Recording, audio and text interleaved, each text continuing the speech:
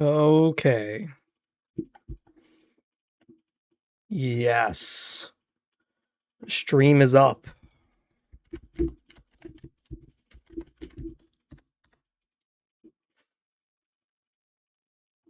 So, I made a post on Reddit. It's probably going to piss off a lot of people because knowing Reddit, those people are going to be very, very upset. But what it is I keep seeing this in Fallout. Let me see if you guys could see this. Okay. I need to kind of move my head up. So when it comes to Fallout, I don't know why, but there's like zero frontal lobe activity when it comes to Caesar's Legion, and it drives me the fuck crazy. It really does. It drives me insane. Like any sort of nuance or discussion you try to have about Caesar's Legion, no, that's not allowed, dude. Lobotomize immediately. And one of the things I brought up was how Asher, who's part of the Pit DLC from Fallout 3, he allows slavery. Said slaves die in the dozens to the point that Asher needs to go to other states to beg for slaves because they killed all theirs. Their army is made of literal drugged up raiders who shoot each other as much as they shoot innocents. But plans to free the slaves, is working towards a safe haven in a state that is uninhabitable, acknowledges how evil is needed in order to do greater good, trying to cure people of a disease that he honestly could have just left them to their fate and said, fuck this, I'm out. And then we go over to Caesar's Legion, allow slavery. The slaves are auctioned to Legion troops as wives, lawful wives, not concubines to just hump and dump. No. They are literal wives. Army is comprised of indoctrinated human purists, which is kind of weird, because his army is literally just comprised of these insane individuals who are super indoctrinated in the idea of the absolute strength of humanity with no technology whatsoever. Kind of weird, kind of crazy. This is coming from a guy who likes science. I'm saying, like, you're kind of insane, dude. But cleanse the wasteland of mutants, Deathclaws, raiders, drugs. Plans to turn the Lucky 38 into a Senate-esque palace, turning his dictatorship into a dictatorial republic. Acknowledges he's doing evil, but rationalizes that he is either going to die with the tribe or make something out of it. Literal life or death scenario. He's not like Asher. Asher could have just got up and said, fuck everybody, I'm getting out of here. Caesar was not put in that position. He was like, I am trapped here with you guys, whether I like it or not. And then when it comes to his actual citizenship, he actually takes care of his citizens. If you get moved from one town to another because the Legion needs to the land or whatever, they actually pay you and they give you plenty of food, water, and shelter to survive. They'll say, hey, we're taking your home, which is a 3-bed, 2-bathroom house. We're going to give you another 3-bed, 2-bathroom house that either we built or is already there. You're just going to live there. And here's all the food and water you need for the journey. And here's money on top of it. So we give you a free house that's the exact same as your current house and you still get paid. Crazy. Establishes roads connecting lost cities to each other, leading to clean trade because there's no raiding. Destruction of drugs leads to healthier living among his subjects.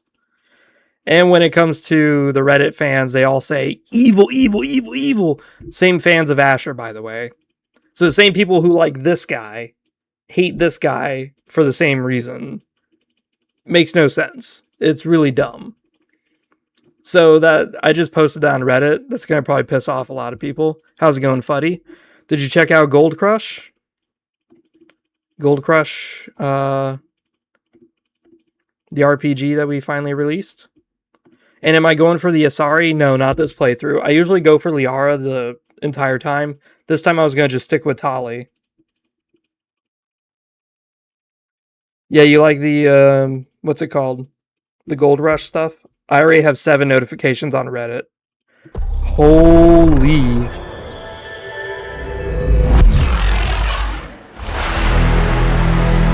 Oh boy.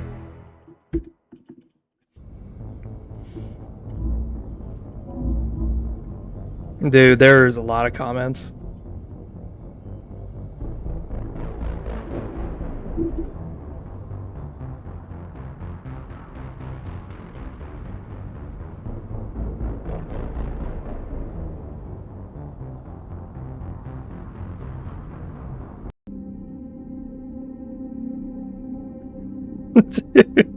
People are getting really pissed.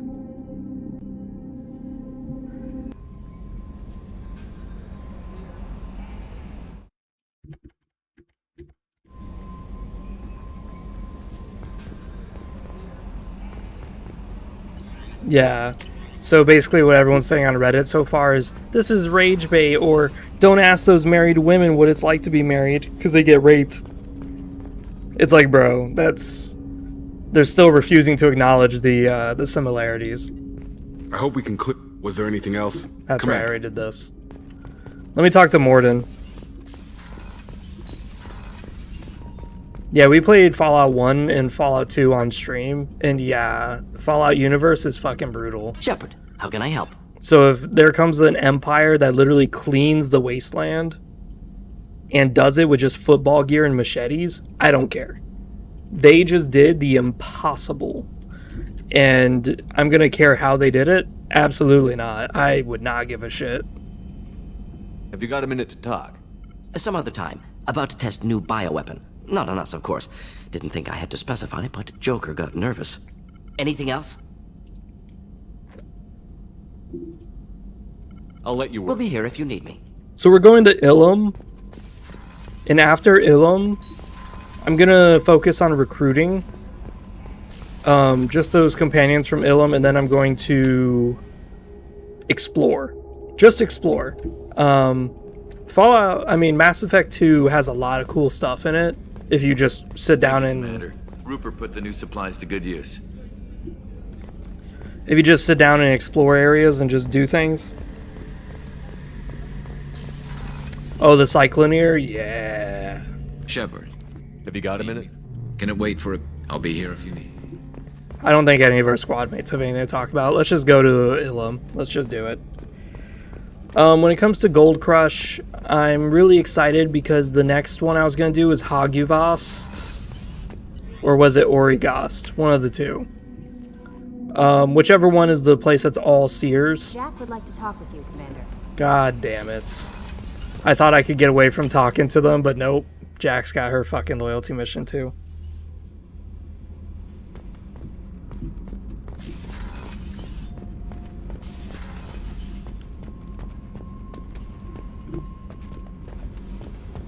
Here we go with the whiny bitch. I got thoughts like little bugs crawling in and out of my head. I can't stop them.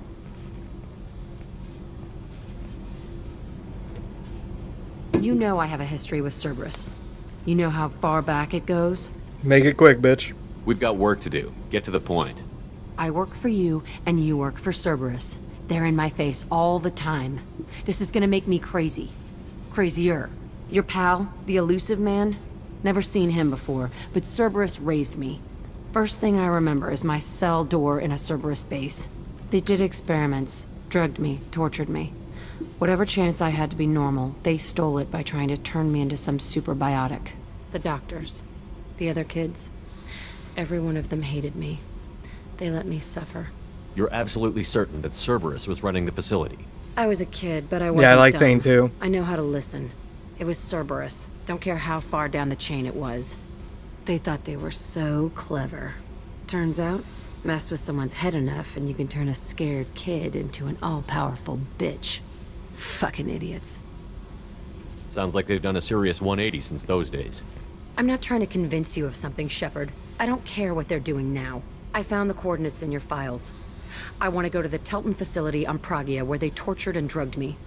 I want to go to the center of the place, my cell. I want to deploy a big fucking bomb, and I want to watch from orbit when it goes. Our mission is the priority. If we have time, we'll go there. Don't wait too long. I need to do this soon. I need it. So what I was thinking, Fuddy, now that we're done with all this discussion shit, what I was thinking, it was, making, was it Haguvast or Origast? The city full of Seers. Well, I was thinking about making another RPG mechanic like Gold Crush. But the difference is that... Oh shit, that's right, we got Tali. I got bad hiccups, dude.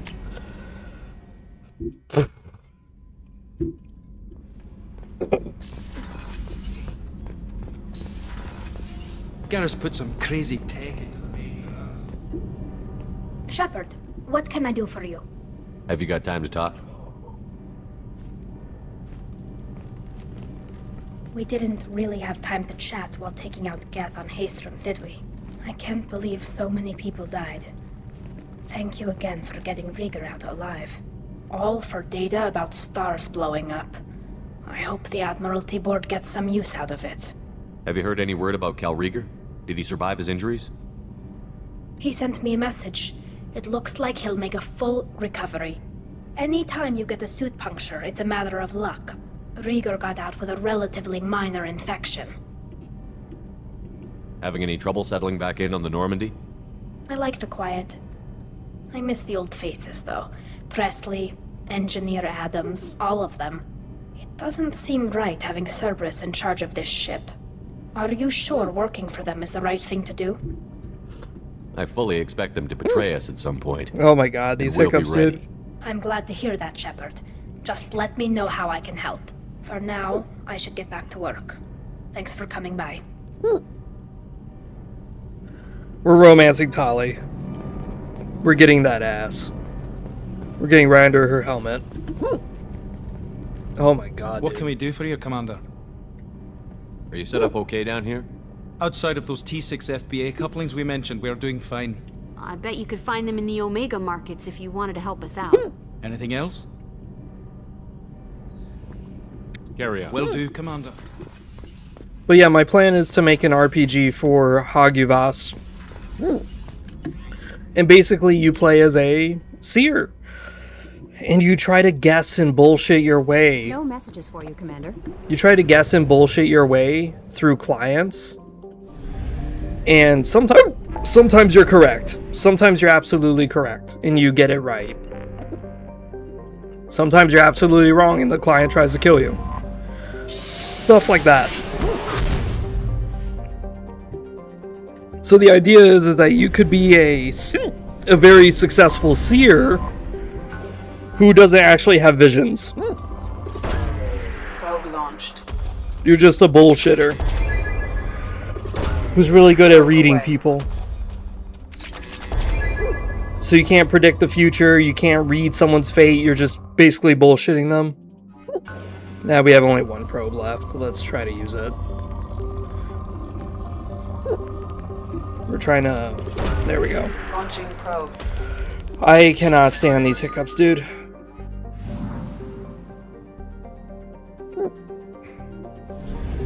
Yeah, so you could be like this intense bullshitter. Oh my god.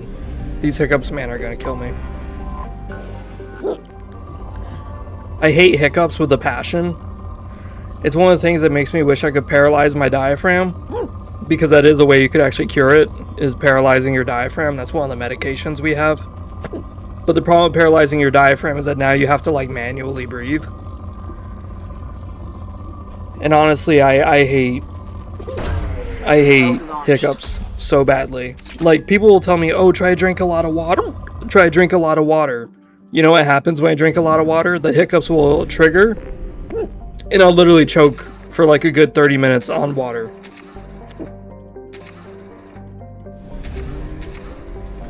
Because for some reason my body doesn't give a shit if it dies. I don't know why. It's really fucking annoying.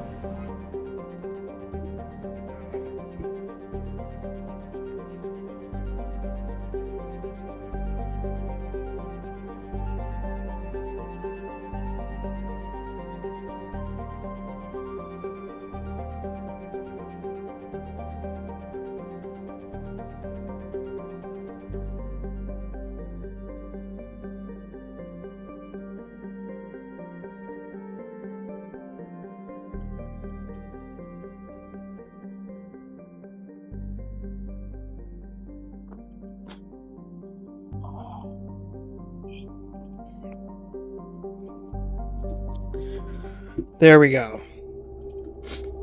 Finally got the hiccups out.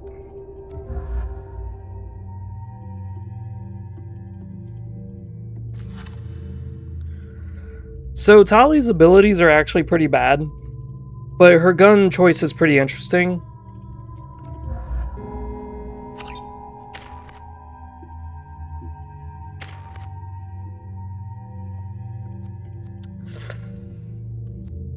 Yeah, let's do this. Let's do this instead of the incinerate.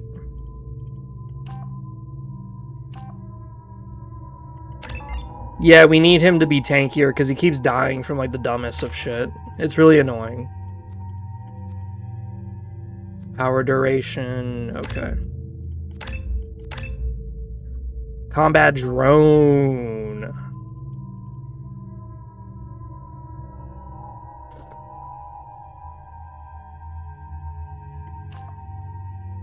I think this is the best where it just kind of explodes.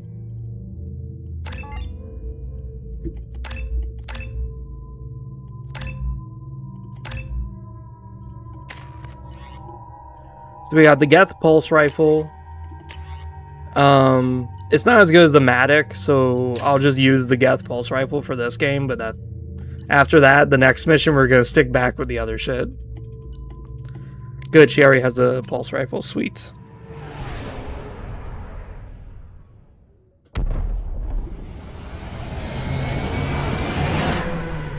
But yeah, my plan is to make like a TTRPG mechanic for each city.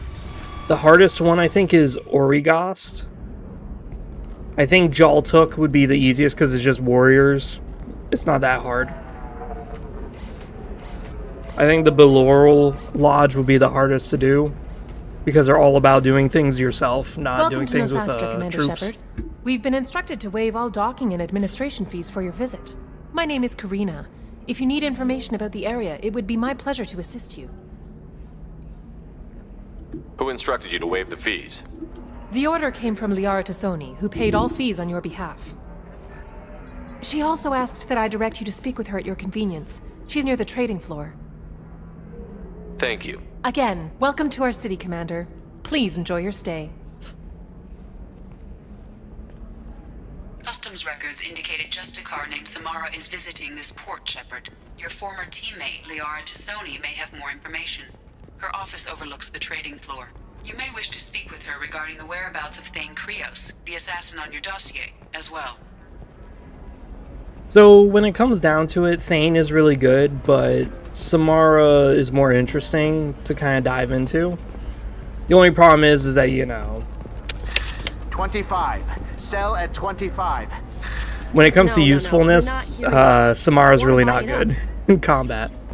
Ever set foot here, Ilum doesn't allow the flotilla to approach beyond a certain distance.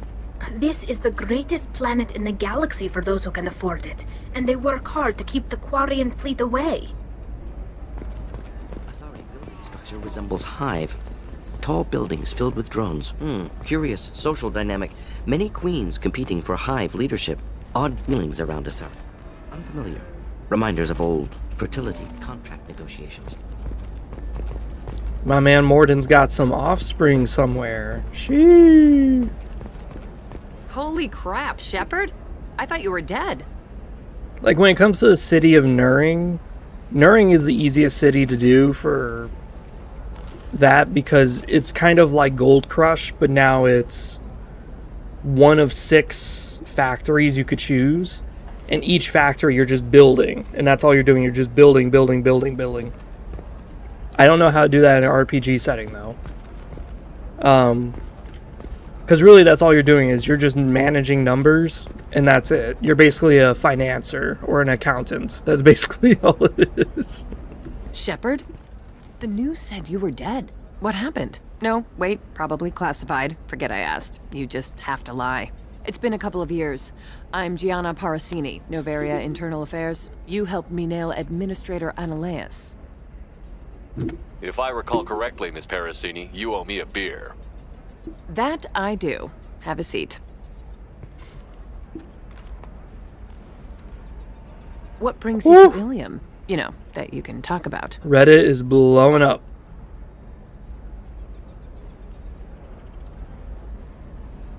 Oh boy. You ever heard of the Collectors? They're attacking human colonies. I'm gonna stop them. Damn, Shepard. For me, a tough job involves more paperwork.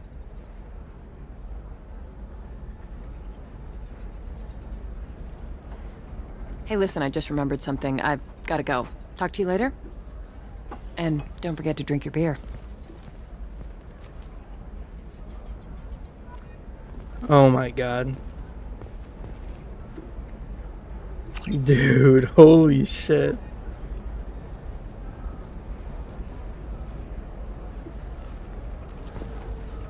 Dude, people were fucking blowing up here, dude. People are so mad on Reddit. This you is look like someone wow. who needs high quality equipment. This Feel is free to something, look huh? around. My store has the best tech and biotic equipment on Ilum. How do I know this stuff is any good? You're an Asari. Maybe your stuff is no good for humans. I carry nothing but the best. I offer a money-back guarantee. That doesn't help me when I'm dead due to equipment failure. Look, I'm dropping too many credits to screw around here. Well, perhaps I could give you a preferred rate at the kiosk. Here, a small discount, and when I get special items in, you can take a look.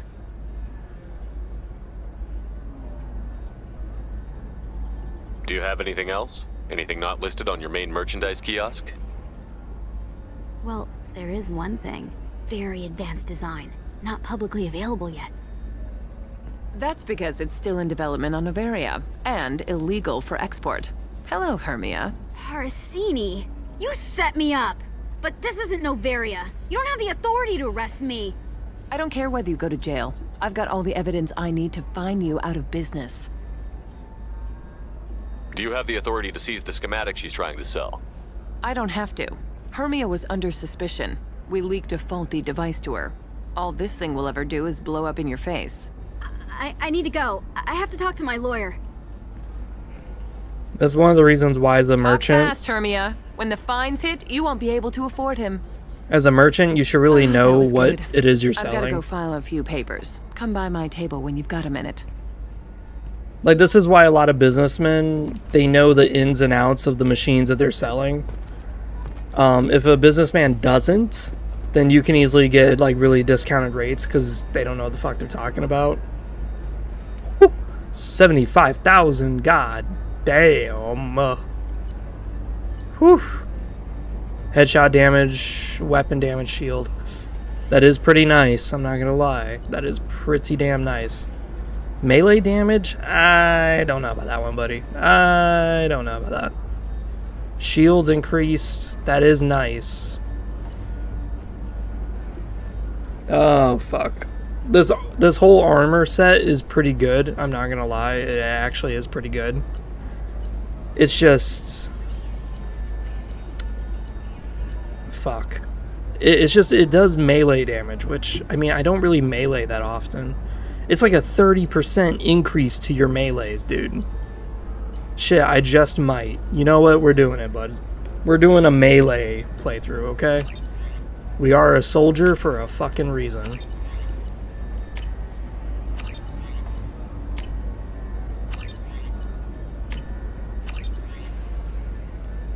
Yeah, let's just grab the biotic damage. This might be Fuck useful. it. Let's just grab it.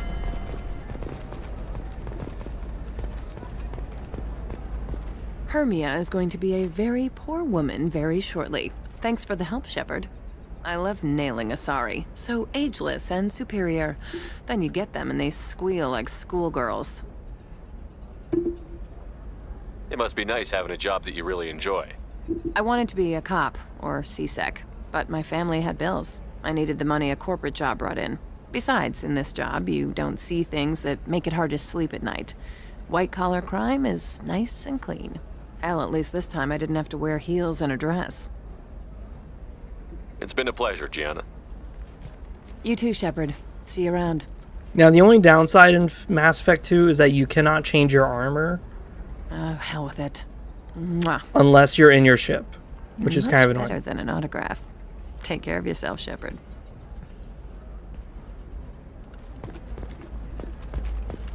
Yeah, this is kind of like the annoying thing with this game. Prefabs?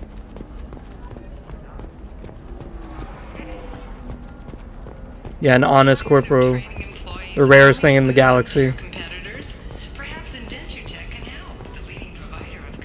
This is one of the reasons why, if you watch the TV show Shark Tank, those investors have to be very smart because they need to know the technology that they're investing in or the product. If they don't know, they could get screwed. And that's what that merchant, the Asari merchant, just fucked up on. I hate that I can't skip that cutscene, dude. Is that she got a biotic implant and she didn't know enough about biotic implants to know, hey, this thing's gonna detonate. It's gonna blow up and kill somebody.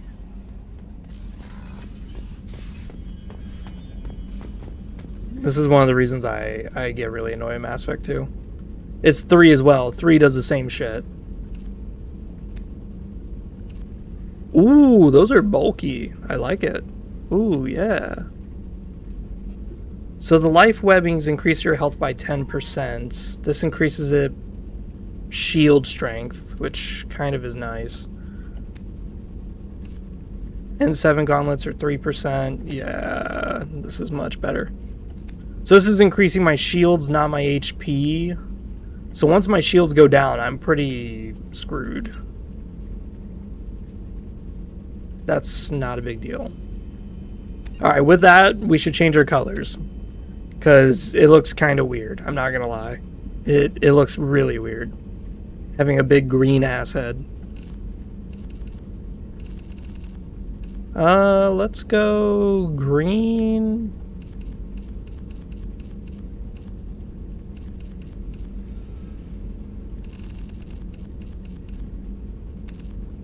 Can I go yellow?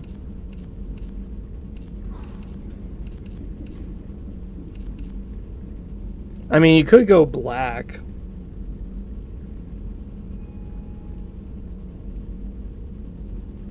Yeah, that did annoy a lot of people in this game, was the whole heat sink thing.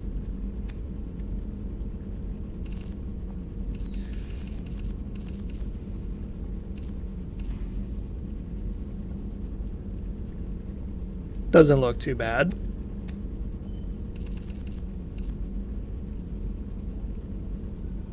Really doesn't look too bad at all. Looks pretty good, actually.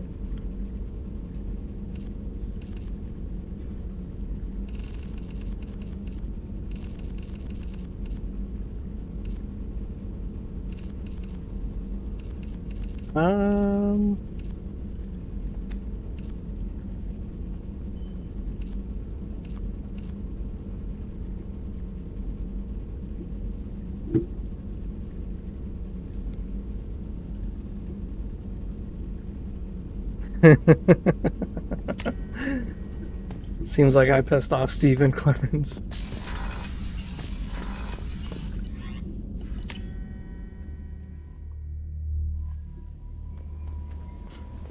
Alright, now here's the annoying part about Mass Effect 2. There is no such thing as like docking and disembarking. Like every time you exit a planet, it has to be a disembark, which is kind of annoying. Especially if you're doing something minor like I'm doing, which is just armor change. That's all I'm doing. Armor change.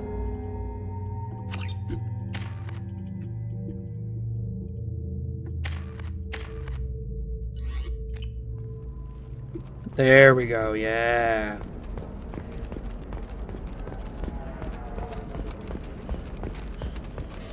Are you a Quarian or Volus who is tired of being passed over for promotions because of discrimination against exosuit-wearing employees? Yeah. I'm liking this. This is the sex. Alright, let's go talk to Liara. She'll probably give me a big smooch on the lips. Have you faced an Asari commando unit before? Few humans have. I'll make it simple. Either you pay me, or I flay you alive. With my mind. Shepard! Nixeris, hold my calls. Hell yeah.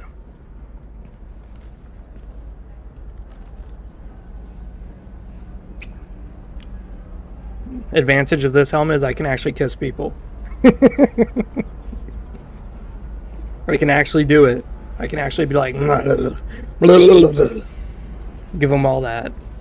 My sources said you were alive, but I never believed. It's very good to see you. Yeah, can you imagine? I'm not gonna lie. I would probably dump someone if they had like a really long tongue.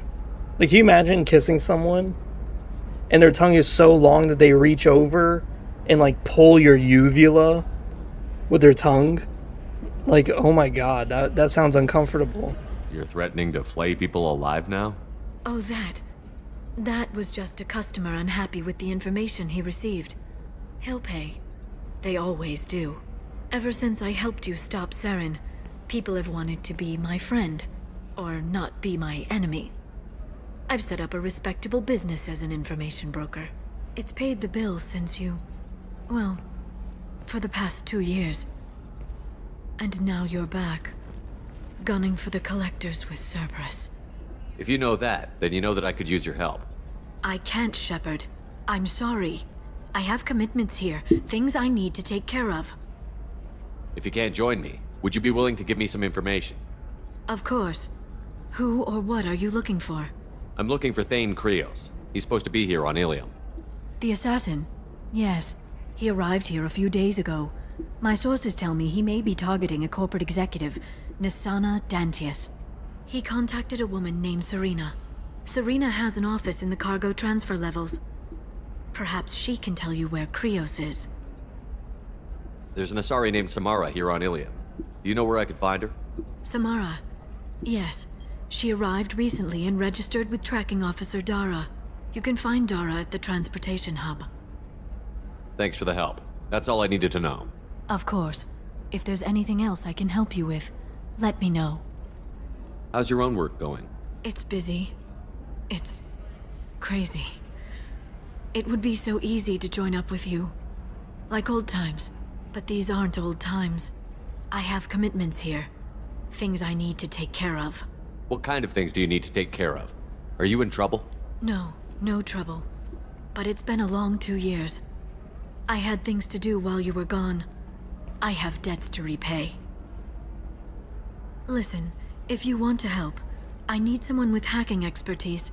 Someone I can trust. If you could disable security at key points around Ilium, you could get me information I need. That would help me a great deal.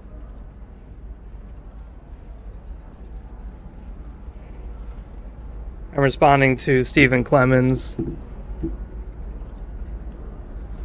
If it'll help you, I'll take care of He it. commented on my YouTube short. A server will open somewhere nearby for a short time. You can download data from there, if you hurry. Thank you, Shepard. This may help me pay a great debt. I'll talk to you later, Liara.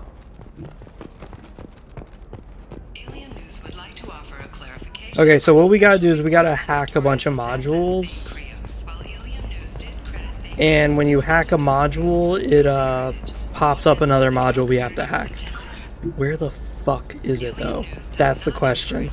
I always forget where these things are and I start running around like crazy, like, where is it?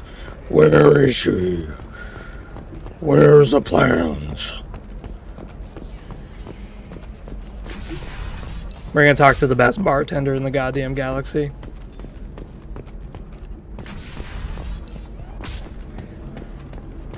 We'll figure something out. Stop worrying.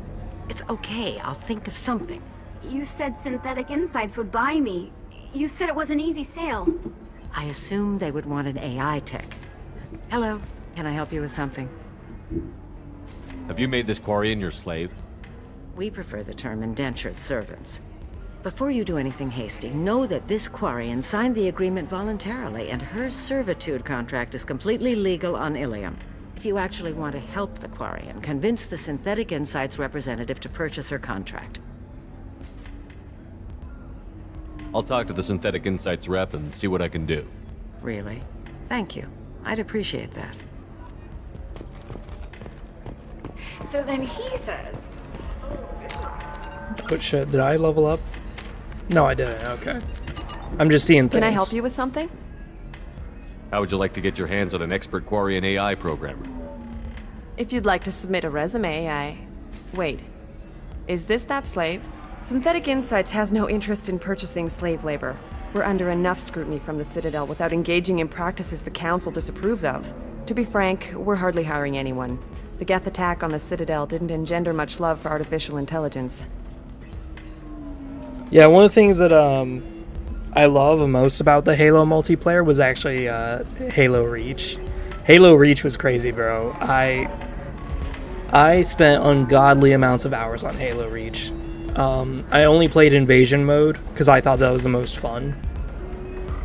Playing it as an elite and then switching to a Spartan and then, you know, back and forth. I thought that was really cool. And something about Halo Reach gameplay design just felt smooth. Like, every gun felt heavy. Every gun felt like it did damage. Even though it probably didn't. But everything felt good. And then, Halo 3, a lot of people love it. But me, I didn't really care so much about it. I only pissed people off on that game. I used to, like, do a bubble shield and then sit there with a plasma pistol. And just sit behind the shield with, like, a max charge plasma pistol. And the moment someone comes by, I would go, pew, boom, insta-kill them. And then they would just talk shit as I start teabagging their corpse. I see what's going on here. This isn't about slaves. You just don't want to hire a quarry. What? But... I'd hate to see the migrant fleet park the entire flotilla in orbit over your headquarters to protest your racism. Synthetic Insights has a strict non-discrimination policy. We don't just hire indentured servants. Maybe I'll take this to Ilium's trade bureau, just to be sure. Wait! Let's not do anything crazy. We don't want to waste the Bureau's time. Okay? Fine. I'll go drop a contract. Just leave Ilium's bureaucracy out of it. This Quarian had better be good, though. If you did the Paragon option, you would say buy the slave and then erase her slavery and now just make her indebted to you. And then that way the Synthetic Insight guys look good. Synthetic Insights just sent over the contract. I cannot thank you enough. I didn't do it for you. I did it for her. Regardless, a kindness to her is mine to repay. Here, for your trouble. Now, if you'll excuse me, I'll get this service contract transferred. Thank you. I'll stay out of trouble this time. How much credits did I get? 2,000? Oh, I think I'm just going to stop. Welcome to Eternity. I am Athena, Asari matriarch and bartender. What can I get you? You're an Asari matriarch? I thought matriarchs served as honored advisors. Right. Which I do here at this bar. I know. Not what you'd expect. But nobody on Thessia wanted to listen to my wise counsel, so here I am. Dad was a Krogan who fought in the Rachni Wars. My Bro, mother Reddit's like blowing fought in the up right Krogan now. rebellions. I'm getting notifications like I've crazy. pretty much seen it all.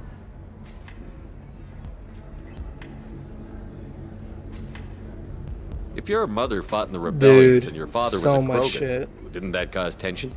They didn't meet until a few hundred years after the Turians put the boot in with the damn genophage. As far as either one knew, they were both just warriors. Dad boasted. Mom stayed quiet. Mom was a matriarch herself. Dad was near on 1,000 when the truth came out. What happened when he found out? I was about 100, shaking my ass in some sleazy bar. They got me on the link. Told me that they were gonna have it out, and made me promise to love whichever one survived.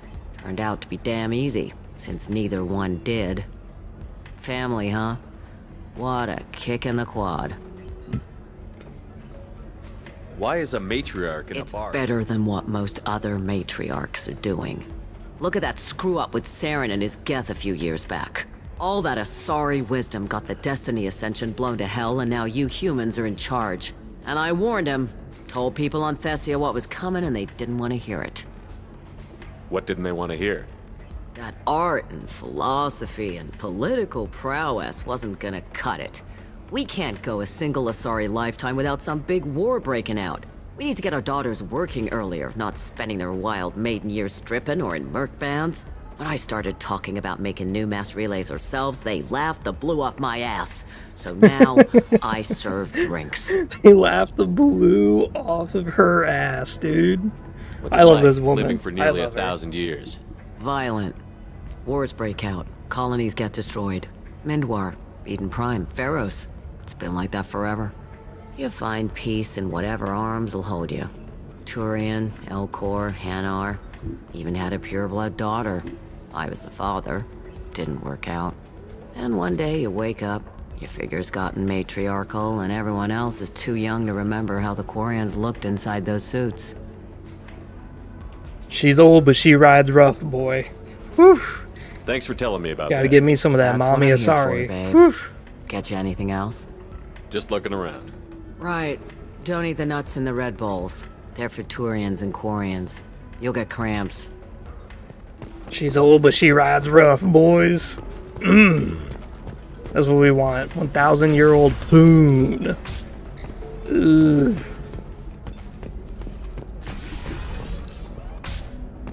To be honest, I'd be very curious to see what sort of debauchery Asari matriarchs get into. It'd probably make the Epstein Island shit look like a fucking trip in the field park. Like, holy shit. If you spend 1,000 years just straight up fucking, like, who knows what sort of depravity they invent. It would be very interesting. Oh, honey, don't wear that. If you wear that strap on and then you go around, people are gonna rip your insides out because it's gonna literally puncture their uteruses and pull it out like a prolapse. Like, yeah, I don't know about that, Grandma. I don't know if I want to see that. Nostostra has recently received an unexpected visitor in the form of a rare Justicar calling herself Samara. Samara denied our request for an interview. Trust me, the goods coming in from the Terminus systems are great for business. Oh, here's one of the things. No, she won't even talk to me. Is that a sales rep?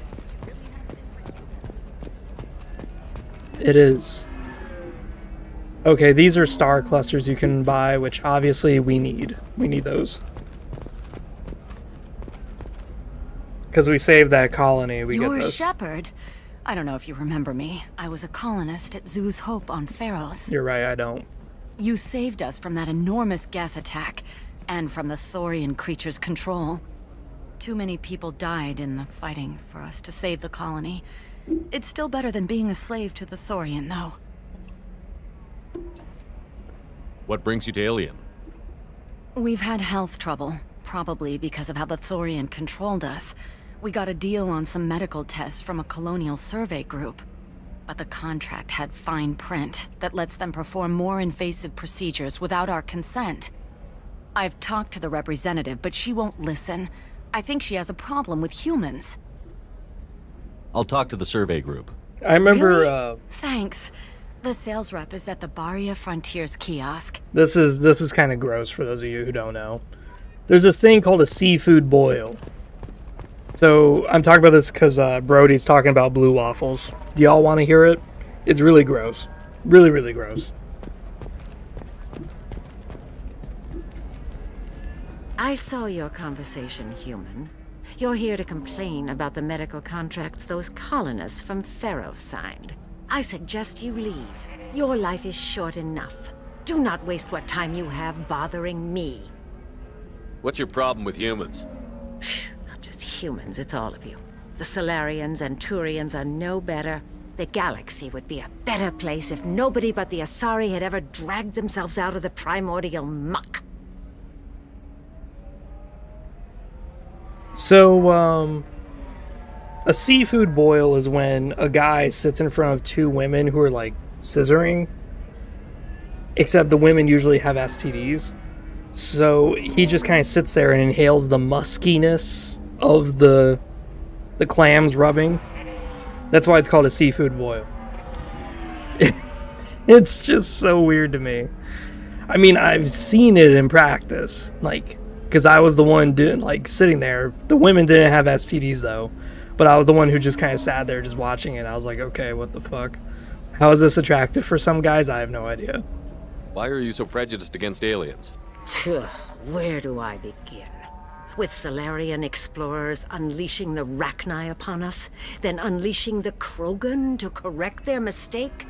Or the Turians, so eager to bomb every problem away? Or humans, the new arrivals who already think they should be in charge? Every war that has plagued this galaxy has been caused by your people. My people's deaths are on your hands. Whose deaths are we talking about exactly? The mother of my daughters was killed on the It's a Quarian fucking homeworld nightmare. during the initial Geth uprising.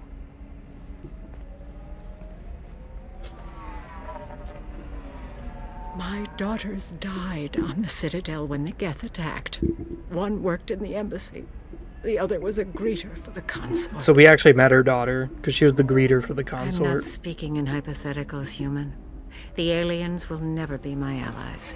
The best they can do is give me useful medical data. It's funny, because other Asari hate this woman. Your bondmate was with the Quarians. Your daughters work with aliens every day at the embassy and the consort. And look what happened to them! You've suffered, I get that.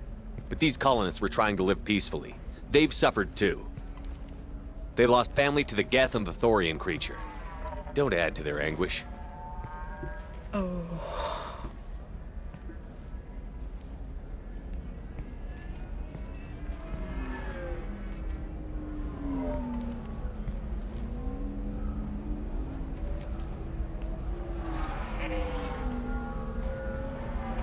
I'm sending an amended contract.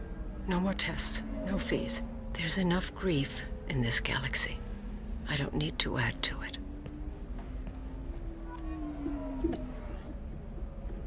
Bye. I hate this shit where you have to keep on, like, clicking everything. It's so fucking annoying. Alright, there we go. Did you get the star charts? I just received the revised contracts. Thank you, Shepard. I don't know what we would have done without you.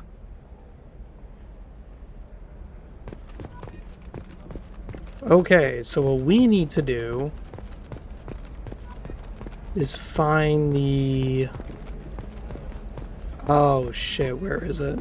Oh, hey, look, one of the terminals. So we're gonna do this. Boom, got that. Easy. Yeah, y'all think you can hack it that far? Oh shit, that's right. I'm going away from it. Go, go, go, go, go, go, go, go, go, go, go, go, Blue go. rose of Ilum. There it is, there it is. Got it. Let our scorching sun and sheeting rain turn your soul. Yeah, there's nothing into here strength. for this. You're sure gateway weapons and armor are good enough for Eclipse? Ooh, that is really good. That is really good. Ooh. The store's over there. And don't get cute. The whole place is monitored.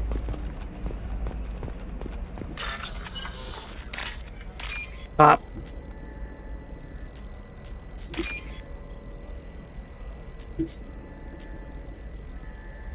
Yes.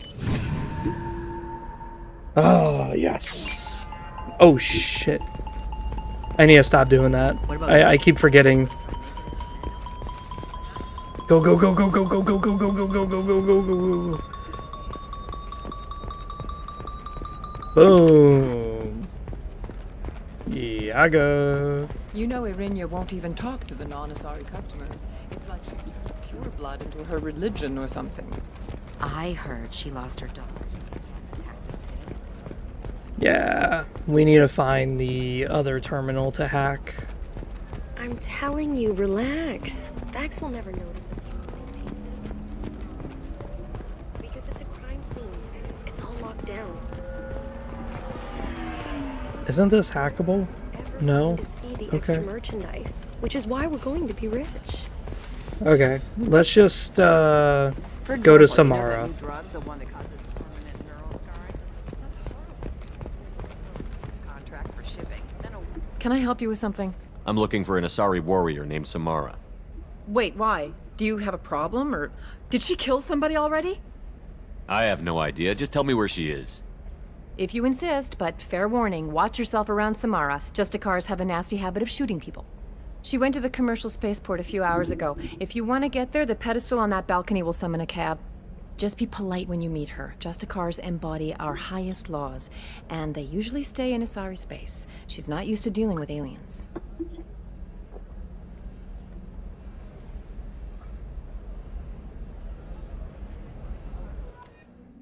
I like the idea of the Justicars.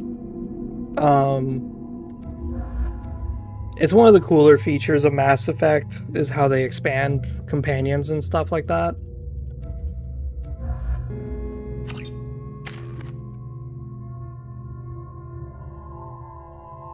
The European witch trials, that does not sound interesting, dude.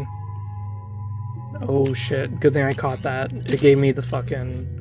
Oh no, that's right, we were gonna use the pulse rifle. Yeah, because this is an easy mission. Yeah, we should just use it. Fuck it.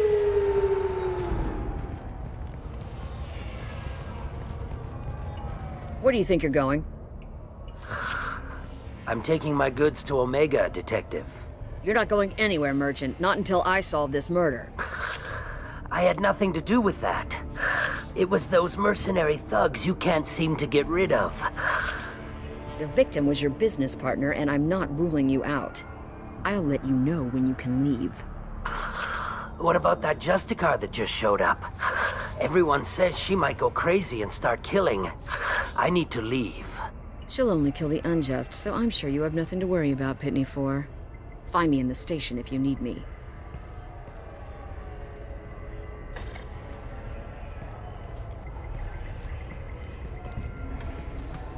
Yeah, there I am. Billy Badass. That's who I am. Hell yeah, baby. Looking around with disgust, looking like Judge Dredd, baby. Alright, we don't really need to talk to this guy. I wanted to be a Justicar when I was young.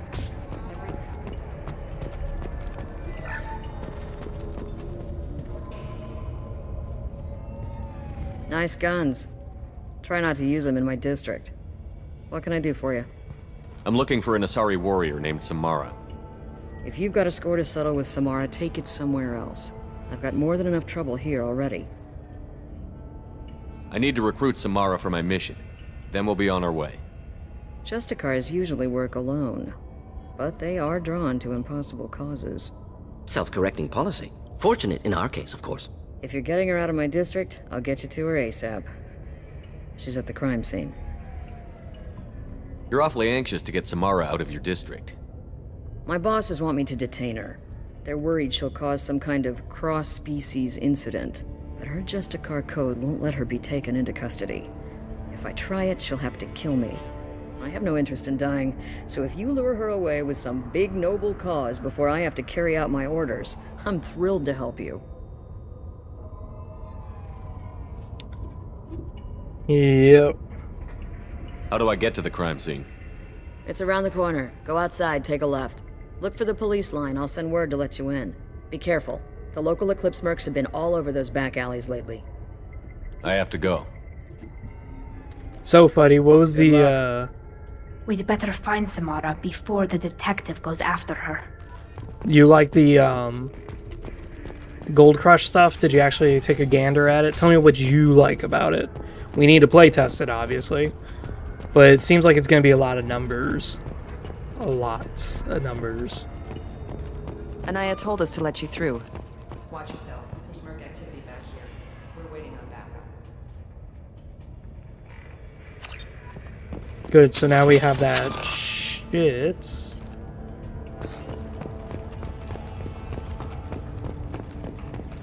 We're trying to look for goodies.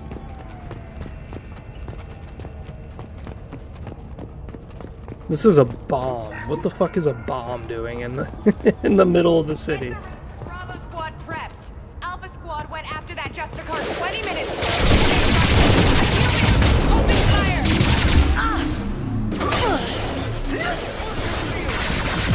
Boom, boom, boom, boom, boom, boom, boom, boom, boom, boom, boom.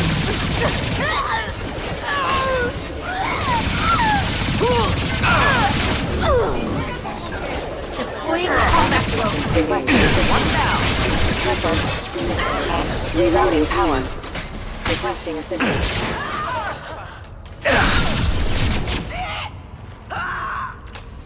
Yeah, this gun sprays. Good job, Tali. Oh my god, she just shotgun whipped that guy. Holy. Good job, Tali. I'll bang that fishbowl any day. Bam. I tried to romance Those were my Samara best once, troops. and I found out you can't do that. Yeah. Tell me what I need to know, and I will be gone from here. Where did you send her? You think I'd betray her? She would hurt me in ways you can't imagine. The name of the ship. Your life hangs on the answer, Lieutenant. You can kill me, but one of us will take you down, Justicar.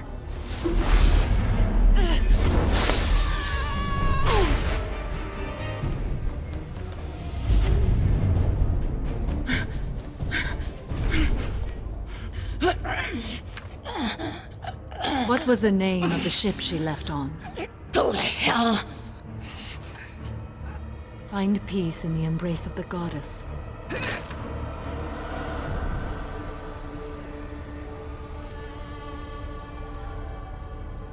My name is Samara, a servant of the Justicar Code. My quarrel is with these Eclipse Sisters, but I see 3 well-armed people before me. Are we friend or foe? I'm Commander Shepard, and I need your help with a critical mission, Samara. You honor me, but I am in the middle of an investigation. I need you to help me take down the Collectors. The Collectors are a worthy foe. I would relish testing myself against them, but I seek an incredibly dangerous fugitive. I cornered her here, but the Eclipse Sisters smuggled her off-world. I must find the name of the ship she left on before the trail goes cold. I wish you were willing to go with the human, Justicar. I've been ordered to take you into custody if you won't leave. You risk a great deal by following your orders, Detective. Fortunately, I will not have to resist. My code obligates me to cooperate with you for 1 day. After that, I must return to my investigation. I won't be able to release you that soon. You won't be able to stop me. I'll get the name of that ship. Do that, and I will join you. Then the code will be satisfied. Do you have any leads? The Volus merchant Pitney 4 is tied to this. Eclipse mercs are preparing to kill him. Get the truth out of him. He may know a way into the Eclipse base. Well, I've got to get back to my station. And I guess I've got to take you with me. Thank you, Shepard. Yeah, Fuddy, that's one of the things that I worked into the system, and trust me, it took me a lot of thinking to come up with that. Can I actually go in? No, I can't.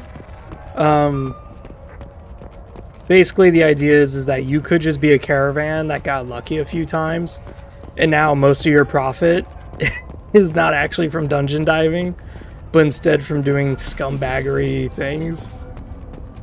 It's like, wow, you're a caravan that's so successful with 0 rivals. How'd you achieve that? Well, I made a bunch of false allegations that they couldn't pay, and then it resulted in their disbandment. It could be stuff like that. I like coming up with alternatives that necessarily are outside the box. One person, Steven, he's talking about possibly using our World of Nosgoth engine, like the way the game runs, and using that for his 70s crime game that he's coming up with. And it sounds cool. And I told him, I said, if you're using my system, let me know, dude. I'll gladly throw some advice or test it, stuff like that, come up with ways you could design around it. Because there's a lot you could do with the system. You can expand it quite a bit. Hello, Earth Clan. If you're interested in weapons, I have a fine selection. Unfortunately, I am not open for business right now. Why are the mercs after you?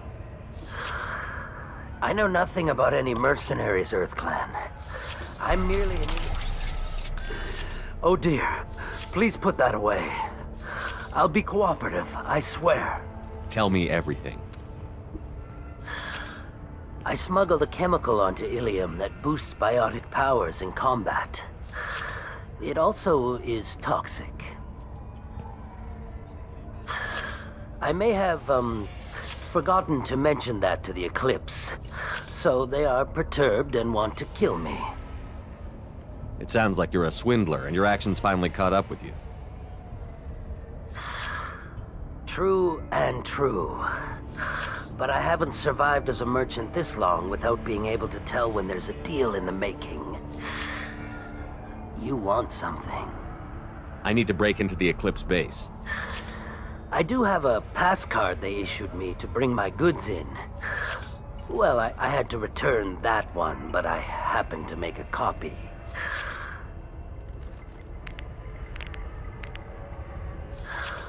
Take it, but be careful. Each Eclipse sister... That's really important what he just said. They are all dangerous. That's very important what he just said. Which is that every Eclipse, in order to wear the Eclipse uniform, you have to kill someone. That's really important for later on, and you'll see why. Who the fuck do I talk to again? Oh, okay.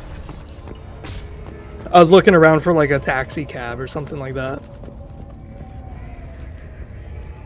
Please don't start trouble about my prisoner. Trust me, I'd release her right now if I could.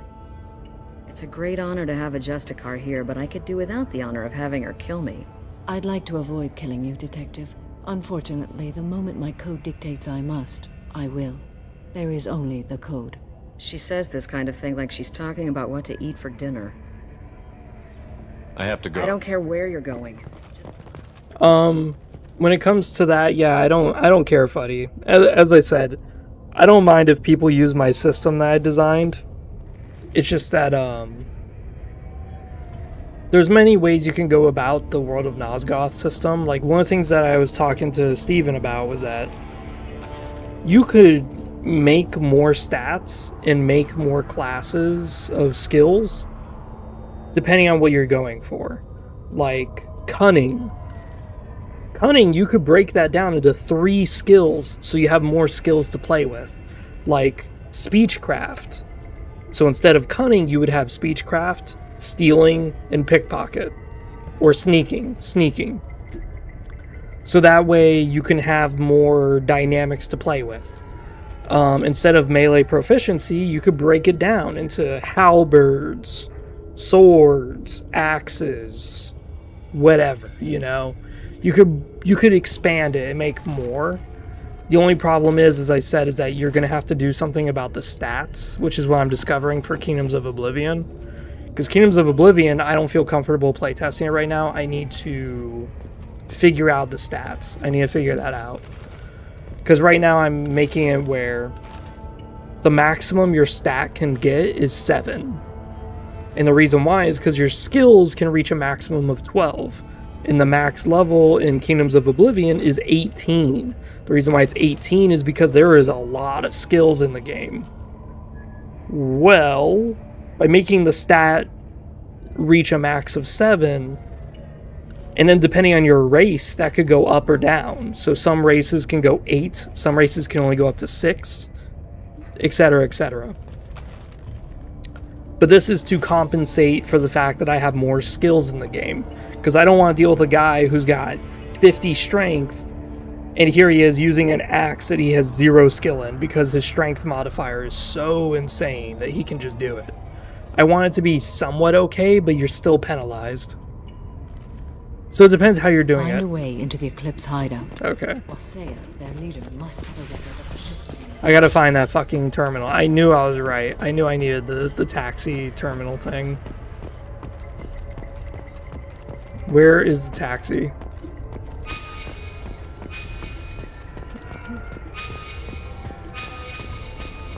There it is. It was a fucking elevator. I forgot. As you can tell, I haven't done this in a long time. So yeah, there's a lot of ways you could use my World of Nosgoth system. It's just, you have to be ready to kind of get ready to fight. Figure it out.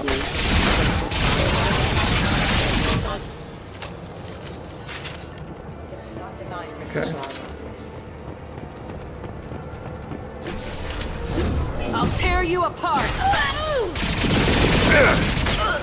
God damn it. My scans confirm that the chemical compound will boost biotics. However, concentrated exposure will cause severe tissue damage. I recommend limited exposure. Holy. God damn it.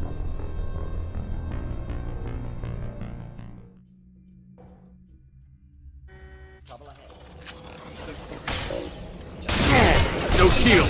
Backup systems engaged. Want some more?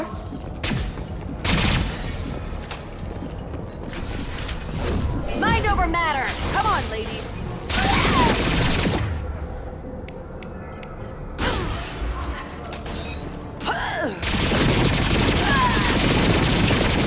Shepard, my scans confirm that the chemical compound will boost biotics. However, concentrated exposure will cause severe tissue damage. I recommend limited exposure.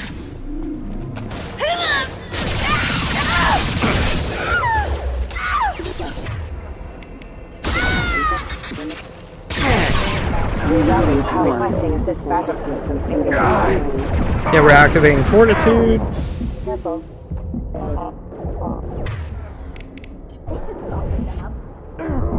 Oh my god. I forgot the guys come in from the side. This is the reason I don't like the Geth pulse rifles, because it doesn't do enough damage once their shields are down.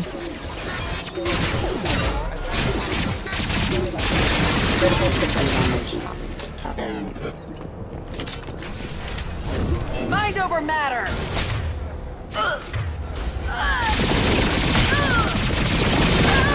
Eclipse forever.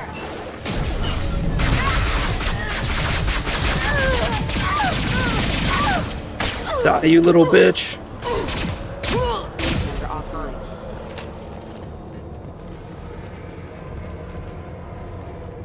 But I'm totally okay with innovation. I love innovation. I love designing new systems, designing new ways of tackling things, or using something that's not really made for it. Pop. However, concentrated exposure will cause severe tissue damage. I recommend limited exposure. Pop.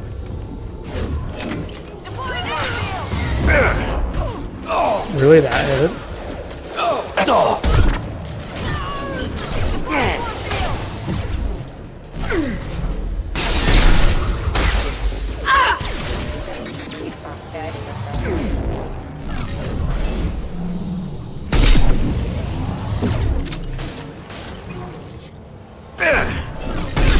Pop. Tear you apart.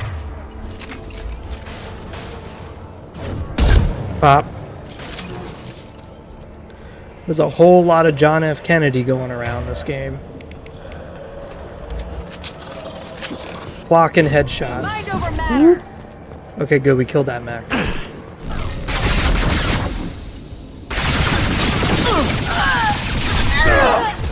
Pop, pop, pop.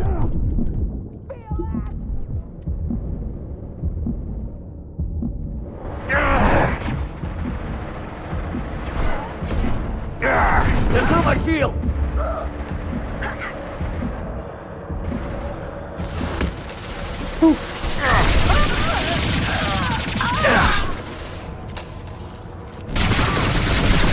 Blast, blast, blast, blast, blast. Get him, get him, get him, get him, get him. Oh my god, I have no HP.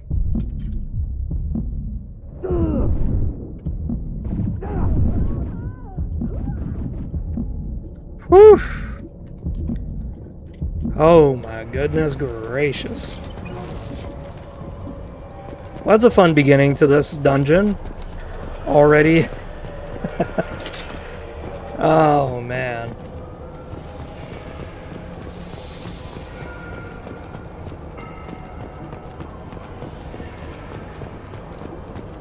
But one of the things that I was kind of wondering about was if you did World of Nosgoth's system. Yay, we have a new shotgun. If you did the World of Nosgoth system, but instead you made the stats randomized, so you just roll 1d6, and then 1 to 6 is gonna be your stats. Like, how fun would that be? Like, would that be viable? Would that not be viable? Because someone could just roll straight up 1s on everything.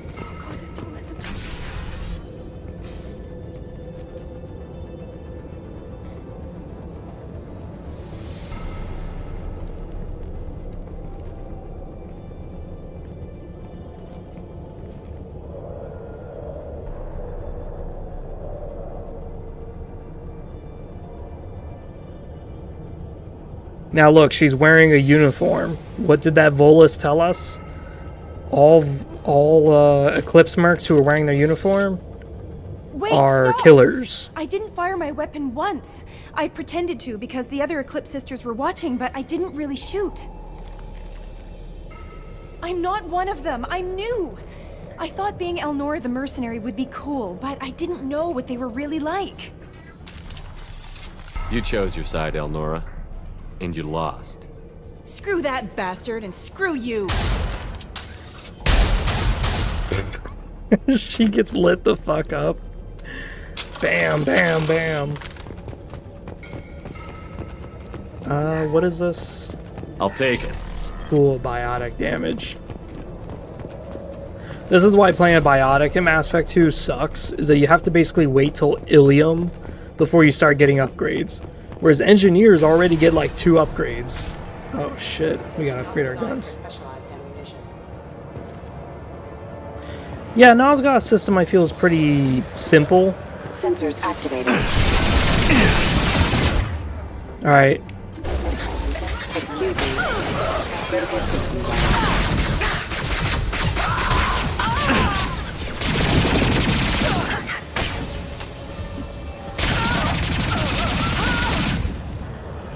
Boom.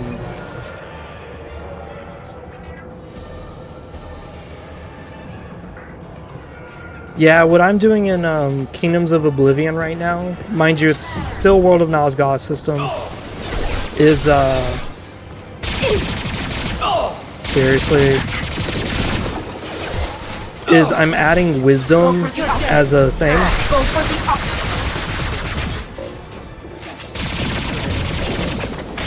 And the way wisdom works is every time you critically fail,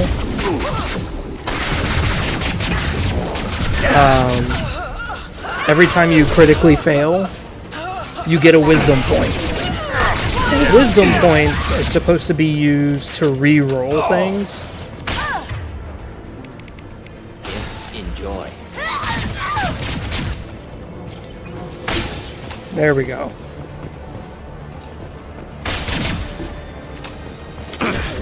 Weakening their integrity. Holy, that actually hit me. Let me... Check your screens. Holy, I'm about to die. I'm about to die. Mind over matter.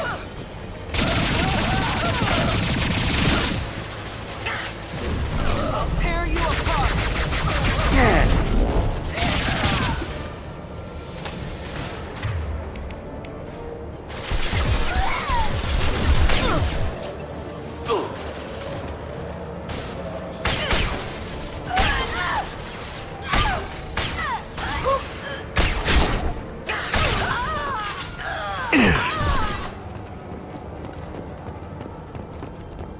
Alright, good job everybody, we cleaned the room.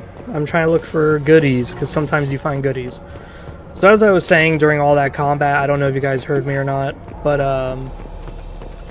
when it comes to Kingdoms of Oblivion, what I'm doing is I'm adding wisdom points. And what wisdom is it's a system all by itself, but basically every time you critically fail, you get a wisdom point. Now, what you do with that wisdom point is you can re-roll failed saves. So let's say later on down the line, you're level 10, you're a very strong warrior, you never really miss, but you have 5 wisdom from when you were level 0. Well, some guy attacks you and you miss. You can re-roll. You can re-roll if you use your wisdom point. Oh shit.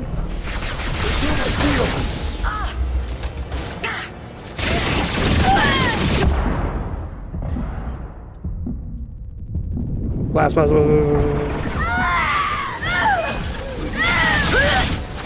Great shooting. Ooh.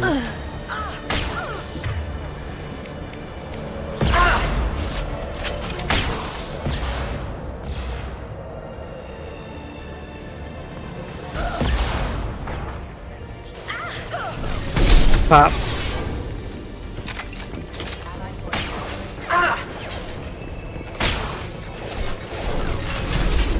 Pop. got you. Deploying incineration tech. God damn it. Because the guy was stunned, I couldn't do shit. There we go. Got him.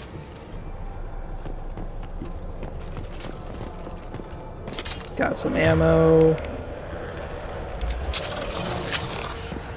Yeah, Black Flag's not bad. I'm just kind of disappointed they remastered it. Because it just kind of shows that, you know, video games are kind of dying. Because big corporations can't seem to be innovative at any stage capable. Like, EA takes the credit for Mass Effect 2, but it turns out they didn't even make the fucking game.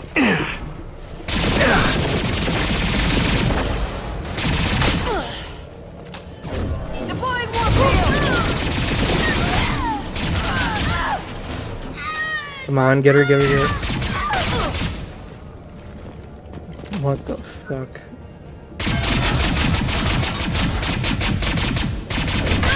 Yeah, get the fuck out of here. Taking heavy fire. Light her up, light her up, light her up.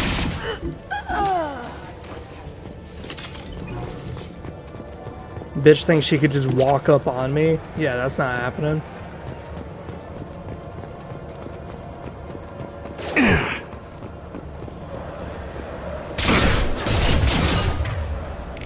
Tali, just hack this fucking thing. Excuse me.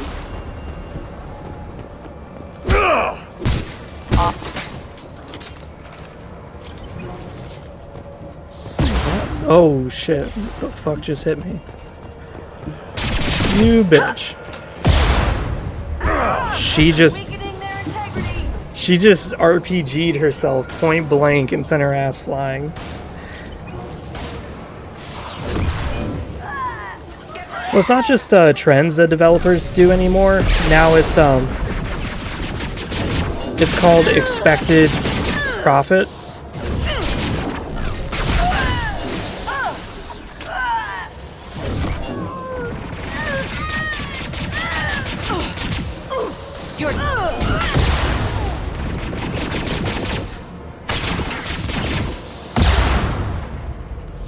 Whew.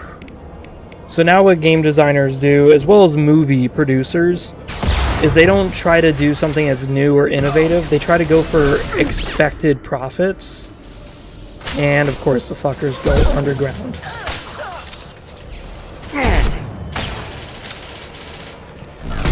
Pop.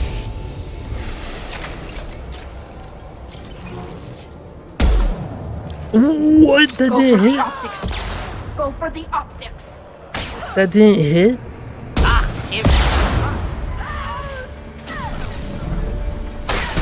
Pop.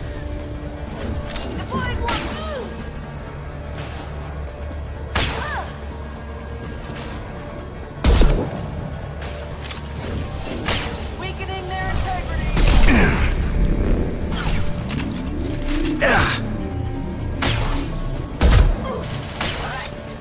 Good job, Tali. Tali doesn't like bitches. She be smacking them down with her shotty. There we go, got some ammo. I'm a little low, not gonna lie. My sniper rifle's starting to run out of shots.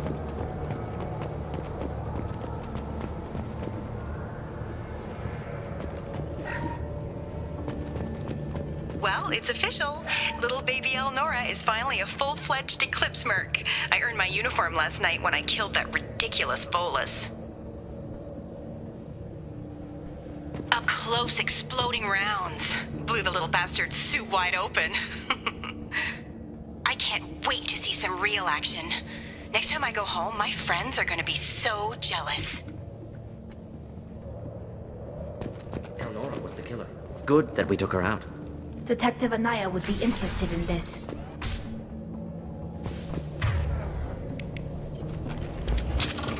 Here we go, everyone's favorite person. Oh shit, never mind. Yeah, we still have another area to clear. Please reconsider your aggressive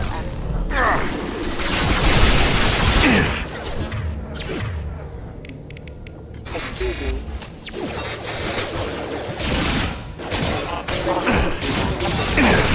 Rerouting power.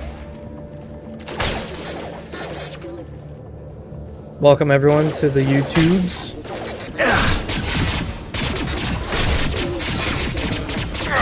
Backup systems rerouting power. Backup systems critical system damage. Oh shit, it's gonna blow up. Yeah, that's right, we gotta walk across the bridge and there's like a fucking gunship that's gonna shoot us. Thankfully you don't gotta kill the gunship, you just gotta kind of deal with it for a few seconds and then it goes away.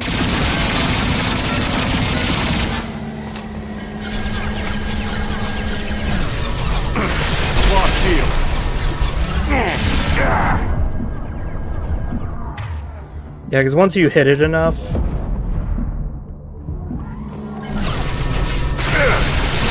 Pop, pop, pop, pop, pop, pop, pop, pop, pop. Yeah, then it just kind of leaves.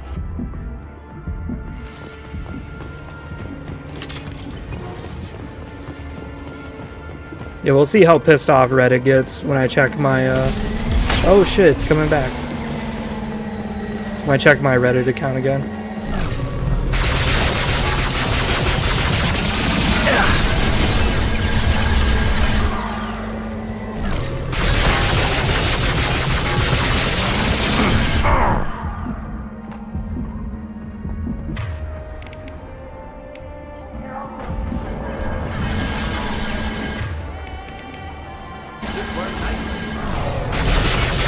Oh shit. My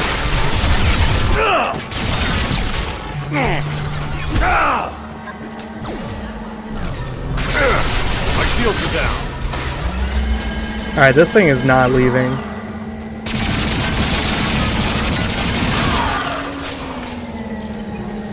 Oh my god.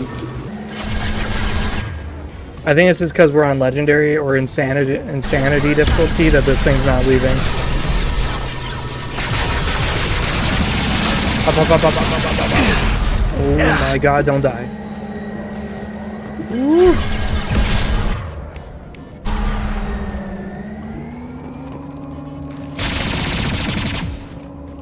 He's gonna do a drive-by.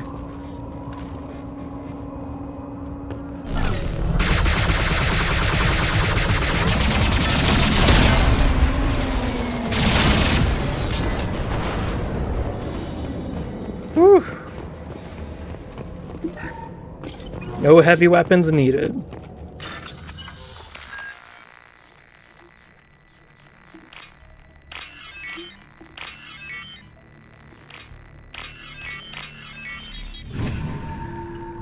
Is there really a Mountain Blade mod for pirates? That's interesting.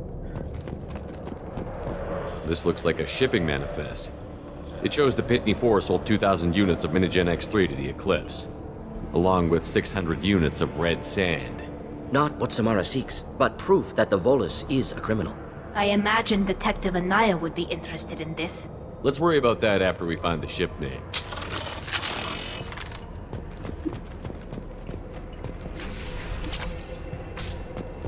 Here we go, everyone's favorite god. This man is a fucking beast.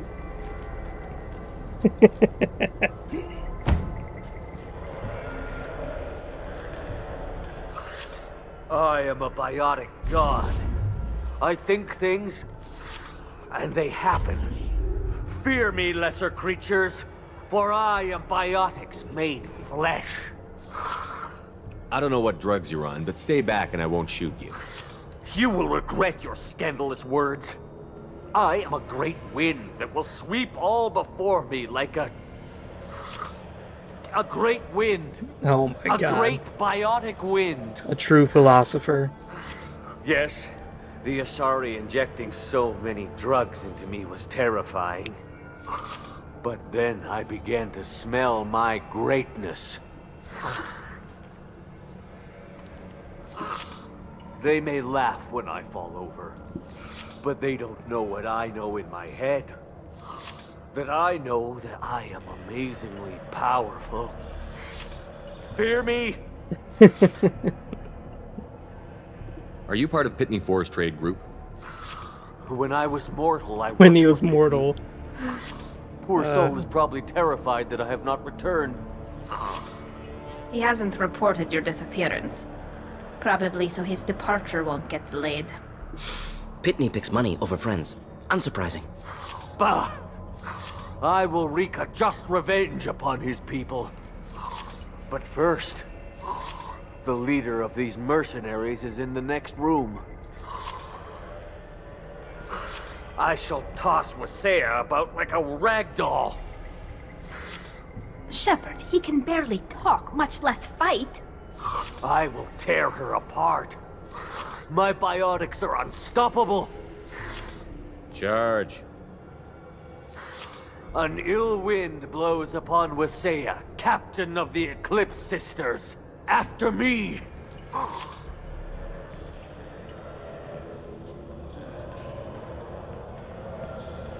We should have stopped him, Shepard. I love how he's standing in front of a vending machine too, just sitting here high as fuck, trying to figure out what the food is. Oh man.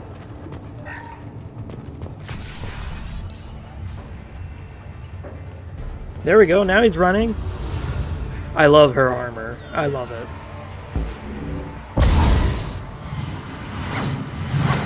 Oh shit, here it comes!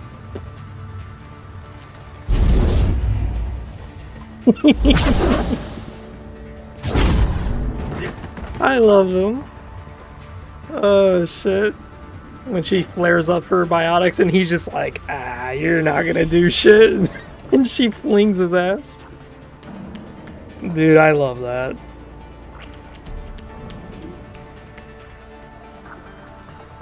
Everything's gone to hell since we smuggled that filthy creature off-world.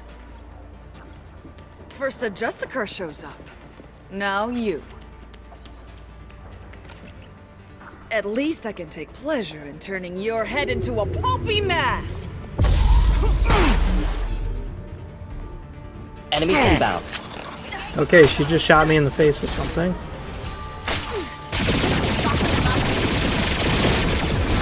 And of course she has allies. Why the fuck wouldn't she have allies? Okay, well. Oh my god.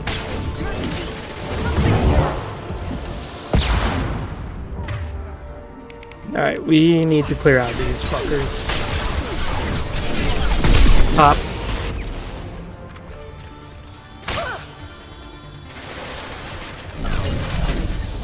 Pop. Oh shit. Are you serious, that missed?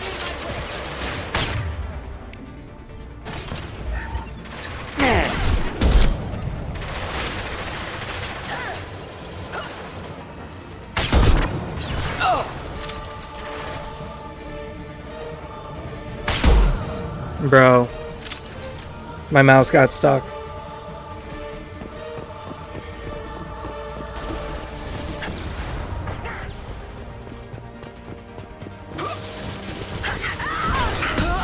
Where's that fucking ammo that I walked past? There was literally an ammo thing somewhere. Where the hell did it go? There it is. I saw one on the floor and I went to go pick it up. And the door's shut. You could not get more lucky than that. And of course she's shooting me. You know what? Fuck this, we're gonna melee her. Shields down. Oh my god, melee is so good with this armor. Holy. Pop. Morden, why are you running for the same cover I got? That's why, it's because of the biotic shit. Pop. The fuck did my camera? Ooh shit, ooh shit, ooh shit. Should do the trick. Pop. Oh, Morden is so fucked. Go for the up. Go for the up.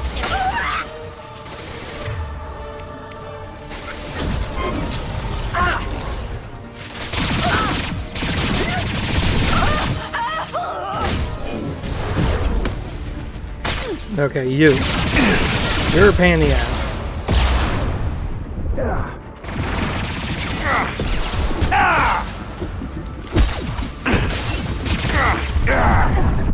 Oh my god, you gotta be kidding me. It's because these bitches just don't stop fucking reviving. They just keep coming and coming and coming, and it's like, ugh. Okay, Nif 2. I don't know what drug... Are you mad? I'm unstoppable. Feasting on her biotic-rich blood will be the last step of my ascension to godhood. I think I accidentally saved this An guy. ill wind blows No. upon Okay, good. Yeah, I'm not saving his ass. I want to see him get flung every time.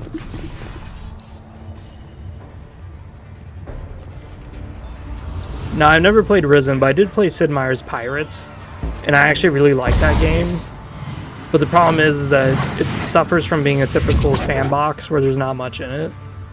Like, I wish there was kind of more nuance.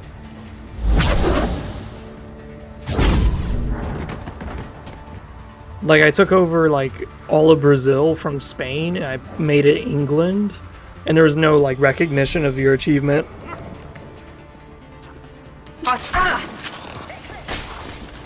Oh.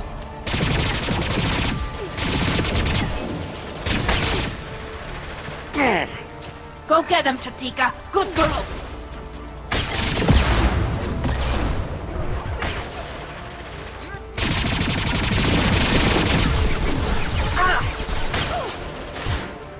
God damn it.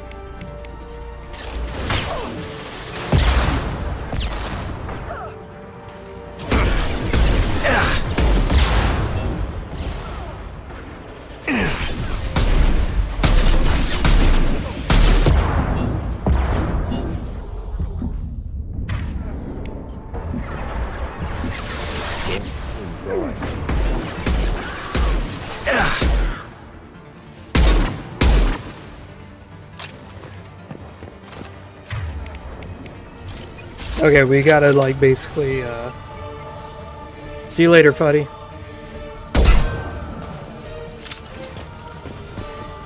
You gotta sleep, man. This stream is not worth losing sleep for. Oh my god. Pop.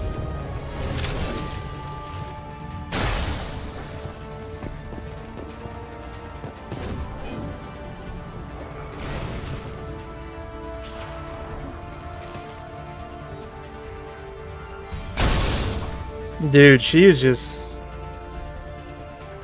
throwing this shit, and I just gotta wait it out. That's all I gotta do.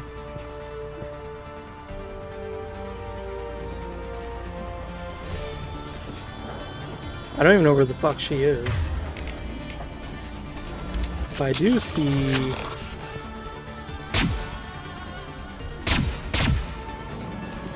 There. Now she loses some of this crap.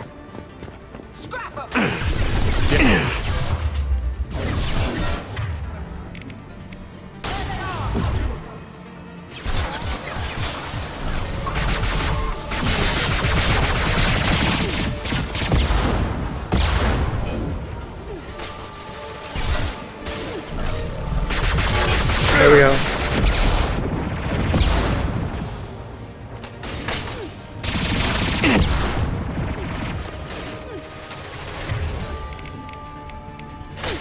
Should do the trick.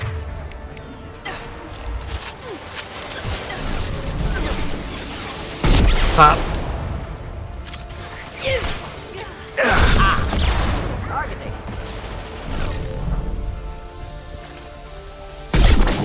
Pop. Pop. Ooh. Samara requires.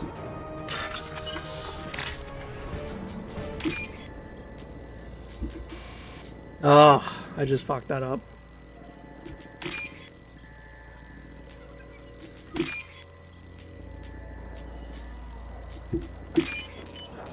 Jesus, I fucked that up and I still got it. Still. Alright, let's look around for loot.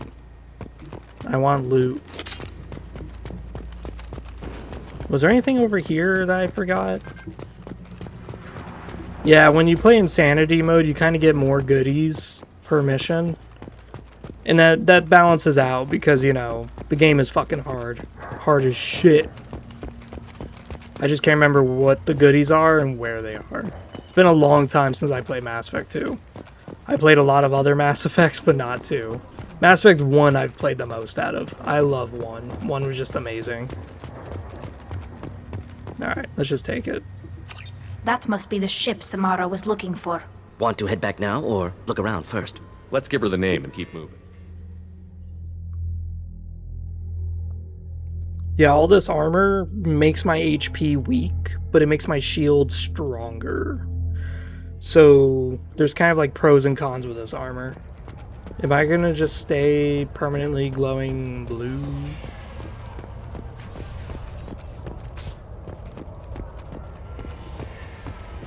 I think I talked to him.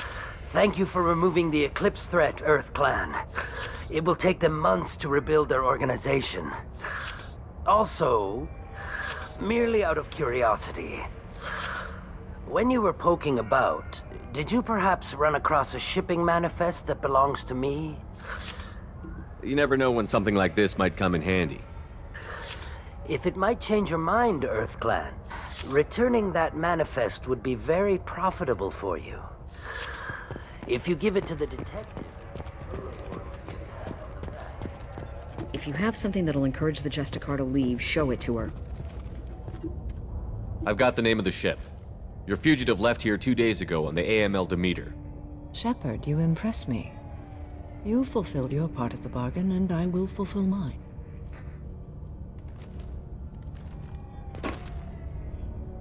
I am ready to leave immediately, if that will satisfy your superiors, Detective. You're free to go, Justicar. It has been an honor having you in my station. And it's nice you didn't kill me, too. The Normandy is docked near the main trading floor. I'll see you aboard. I must be sworn to your service so that I am never forced to choose between your orders and the Code.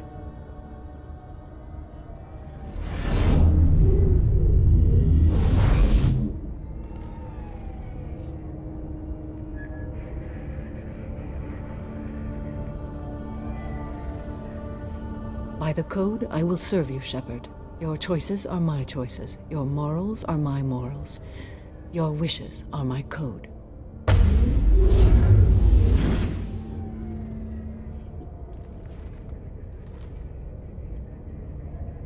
I never thought I'd see a Justicar swear an oath like that.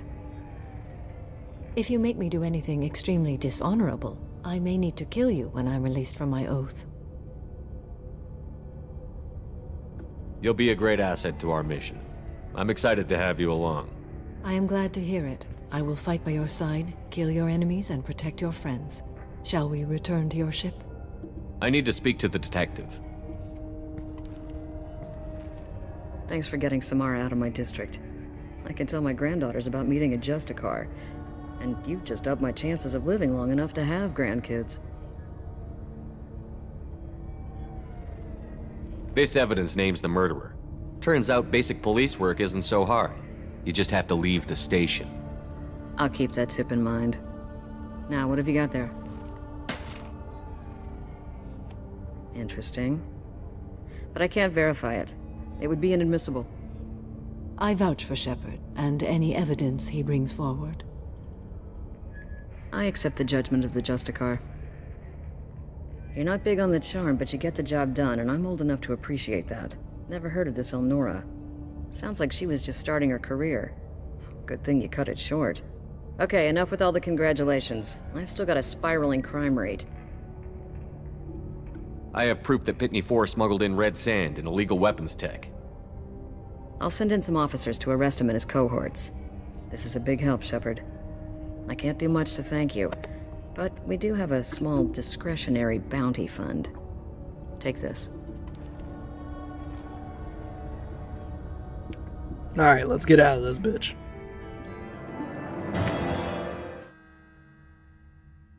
One of the nice things, Welcome to the Normandy, Samara. We studied your profile extensively. With your skills, I think you'll be an excellent addition to our team. Thank you. From an organization such as yours, that is high praise indeed. I've seen Samara's biotic powers at work. They're substantial. We still don't know what we're gonna find when we hit the collectors. I will be prepared for whatever we encounter. Where shall we put you? A room that looks out on the great empty void would be most comforting. Put her in the observation room on deck 3. Thank you. I must meditate on the day's events.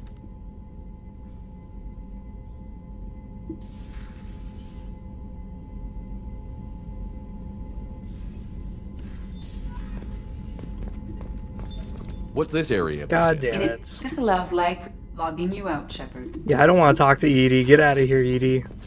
We don't want to talk to you. Get out of here. Alright, so we need...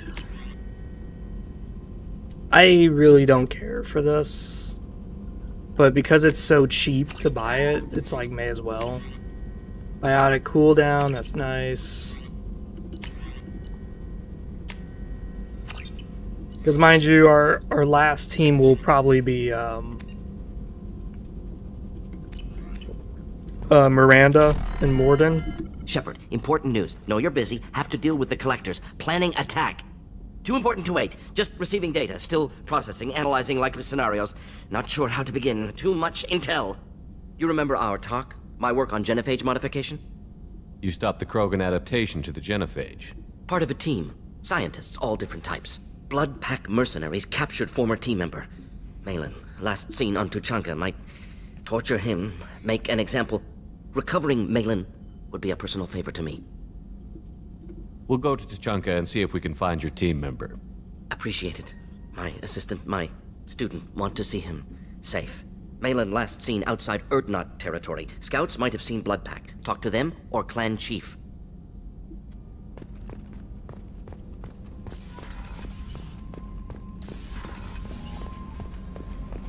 So far we have upgraded guns, upgraded armor, we need upgraded shields, which Samara, I believe, gives? I can't remember. So, Commander, even your Asari are trained killers? You get everyone at the same store or something? I assume everything is going well up here? Quiet enough. What the... Trouble? No, it's nothing. Son of a... Very funny, Edie. Real original. Stop it. You did insist on manual control, Mr. Moreau. That's it for now. See you, Commander. So what we're going to do is we're going to go talk to Samara, we're going to talk to Garrus, and we're going to talk to Tali and Grunt. I believe Grunt is probably going to want to do his loyalty mission, because him and Morden do it at the same time. Alright, cool. No emails. Sweet. It's so funny how in video games I'm better at checking my email than I am in real life. In real life, I'm fucking awful about that. I'll check my email like maybe once a month. It's really bad.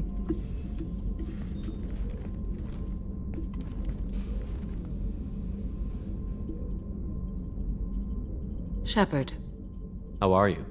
I've spent much of the last 400 years on my own. It is nice to have a colleague to chat with.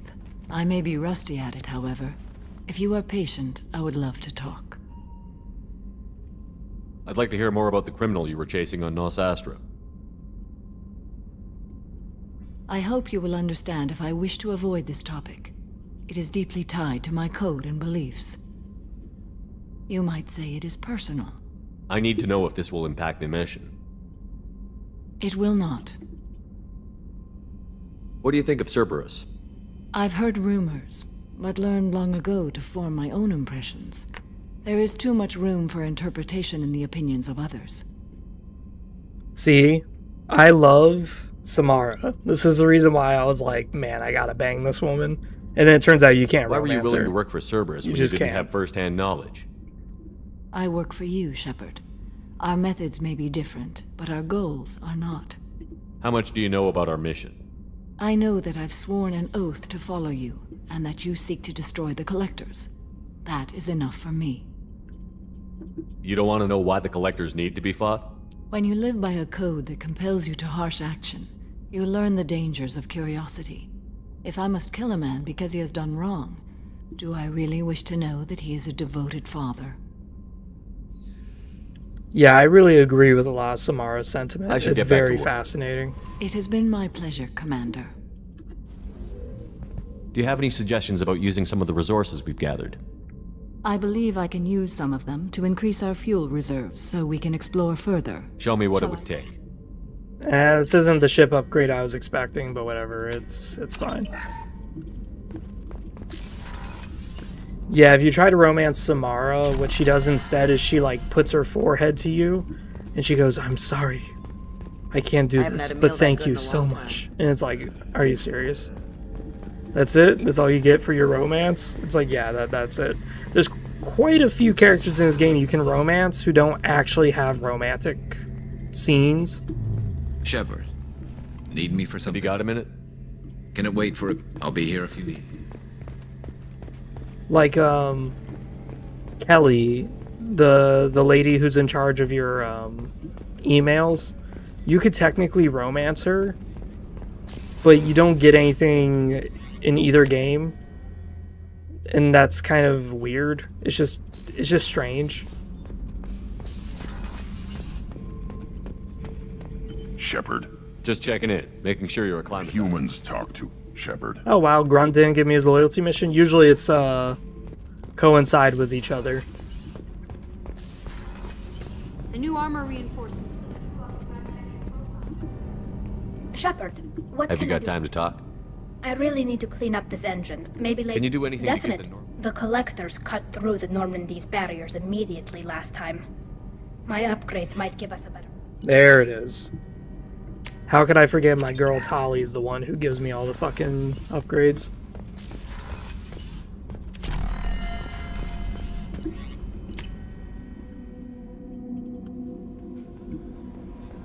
No messages for you, Commander. So we're gonna go back to Ilum. I love on how the game just keeps pushing us further and further back. It's so funny.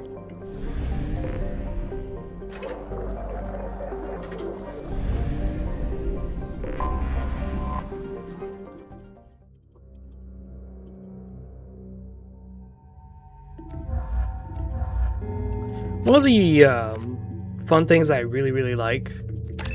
There we go. Adrenaline rush.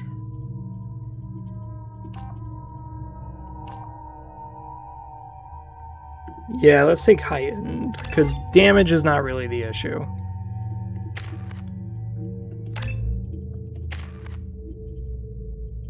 Yeah, we'll hold off on that one. Get rid of this piece of shit. Excuse me, my sources indicate you were in a warehouse recently. Did you by any chance forward a questionable shipping note to a Mr. Thax? It looked suspicious, so I passed it on. I'm a representative for Mr. Thax. He's very grateful to you. Please accept this as a gift for bringing the shipping irregularities to his attention. Do you want help finding the person who cheated Thax? Thank you, but that won't be necessary. Mr. Thax will be making a series of polite calls. Hopefully a confrontation will not be required. What happens to the shipping agent who was cheating Thax? That depends on how sincere her apology is, and how willing she is to correct her mistake. It was my pleasure. Have a pleasant day. That's something you don't see. A very pleasant I'm unable Krogan. to find much information about Thane Krios. He is understandably difficult to locate. Your former teammate, Liara Tassoni, may have more information. Her office overlooks the trading floor.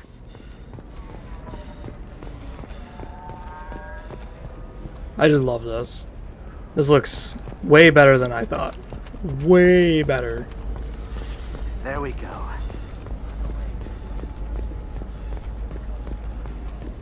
So we're gonna go to...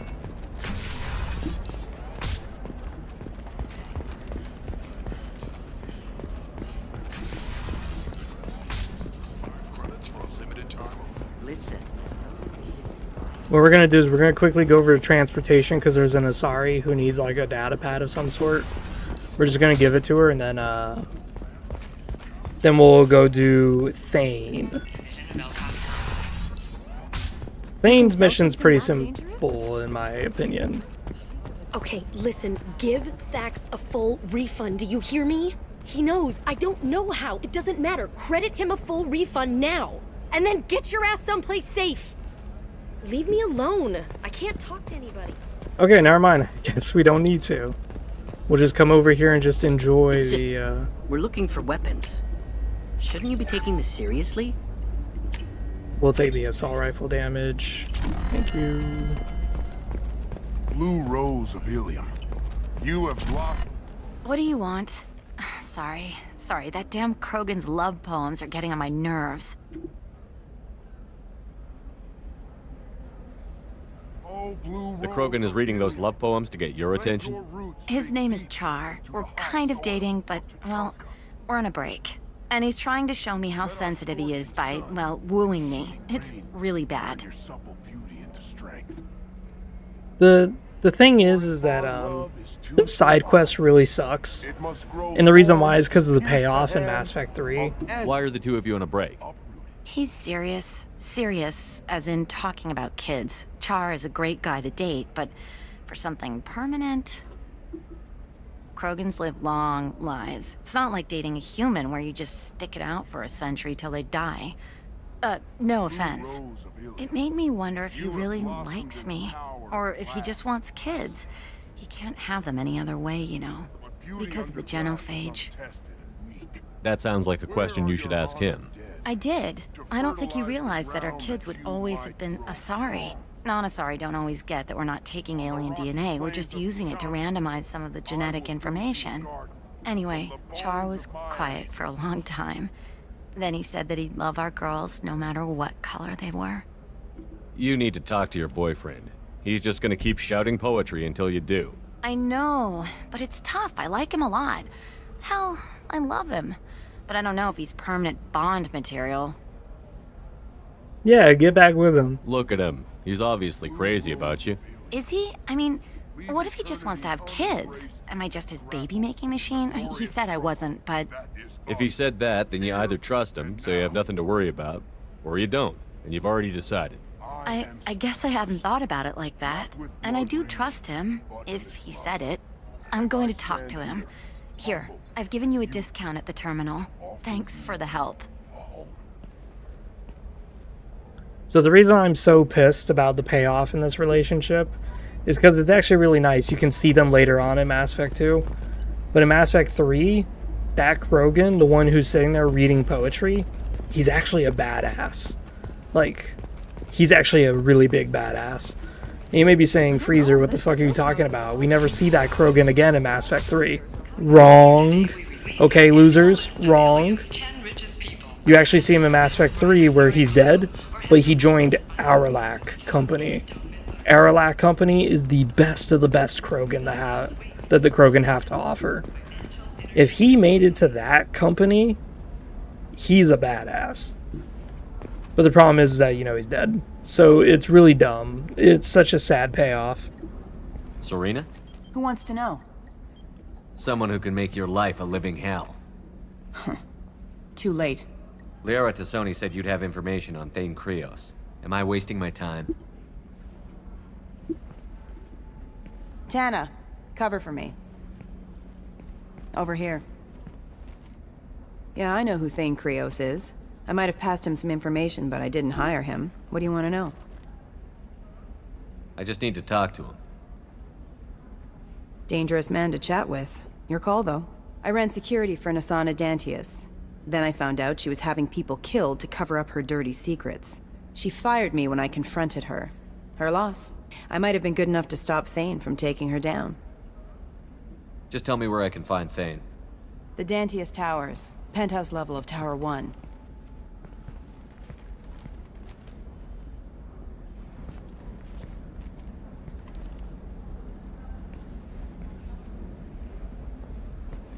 There's a second tower, still under construction. If Thane is smart, he'll go in from there. I'll find him. Not without some help.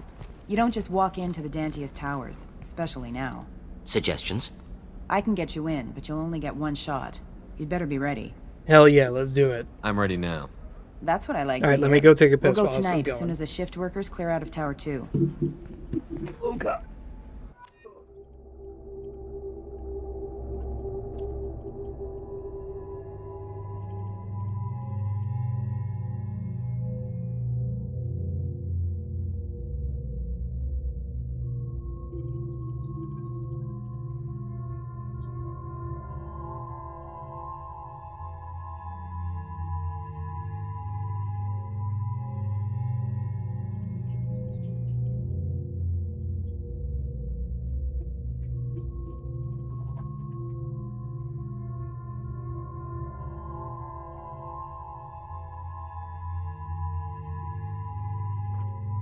Oh man, I've drank like over, I want to say 10 bottles today.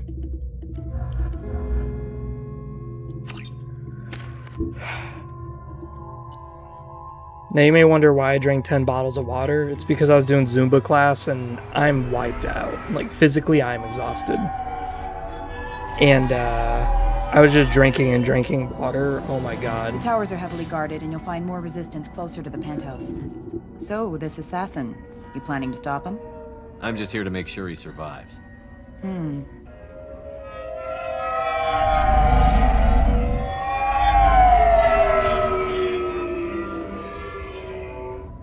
There they are, the Dantius towers. You'll have to get up to the second tower and cross the bridge to the penthouse. Her mercs will fight you every step, but it's your best chance.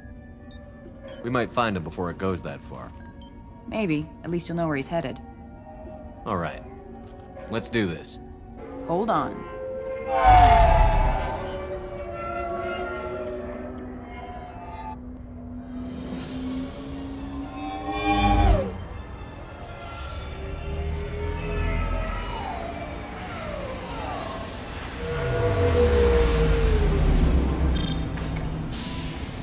Don't linger too long. They'll be here to greet you soon enough. Good luck, Shepard.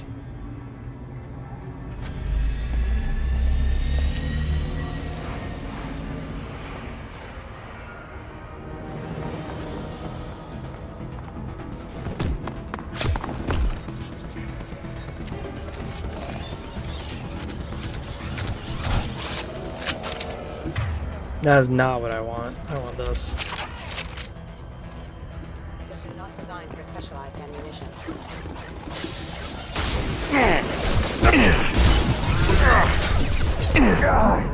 I can't move. I can't take cover? Why can I not take cover there? The fuck is that? Why is that not cover? I'm like standing on top of it. Yeah, whip out this sniper rifle, dude, in a point blank area.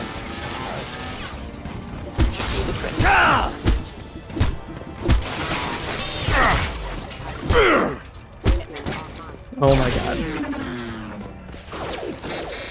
Excuse me.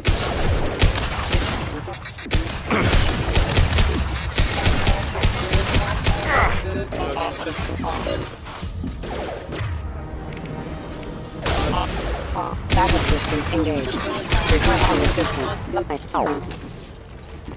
It feels so good to actually have a good gun in my hand. Sometimes there's loot back here. You never really know. There's loot in the randomest of places. Yeah, I really like pirate stuff. It's just that,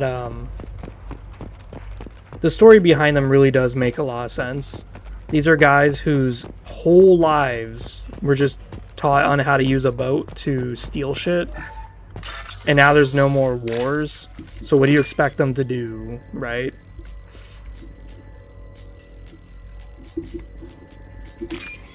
Like, some of the lucky pirates became privateers, which were basically just pirate hunters. So they were basically hunting their own coworkers.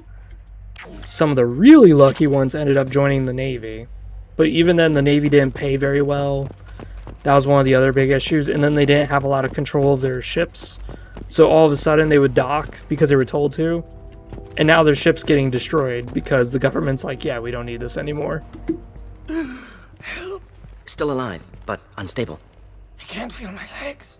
My chest is killing me. Just be glad you're still breathing. What happened? We're just night workers. Nasana sent them after us. She sent the mechs to round us up, but we didn't hear. They just started shooting. Someone's here to kill Nasana. I need to find him. I haven't seen anyone. But that explains. The merc said there was no time. Nasana wanted us out of the way immediately. Then the dogs. Needs medical attention, Commander. I can't breathe. Please help me. My chest is. Come on. He can't help us anymore.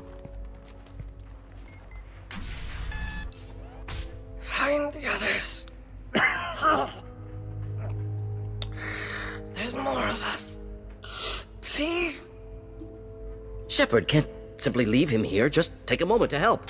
We can and we will. Move out. Ooh.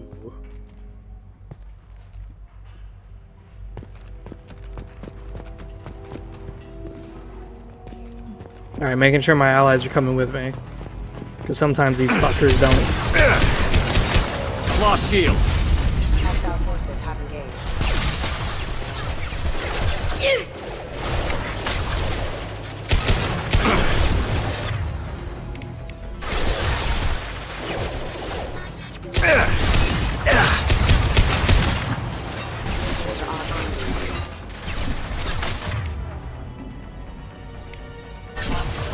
Deploying incineration tech.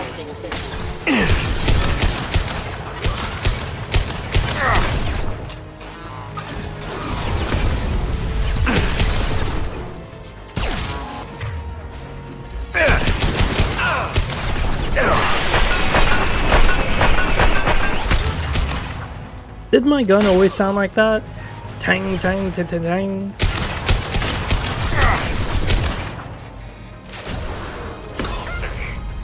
Alright, well that's flying.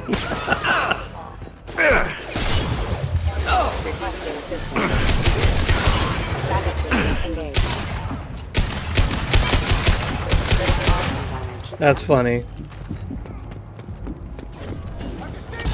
Oh shit. He's wasting all of his abilities on Tali's drone.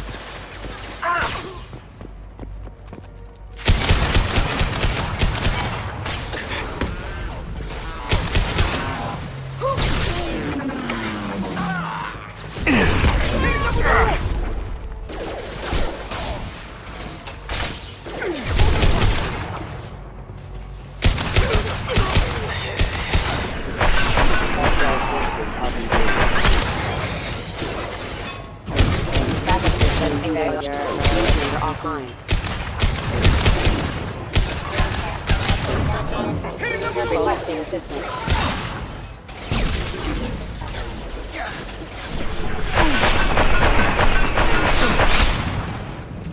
Boom. Oh shit. I'm on top of it. Oh my god, this is so good. Oh god.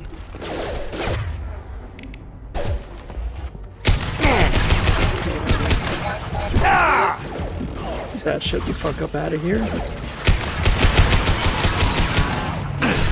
force casualty.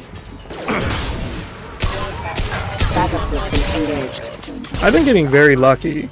I have that one research for my shields where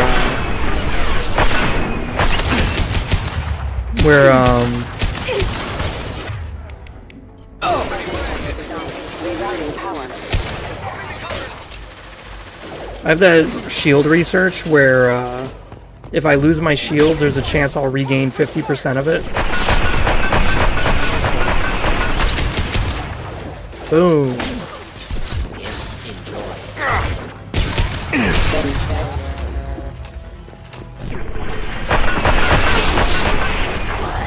Boom. Boom, boom, boom, boom, boom, boom, bam, boom. I'm just meleeing them. Just come in, just boom, boom, boom, just fucking bopping it. Twist it, bop it, twerk it.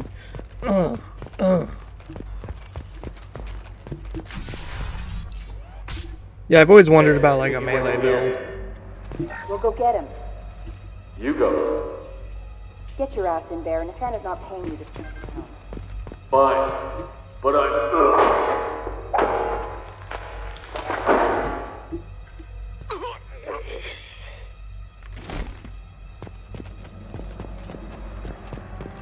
Subdue and suppress. Yep, here comes some shit.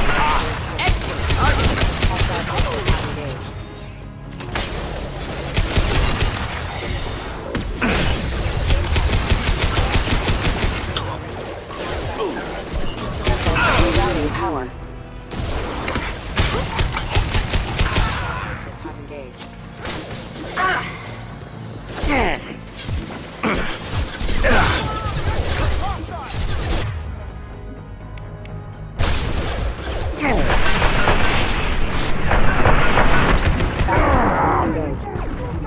Alright, they're flanking me. They're flanking me. They are flanking me. Can I regen my shields in time? Yes, I can.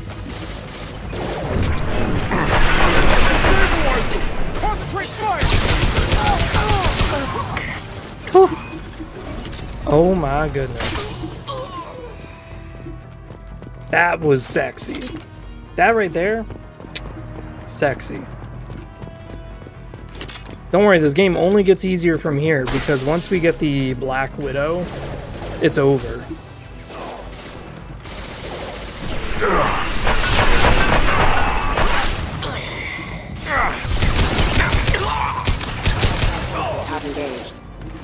The Black Widow sniper rifle literally like one shot for everything. Boom. They're all yours. Making contact. Woo. Oh my goodness.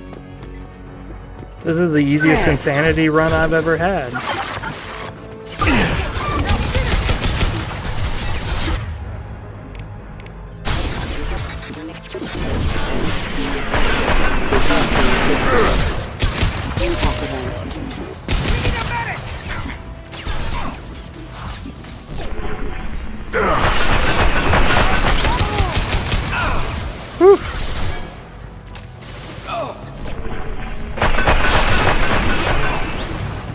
Oh my god.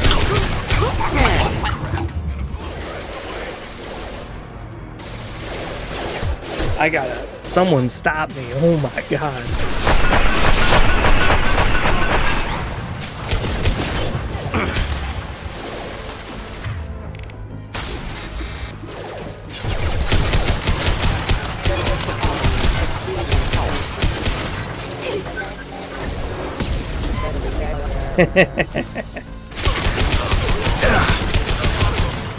Oh my god. Not designed for specialized ammunition. Critical system damage.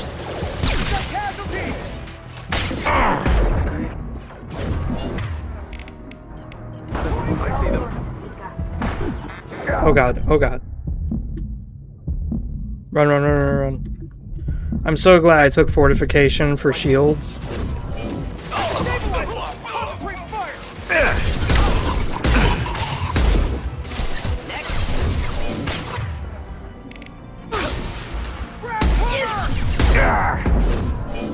God damn it. I'm not very good with the pistol.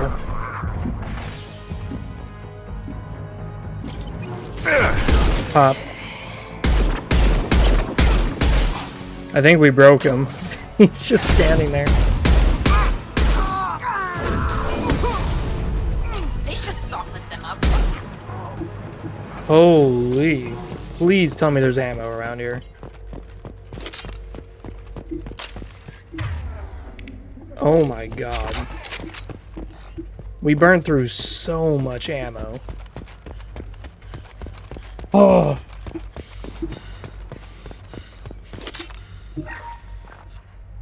There's the Viper sniper rifle.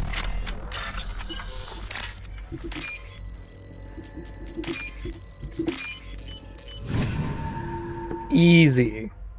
I know you guys are probably sitting there going, Freezer's amazing. How does he hack so fast? And it's called skill, baby. I got all the skill when it comes to hacking. Mass Effect 1 and 2, psh, easy. Mass Effect 3, fucking pathetic. Mass Effect 3, when you hack something, your guy just does this. He just puts his hand on it and the fucking thing just opens. It's so dumb.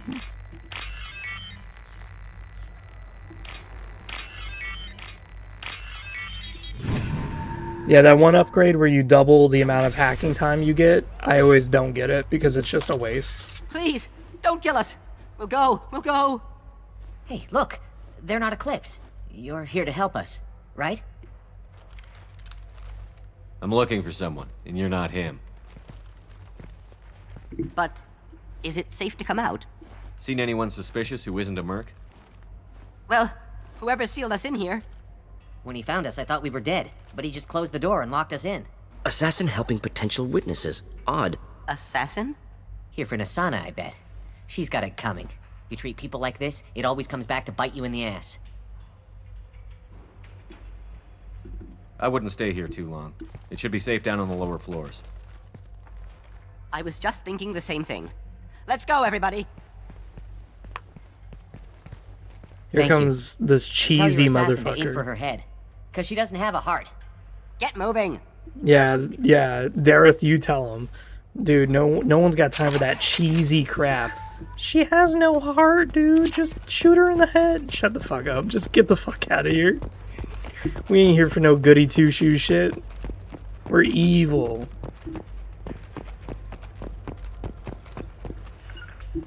Can do.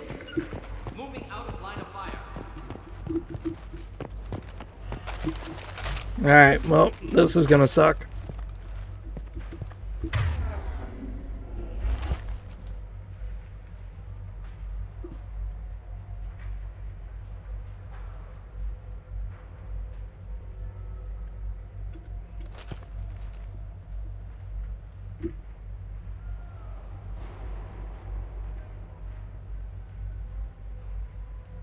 Is this fucking thing gonna open?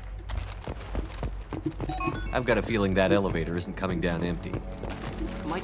I clicked it like 7 times, dude. Have a pleasant stay. Come on. Get in there! Oh shit. Taking fire!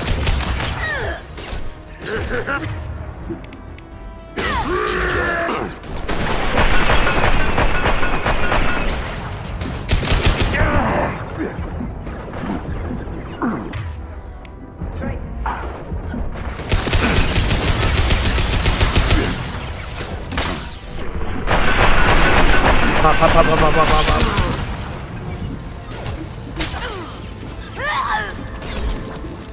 Pop, pop, pop.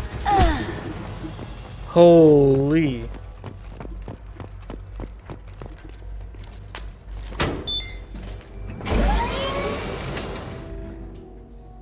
I was sitting there for a while though. I was like, is this shit gonna happen eventually or what? Don't worry. My team's always ready to go. I don't know where he is. Not yet. Don't worry about it. This guy always goes out the window. Always. I've never had a playthrough where I don't shove him through the fucking window. Turn around. Very slowly. Damn it. Tell me where the assassin is, and I might let you live. If I knew that, I wouldn't be wasting my time talking to you. You're not one of Nasana's mercs. Who are you? You've got 2 ways down. Express or coach. Your choice. Look, pal. Even if I knew where he was, I wouldn't tell you. Not the answer I was looking for.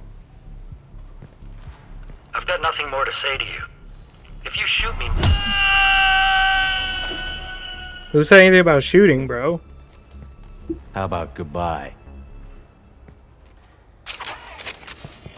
Guys over here like, if you shoot me, my team will hear it. Bro, who said anything about shooting? Who said anything about that? Nah. What do you mean? We've got reports of him on multiple levels. We think he's traveling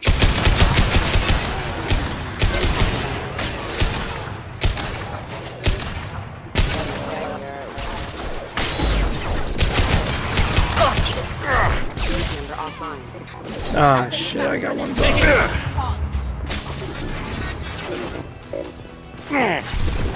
Need some cover!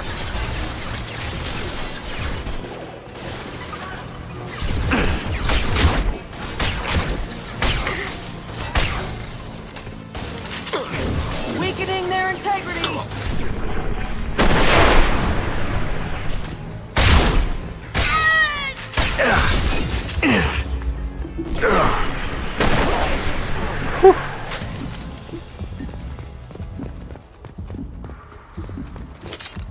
Now that's some pump action, baby. Oof. I'm actually really excited for games that are coming out. I'm actually really excited for the RPG that my friend Stephen Clemens is coming with, only because it sounds fun. You just play as like a 70s criminal and you just fuck around. Classic 70s style. You want to be Big Dick Buster, the gay rapist? Go ahead. You want to be Mr. Big T and just fuck someone's day up just because they looked at you wrong? Go ahead. You want to be coke slinging, whatever? It sounds like fun. Get back! Get back! I'll shoot! Put the weapon down. We won't hurt you. I don't want to hurt you, but I will. Boom. Hurt me? I hardly felt a thing. Talon! Slow and easy. He's my brother. I just want to see if he's all right. Are you the ones who shot the merc?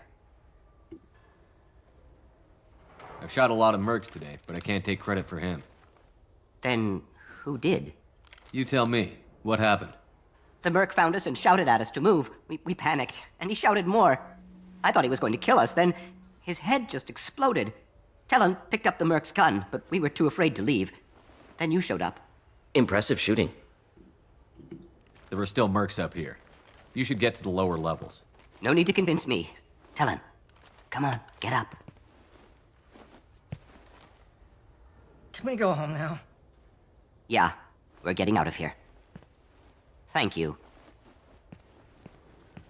What I do find interesting is that they talk about Solarian reproduction and how Solarians reproduce through selective breeding, and it's like clutches of eggs. They could do it whenever they want. I wonder if like their military is basically as big as they want it.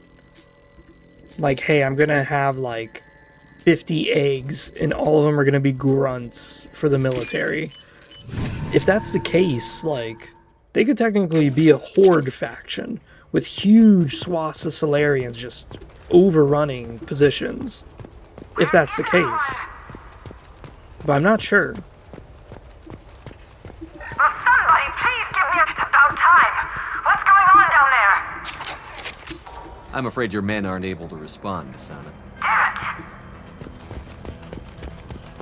Yeah, Nasana Dantius is in Mass Effect 1, and if you do stuff for her, she'll talk about that, which is really cool.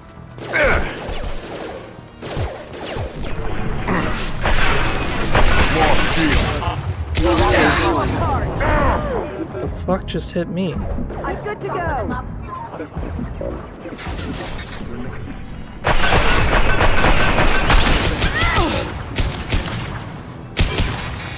Backup systems installation failing. Their integrity.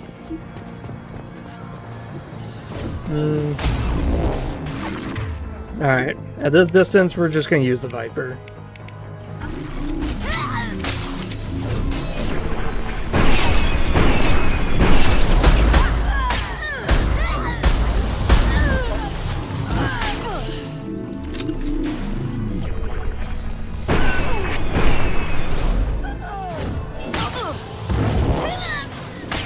One of the reasons I don't like the Viper is that it shakes a lot. Boom! We need more sniper upgrades, and the Viper could be really devastating, but what we're really going for is the Black Widow. The Black Widow is a one-shot sniper rifle. It's fucking huge as hell. It's basically a Barrett 50 cal. The thing is disgusting. It's huge. I love it. Isn't there like a little looty loot back here? No, there wasn't. Shit. I was like, wasn't there something hidden back here? No, there wasn't. Fuck. Forget the explosives! He's already past us!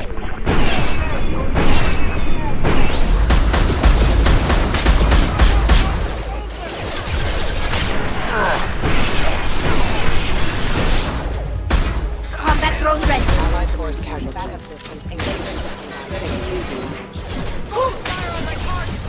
Pop. Never fail.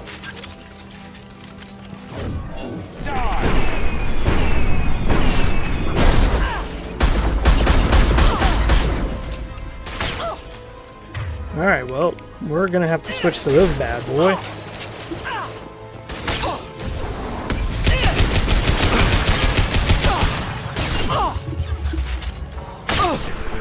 Thank you, Tali.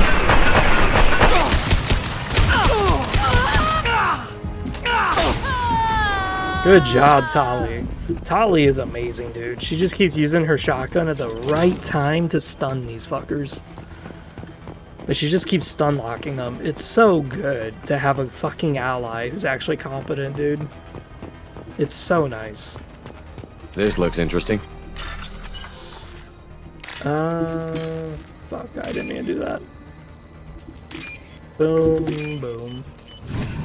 Boom, boom, boom, boom. I wanna go boom, boom. Spend the night together, together in my room. Boom, boom, boom, boom. Da, da, da, da, da. Alright, well.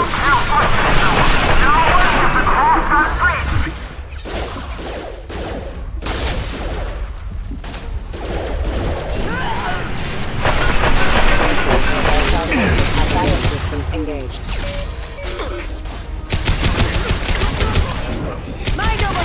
Ah, shit.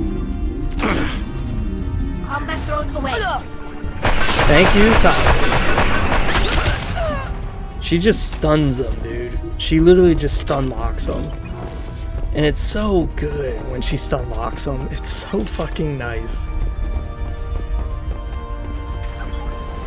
Oh shit, that's right, there's drones up ahead.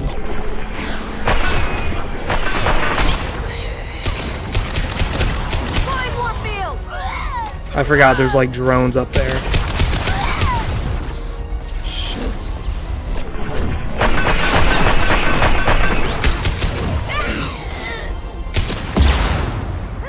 God damn it.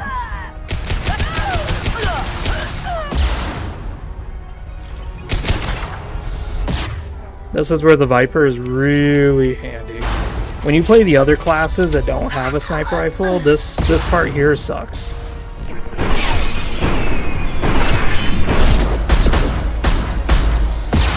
Okay, bro. How am I not shooting you? Hit. Hit. Hit. Hit. There we go. Got it.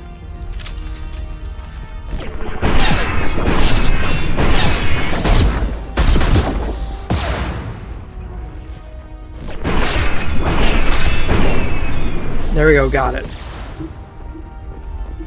I was gonna say, like, how the fuck was I missing that?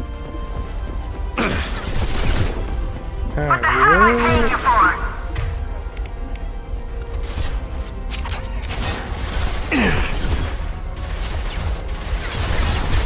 this is gonna suck.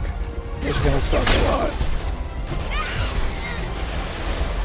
Nothing's faster than fatigue of our hog. I was kind of reading my comments so far. There's a lot going on.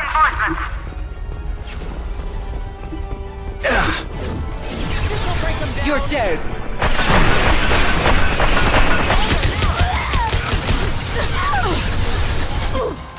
Okay.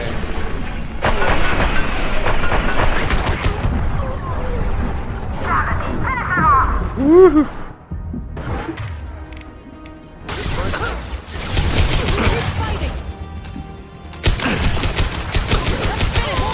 Rest of us. Focus fire on the target. Pop, pop, pop, pop, pop, pop.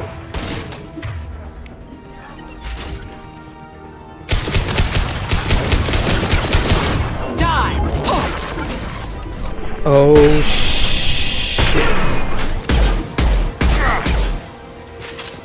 Woo. I ran out of ammo. Wait, what? Oh, gas particle beam. Augment shield. Woo,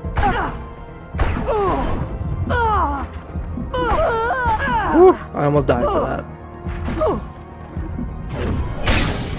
Bitch. Oh, that was good. We cleared the whole bridge without dying once. Let the record show I did not die on the bridge. If you died on the bridge, it's because you're bad. You're inferior to me, okay? I just want it to be known. The world knows of my superiority. Shepard, but you're dead. I got better. And now you're here to kill me. Maybe I just missed you. Screw you, Shepard. Charming as ever. I'm sure you find this all very ironic. First you take care of my sister, and now you're here for me. Well, you made it this far. Now what? I wouldn't waste time hunting you down, Nisana. What do you call this?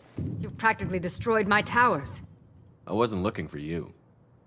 What the hell are you talking about? Is it credits? Is that what you want? Just tell me a price. We can make this problem go away. Make me an offer. Double whatever you're getting. And I'll pay double again if you tell me who hired you. What? I heard something. Damn it. Check the other entrances. You stay put. When I'm finished dealing with this nuisance, you and I are going to...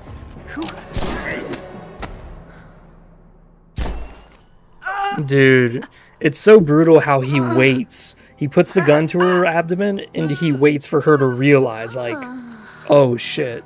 And then he pulls the trigger. He could have pulled the trigger immediately, but no, he wanted her to realize, like, hey, you're fucked. Checkmate, bitch. And finally, we meet the assassin himself.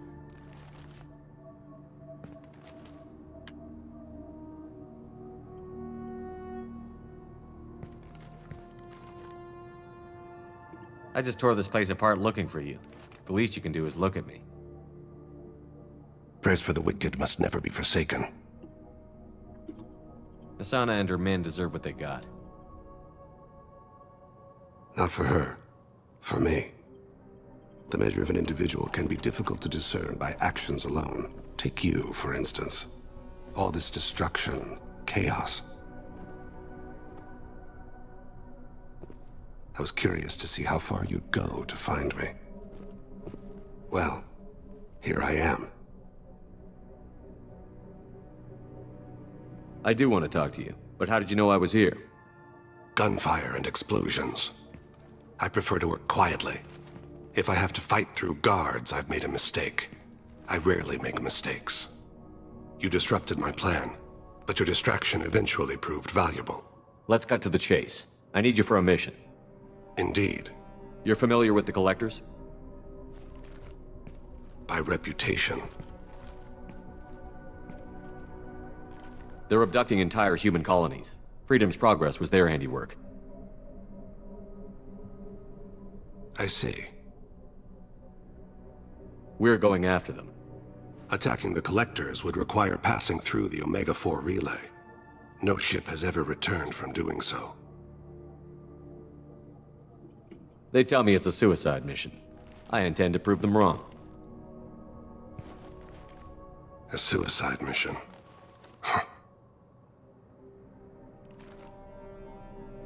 Yes.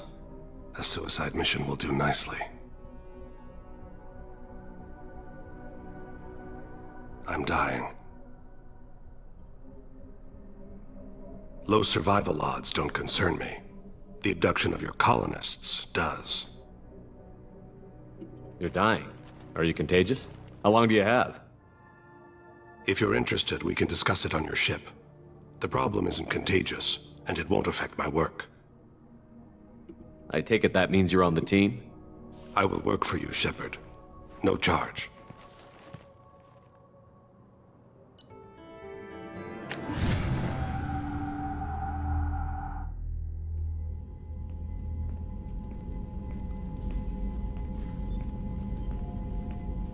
I've heard impressive stories, Krios. Sounds like you'll be an asset to the team. That is, if you're comfortable having an assassin watch your back. Jacob, who the fuck even are you, dude? My arm is Shepard's. Uh-huh. Don't know about you, but I'm loyal to more than my next paycheck. Obviously he is too. He's doing this mission gratis. What's your concern? I don't like mercenaries. An assassin is just a precise mercenary. An assassin is a weapon. A weapon doesn't choose to kill. The one who wields it does. Where shall I put my things? I'd prefer someplace dry if anything is available. The area near the life support plant on the crew deck tends to be slightly more arid than the rest of the ship. Ah, an AI. My thanks. I love on how Jacob and Miranda, they both pretend to be like some hotshots. He seems quite civil. We need all the help we can get. He's not what I expected in an assassin.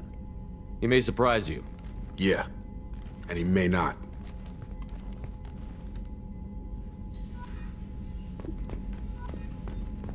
There we go. Open this bad boy up. Open this bad boy up. Let's get our research going.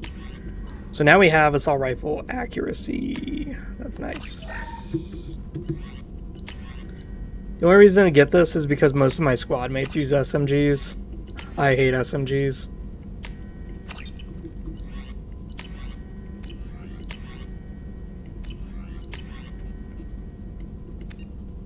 Yeah, we don't have anything else.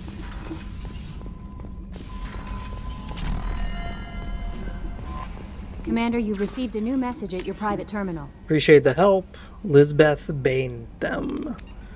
Yep, I want to let you know, helping the survivors of zoos help. These people don't have much left and you're dealing with that damn contract. Help them a lot.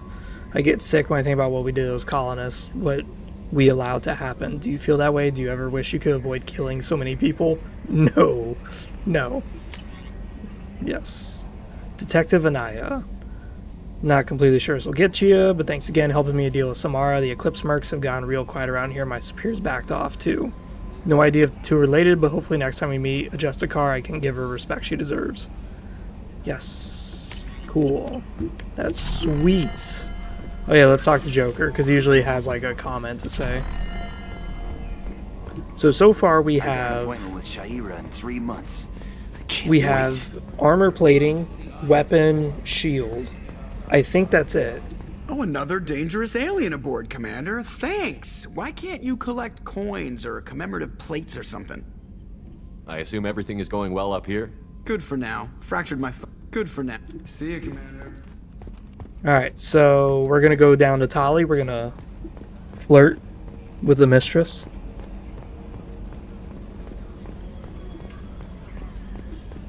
And we're gonna hopefully get some of that sexy... Oh yeah, Garrus might have a loyalty mission. I want to talk to Samara. She's sweet. I like Samara. She's awesome as fuck. I wanted to check in. I am always happy to talk with you. I'm interested in hearing more about Asari Justicars.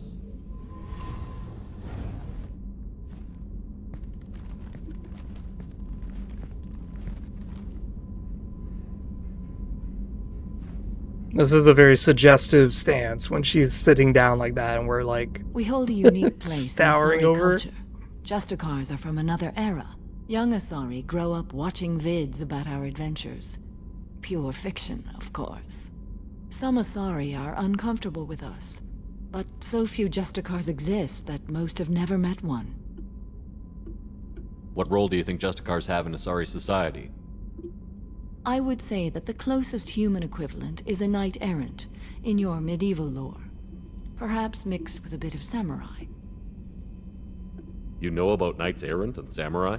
When I knew I must leave Asari space again, I studied the history and morals of new species. When I was a maiden wandering the galaxy, humans had not yet arrived. What did your studies tell you about us?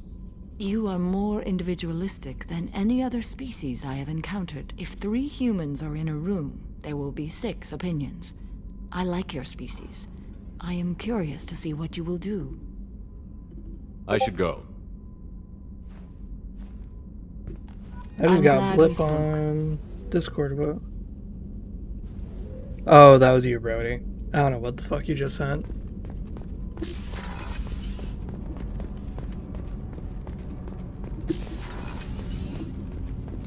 I was like, what the fuck is this? Do you need Have a few minutes to talk?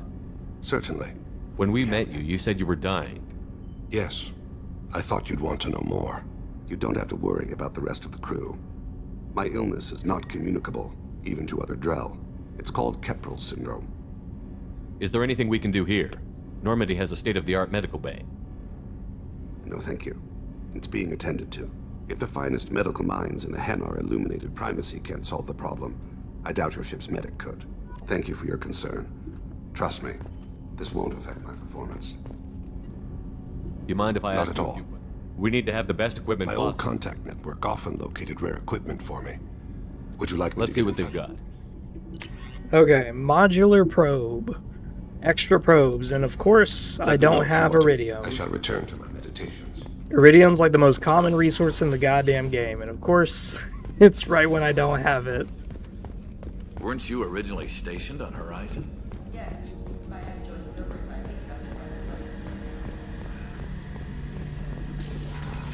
Garrus. Shepard, have you got a minute? I'll be here if you need. Yeah, Garrus really doesn't open up till much later. I want to say it's after the next mission, or the first loyalty mission, that kind of triggers him to start opening up more. It's kind of annoying, this like balancing act of who opens up, when do they open up, yada yada. Shepard, I need something to talk to you. I don't know. I'm listening. What's the issue? Something is wrong, Shepard. I feel wrong, tense. I just want to kill something with my hands. More so than usual. Like it's not my choice. Like I just want to... I don't know. See? Why do that? What's wrong? I will not tolerate outbursts on my ship. Get a hold of yourself. I'm trying. When we're moving, fighting, there's no problem. But here, my blood makes noise. It's screaming. I've got no past to lead me. The tank gave nothing about itching plates and losing control. I want you in the infirmary. I can't have some Krogan disease running rampant. Your doctors only see victims of Krogan. My kind do not share with aliens. Not after the genophage. We won't find someone who's seen this. A Krogan my age would still be on the homeworld, Tuchanka. Joker can get us to the Krogan homeworld. I need everyone at their best. Thank you, Shepard. I don't like this. Fury is my choice, not a sickness. I like their depiction of Grunt's condition. Kenneth, what is the new shielding done to your power imbalance? Shepard, what Have can you I got do? time to talk?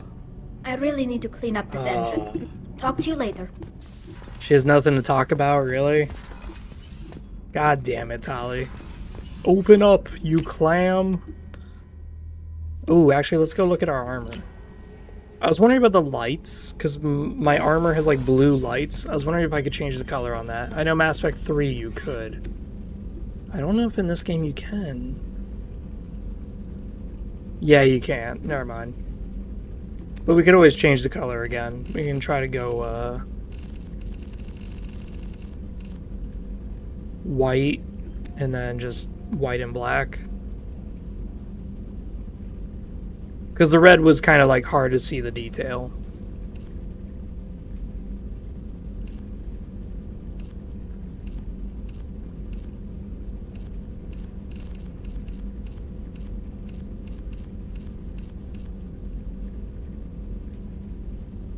That doesn't look bad.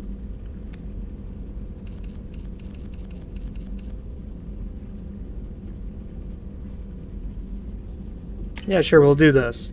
That way we don't look like the Cerberus Inferno armor. Because that Cerberus Inferno armor looks like crap. It's actually really cool armor, but it's just that because it's red and stuff, it's hard to distinguish. Okay, we need to scan these planets. Whew. Probe launched. Rich planet, don't mind if I do. Most planets do not have element 0, but that being said, you really don't need a lot of element 0. Launching probe. If that makes sense, like you really don't. Ooh, that's big. Probe away. What we're gonna do is we're going to Launching probe.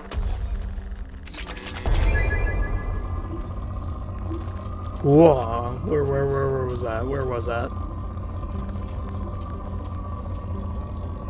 It's somewhere around here. No, there it is. Launching probe.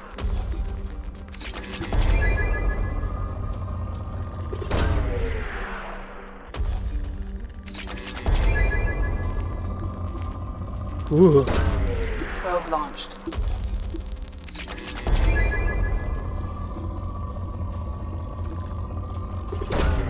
Launching probe. Alright, we're good here. That was a lot of goodies. A lot of palladium. Another rich planet. Do the Asari just not mine their fucking worlds? Whoa. Probe launched. What we're gonna do is we're gonna kind of explore a little bit.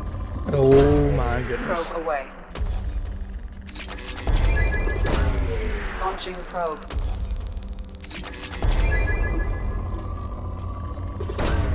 Launching probe.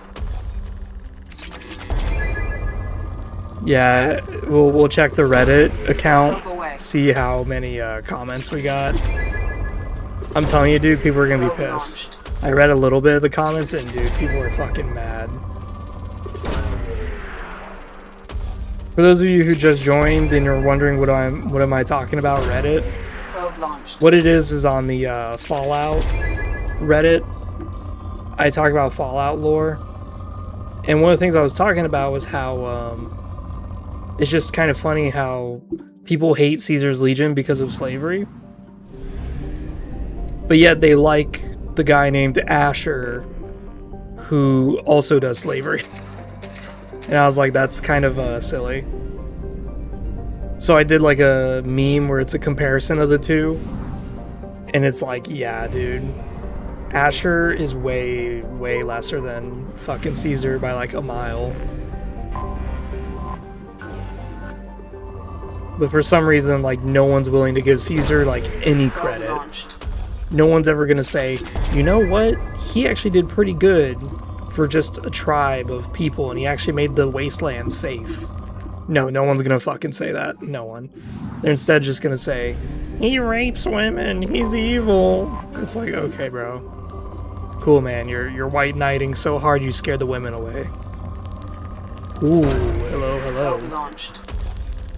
As you can tell, I'm not a person who likes good guys, because they're cringe. They're cringe as fuck. Away.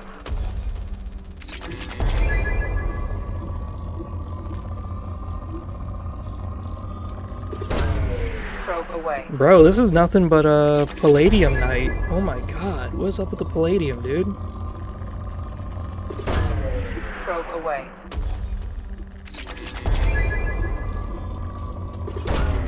Launching probe. What is up with all this? Probe launched. Ooh.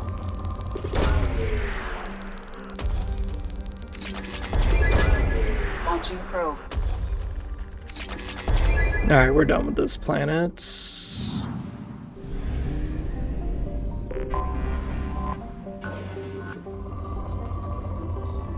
We're looking for side missions. Mass Effect 2 doesn't really do a good job of it, of explaining that there are side quests out and about. Probe away. Most people don't even know that they exist. And to be honest, that's kind of Mass Effect 2's problem, is that it doesn't really have good, it doesn't have good identification of what is a side mission. But that being said, some of the side missions in this game are actually really cool. Unfortunately, not a lot of people know about them because people are lame. They don't like to explore. Probe away.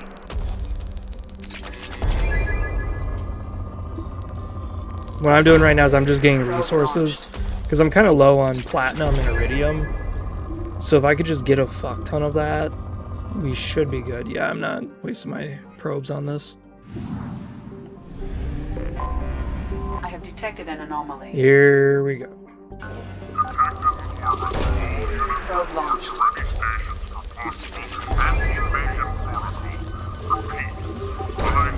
Launching probe. God damn, there's so much shit here. Detected in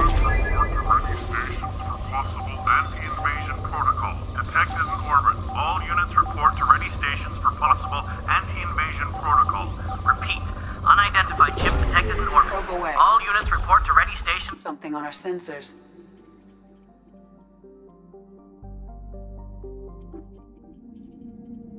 Eclipse facility of some sort.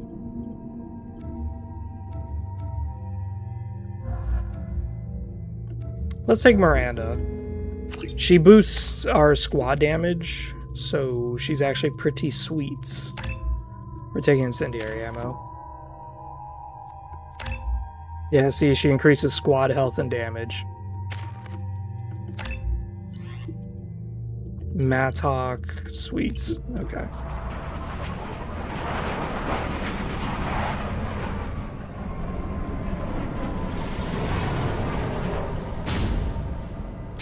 Like, see, they put so much detail into this game. It's such a shame that not a lot of people know about these side quests.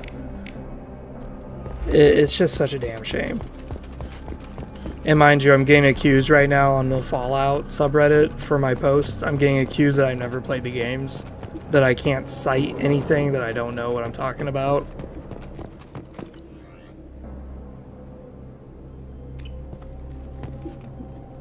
Oh, I remember this one. This is annoying. Basically, you gotta fuel up a heavy mech, and the heavy mech will start cleaving its way through the ground, and you just kind of follow it. Mind over matter.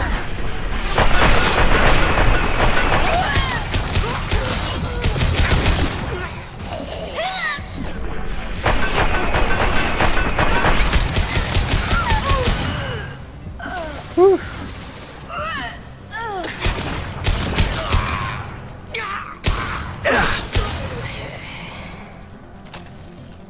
My guy actually looks pretty sick.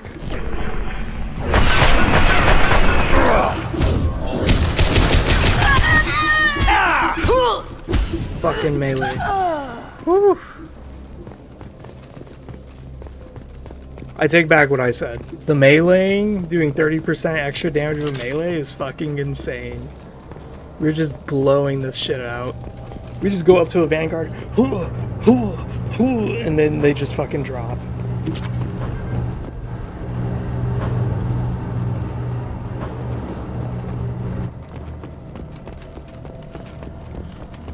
The DLCs of Mass Effect 2 we're gonna do later, like when we complete the entire game. I'll do the DLC loyalty missions, but not the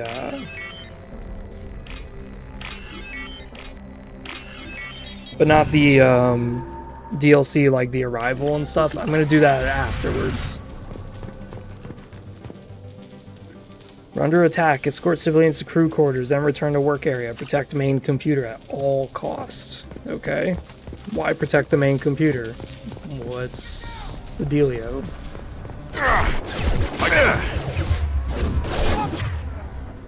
Yeah.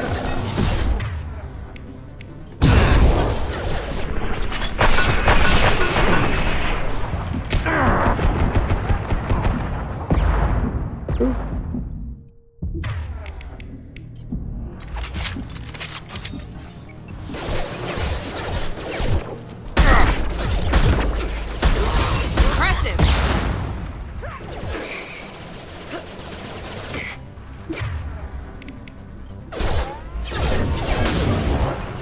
Oh wow, he just got wombo comboed.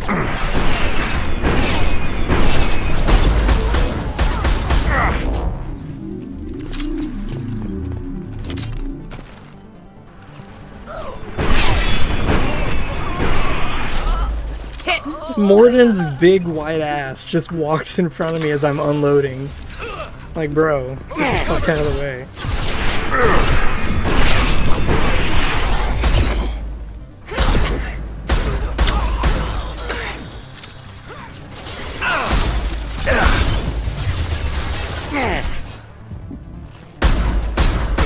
Come on, bro, what the fuck are you doing? Shepard's like bouncing around as I'm trying to aim.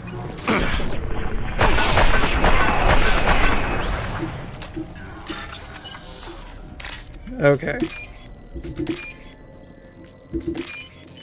Easy.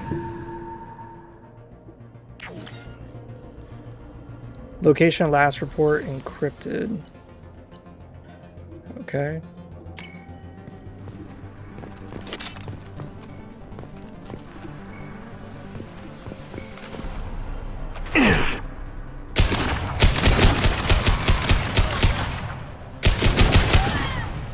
That accuracy thing that we installed on our guns is fucking insane.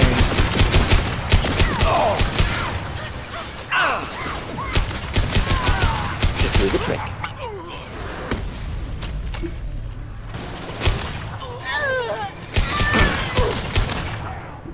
Yeah, this accuracy shit that we researched is nutty. Oh my god. Look at that pinpoint accuracy, dude. That's fucking insane.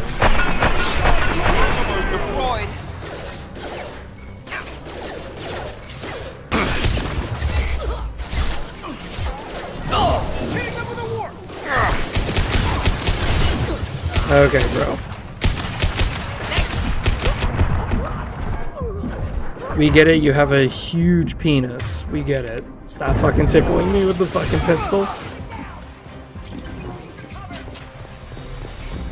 Yeah, knock this thing overboard, or not.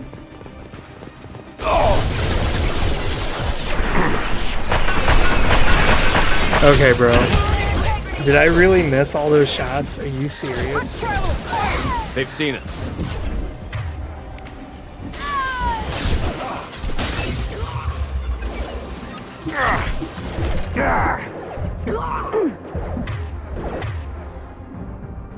And he's down. Deploying Warfield!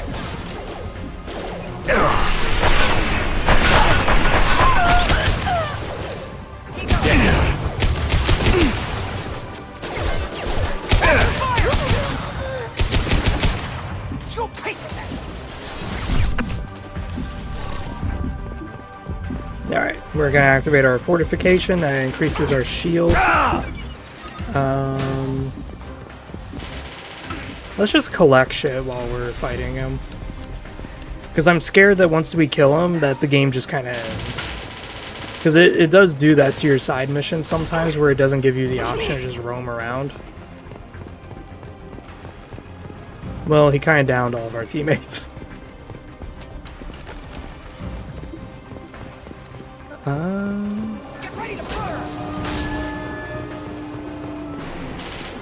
What happened to that palladium?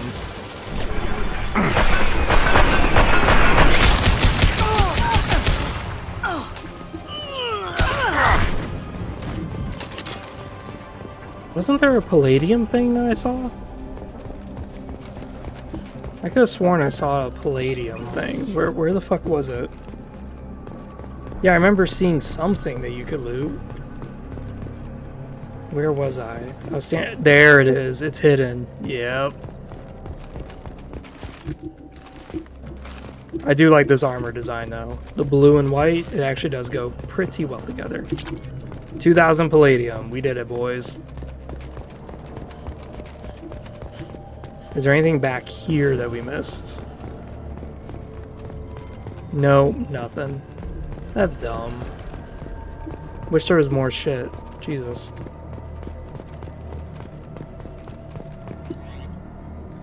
Alright. Further details are required to trace that has been sent to Cerberus for further analysis. Yeah, some side missions will literally just boot you right out.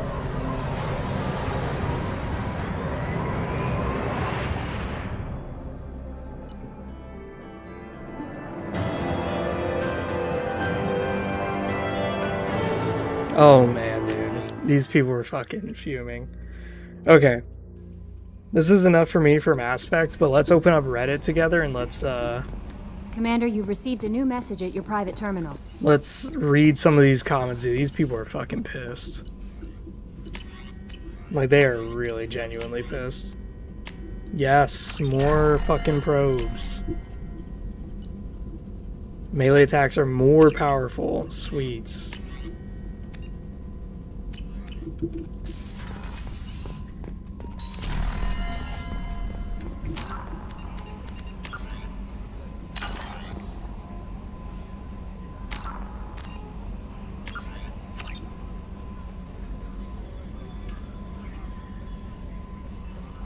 Dude, these people are fucking fuming. Alright, here we go. You all ready for this shit? This is gonna be great. It's a heckin' good time, my boys.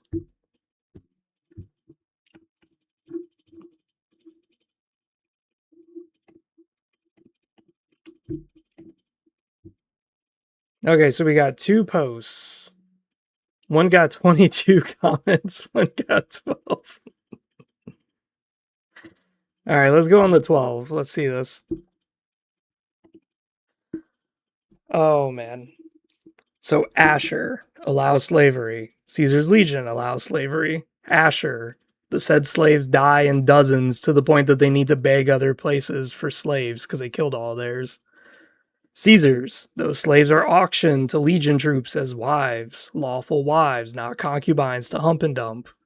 Armies made of drugged up raiders who shoot each other as much as they shoot innocents.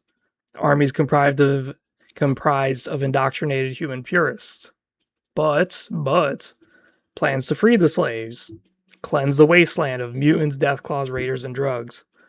Is working towards a safe haven in a state that's uninhabitable. Plans to turn Lucky 38 into a Senate-esque palace, turning his dictatorship into a dictator republic. Acknowledges evil is needed in order for greater good to be achieved.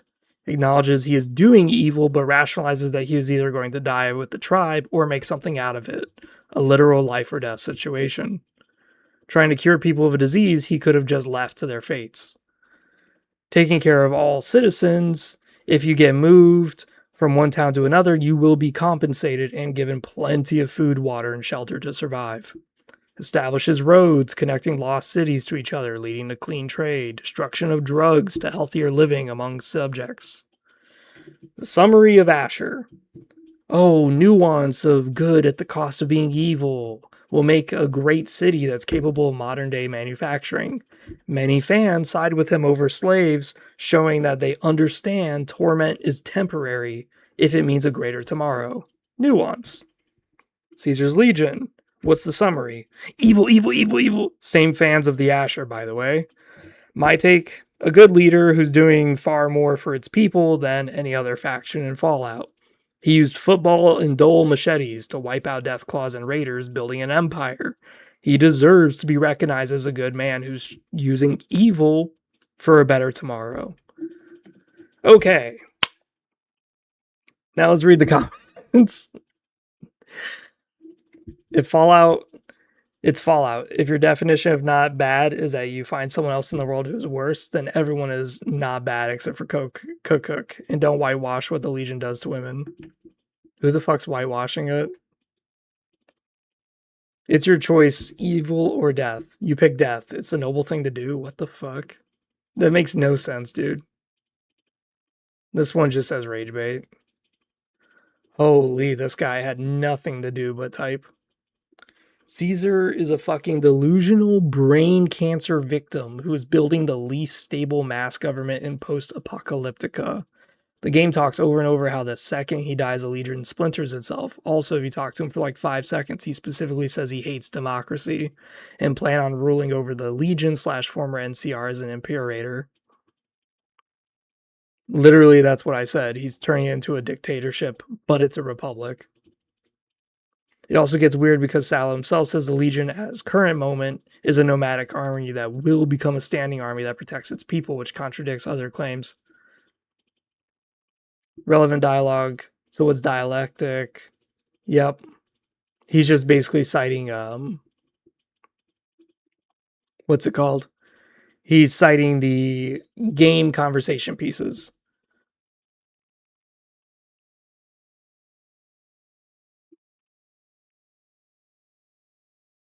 Like, he's literally just proving my point. Like, he's literally just proving my point. Yes, the NCR has problems of the ancient republic. Extreme bureaucracy, corruption, and extensive senatorial infighting.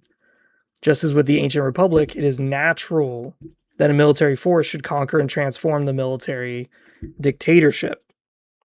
Okay, so that's literally what I just said.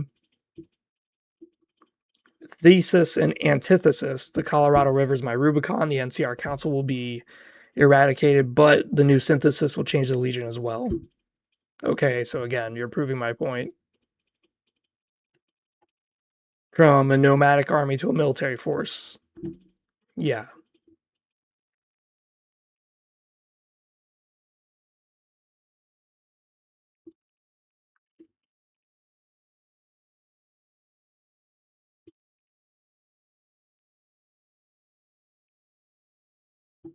Like, literally, I'm just gonna copy paste this.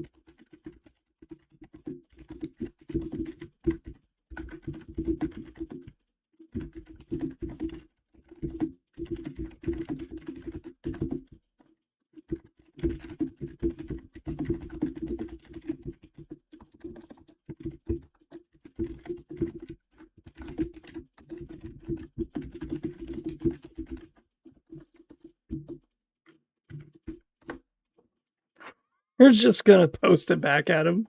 This guy's gonna get pissed off. Also, like, he doesn't know Roman history, blah, blah, blah. Yes, he was able to use his riches and armies to build Gaul and come back home where he was already well loved and popular. Okay.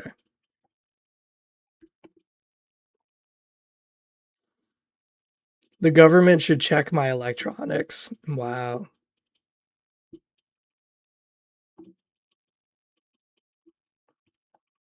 Yeah. I don't know why this guy's getting disliked.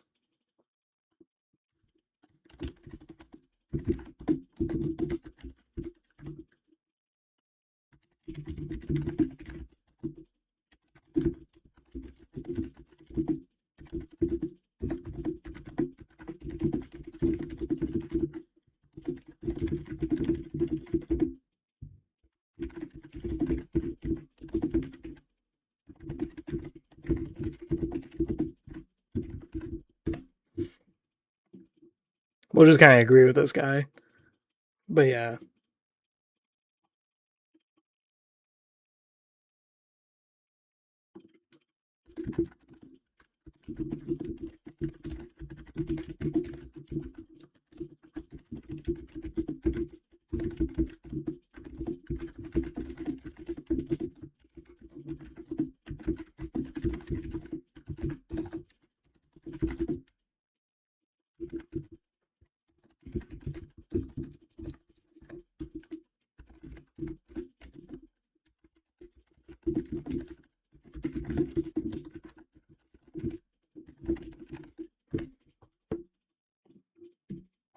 This is my favorite part about debating online is when you read the comments and you're like, wait a minute. This guy's argument literally just fell apart on itself.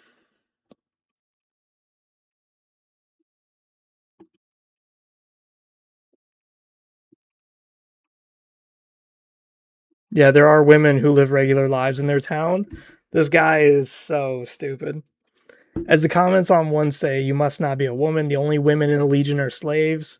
You might get lucky and become an officer's wife. Women are, as they say, suitable only for breeding and manual labor. I don't think people of Asher as a good guy, just that he's lesser of two evils. This guy gets it. They're subjects of women who live in regular towns and regular lives. Is that actually canon, though? Yes. I don't need to paste it because I know everyone's seen Josh Sawyer's quotes of the subject if you haven't searched it up. It's more to the fact that the Legion don't really intrude too much on their subject towns in general. Women subjects also wouldn't have much of a reason to visit military camps. Caesar hires you, the courier, who could possibly be female, and since you're not tribal, this is a sort of conjecture. We don't actually get to see any Legion settlements. We just have to take their word as well as words of single NPC who's located within the fort. No, it's actually two NPCs, not a single, because Raoul also supports the claim. Dude, what the fuck? Everyone's downvoting all the comments. Everyone in the Legion's either brainwashed, violent, idiot, or a slave.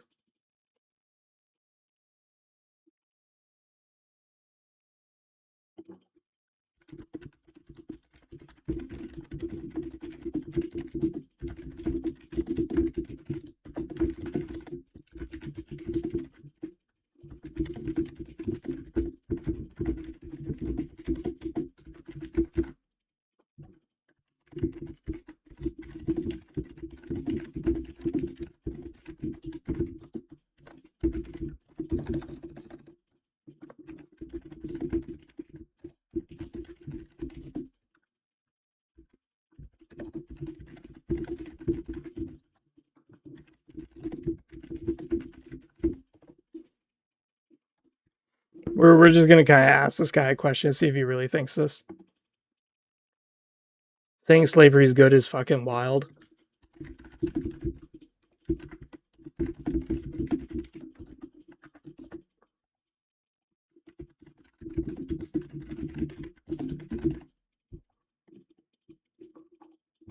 Saying slavery is good is wild.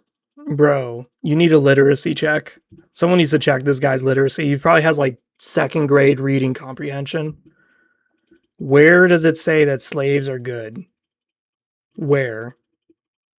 Where does it say slaves is good?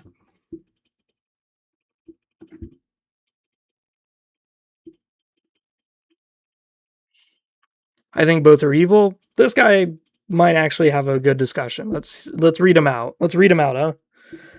Asher actually has a plan and the brains and charisma to pull it off and actually have it be stable. Not to mention that he may, in fact, have a cure for the degeneration of the people of the pit. If his plan works out, the pit becomes a massive powerhouse that can genuinely start rebuilding. Not to mention that you can actually escape the life of a slave, male or female. Mind you, it's a gladiator arena, but it's still a way out. Caesar is an egotistical jackass whose entire legion falls apart the moment he dies, and his brain tumor isn't to blame for this. He's always been like this. The Caesar's legion only maintains its current power through conquest. There's no way out of being a slave. If you're a woman, you're especially hosed because you're a rape toy breeding sow. Unlike Asher, this is Caesar's grand plan. This is society he wants to set up.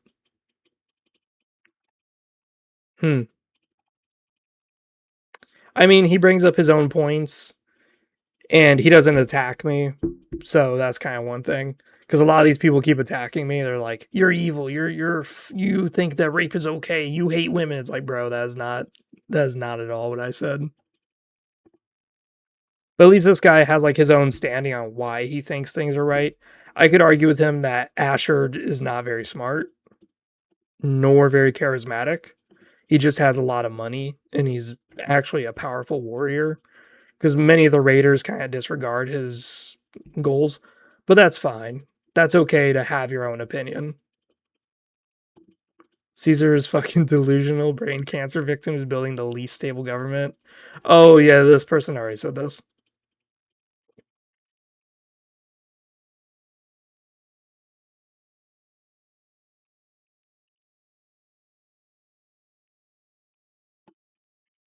I don't know who Asher is, but Caesar didn't even plan that well for his own death, while aware that he probably had a brain tumor. He succeeded in making his faction significantly more drip than the others, I'll give him that. But some other guy doing worse things doesn't make them good, even if you think morality is relative. Oh my god, is that it? Dude, there's so much shit. Caesar successfully made the most efficient yet unstable group in the entire wasteland. The thing about the way Caesar trains his army is that they don't really know the Legion itself. You never see the legionaries in game talk about specific ideals of the Legion or what it's fighting for. You only ever hear it is by Caesar's will, blah, blah, blah. I mean, hell, the rest of the Legion doesn't even know they're LARPing as Romans. They're just going along with it because Caesar said so. Not to mention the fact legionnaires are literally trained to not think for themselves. My point is that soldiers of the Legion aren't following their ideals, they're just following Caesar. So without Caesar, the Legion goes to hell without them. So all the stability the Legion brings will be basically worthless. Another thing is that Caesar plans to establish total power over the wasteland. Yep, the fact that women will be given basically no freedom at all, blah, blah, blah. So again, this person kind of just brings up their own view on it. It's not necessarily rights, because he does kind of miss some things like not all women are slaves. They have towns, they have cities that they really just don't touch.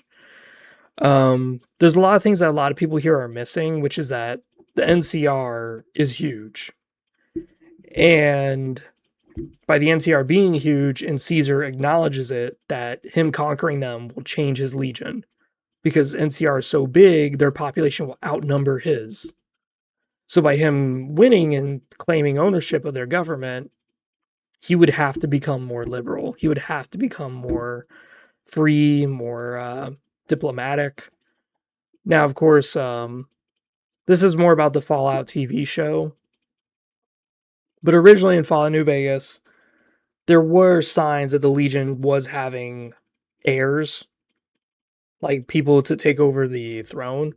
But then the Fallout TV show got rid of that idea, and they decided to make it where the NCR and the Legion both die. It's really dumb. That's why the TV show is really, really, really hated right now. Dude, this guy is so fucking mad. Pull your head out your ass.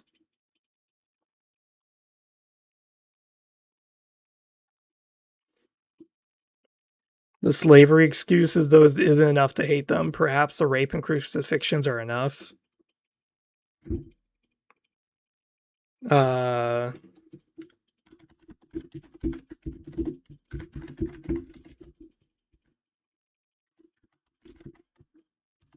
They crucify criminals, dum-dum.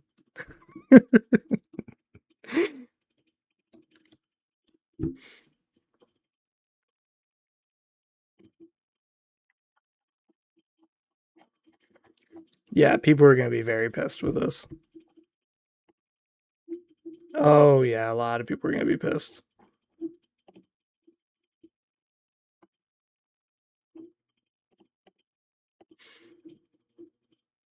That's my favorite shit, dude.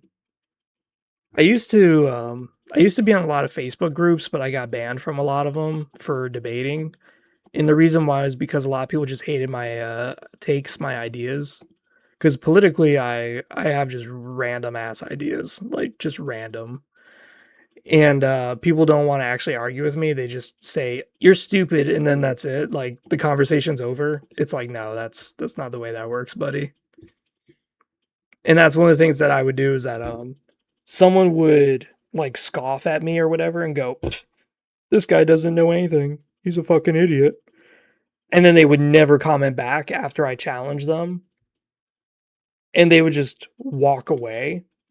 So every time they post in the same Facebook group, I would comment, hey, you left this conversation here. Hey, you left this conversation here. And I will literally keep dogging them until finally they break.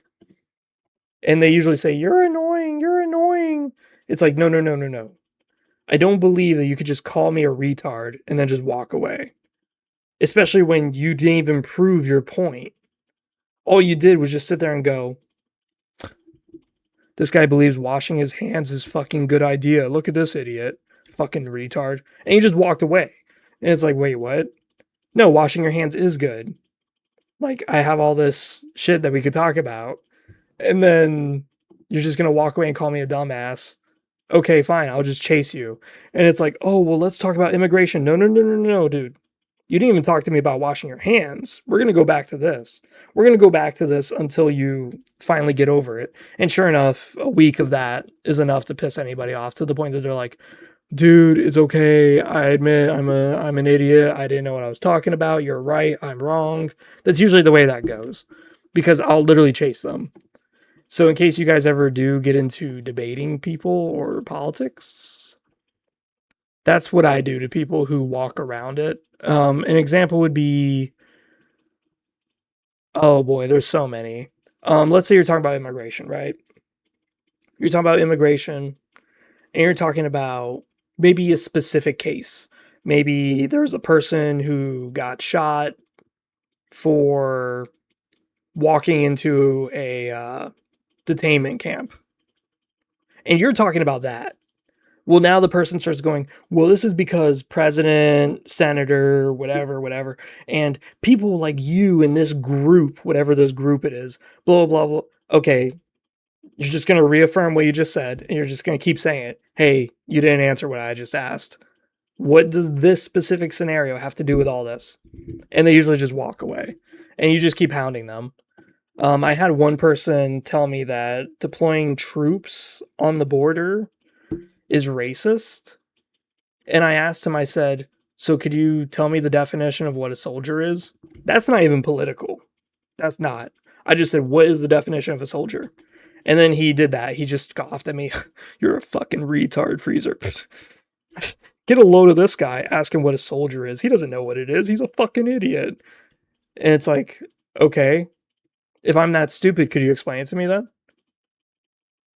I'm not going to explain it to you. Okay. So in other words, you lost your whole argument because you can't explain to me what a soldier is. And then he left and made a new post on Facebook about some other shit. And I said, hold on, everybody. This is a guy who doesn't know what a soldier is. So don't even talk to him about whatever it is he just posted, because he can't even argue this. He just argued about immigration, saying deploying soldiers on the border is racist, but he can't explain to me what the definition is of a soldier. So I just kept chasing him.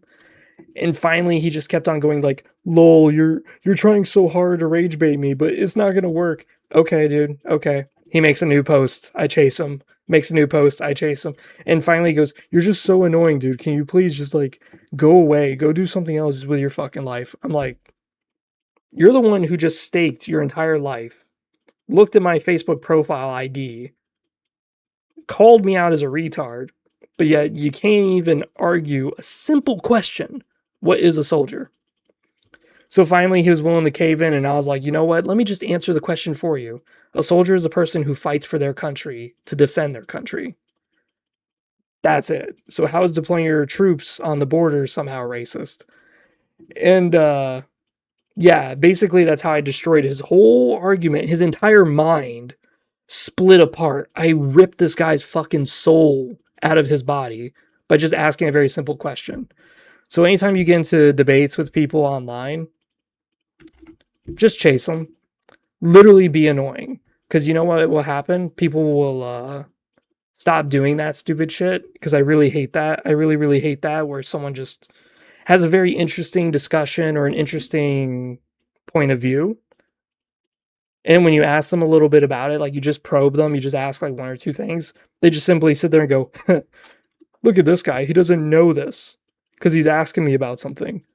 But the thing that he's asking me about destroys my entire argument because my brain is so small, I didn't actually think my own beliefs out.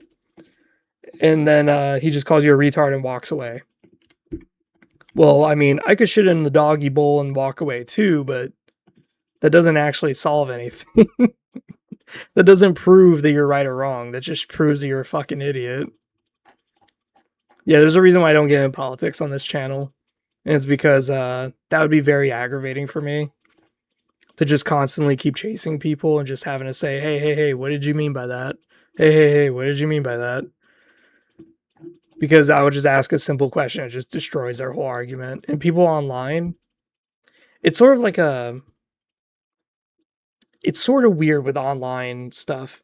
On one hand, I appreciate being anonymous because it's fun. Sometimes you do just want to be an idiot and just say stupid shit just for the sake of saying stupid shit. It's fun. It's funny as hell. On the other hand, some people say the craziest shit online where it's like, okay, we need your social security number. We need to know who you are. Because that was so crazy. Like one of which is like one guy was arguing with me and he didn't like what I was arguing about. So he was like, well, you're talking all this, but you know, it's not that hard to find your IP address. Wait, what? You just threatened me? You just tried to intimidate me when we're just having a normal discussion? Like, okay, we need to find out who you are and call the police on you. Like, you are mentally unsafe.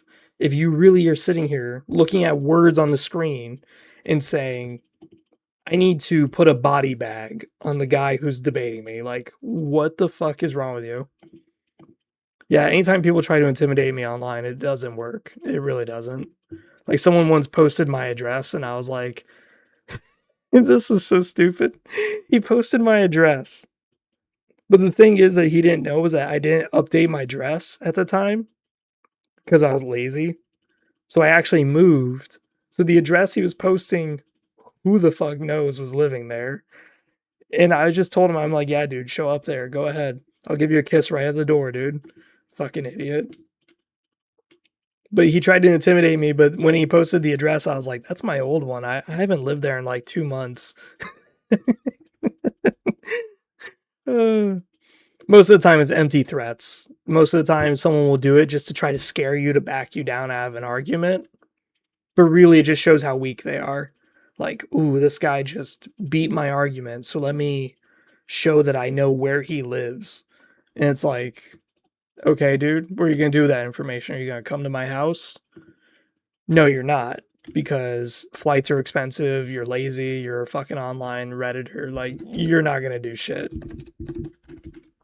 I'm curious if we got another notification.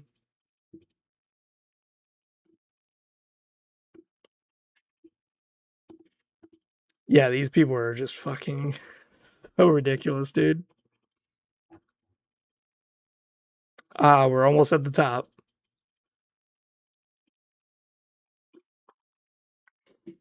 All right, I need you guys to post me some really, really bad takes, stuff like this, that I could get people pissed off about, just for the fuck of it. We need more. We need more of this.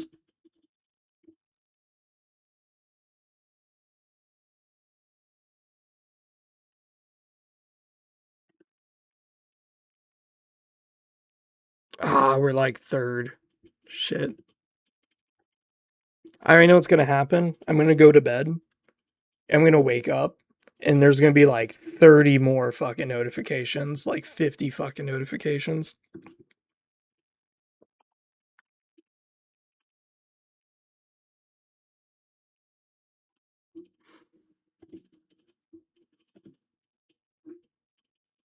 We did hit 1,800. I'm pretty happy with that. As you can see, estimated revenue, I don't hide it. But when it comes to earnings, where's the analytics? Boom. Because I was gone for a while, my money trend kind of went down. But I've noticed the YouTube shorts make me quite a bit of money. So can I see like a... I wonder if I could see like a over the time thing. Yeah, revenue. There we go. Yeah, so it shows me like every month. So in case you're wondering, like, whoa, Freezer, you're getting the bitches, dog. You got so much content. You're getting all these views. I'm making like $9 a month. This does not get the bitches. If someone was to tell me, yo, dude, quit your job and become a YouTuber, yeah, right. That is not fucking happening. Okay, man. We are not making the cheese, okay? We are not making anything. But yeah, roughly around March is when I was like, you know what, let me start doing YouTube short contents. And then I realized that YouTube shorts get a lot of views and they make me like, 20 cents per or 60 cents per short. So it's pretty damn nice. Where is it? Does it show my YouTube shorts? I think it does under content. Let's look at your shorts. So yeah, you go by views. It makes it easier. 11,000 views? A whole $2, dude. Damn. 5,000, almost $1. 3,000, yeah. Now there is some weird stuff here when it comes to the money. I don't know what it is. I don't understand YouTube. But like here it's 5,000, almost $1. But then you have one here like 3,000. It's almost half $1. This is almost 4,000 and it's less than that. I think it's about engagement, how long people actually watch the YouTube short. I'm not sure. Yeah, like I don't understand the money value.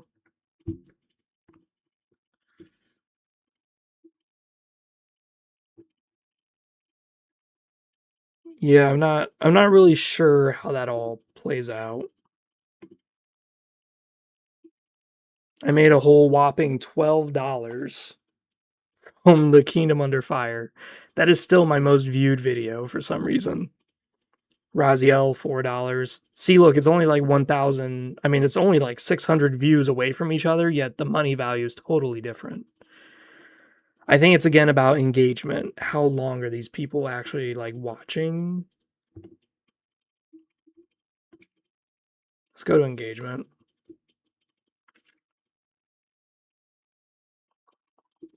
Let's see. 5 minutes and 30 seconds. Okay. Let's look at this.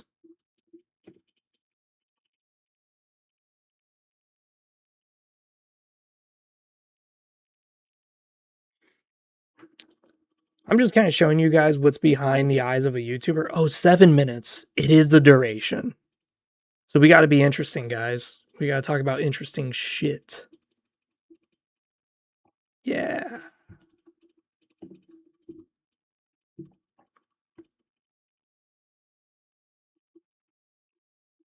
Yeah, $13, $18. Again, less views.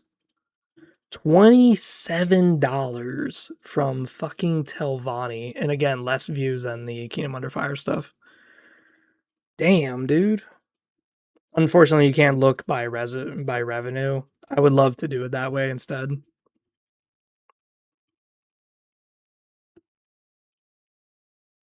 As you can tell, the rest of my videos are not exactly swimming in the bitches.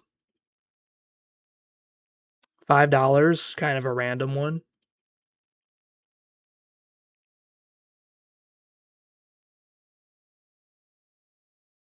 $4. Stormlords. Really? Stormlords? That one got $4? Really? Damn. I'm very surprised by that.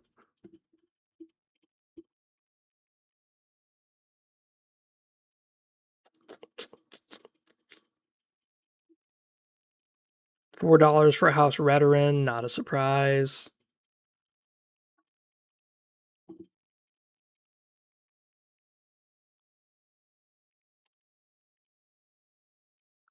Okay. I don't know why I can't, but sure, dude.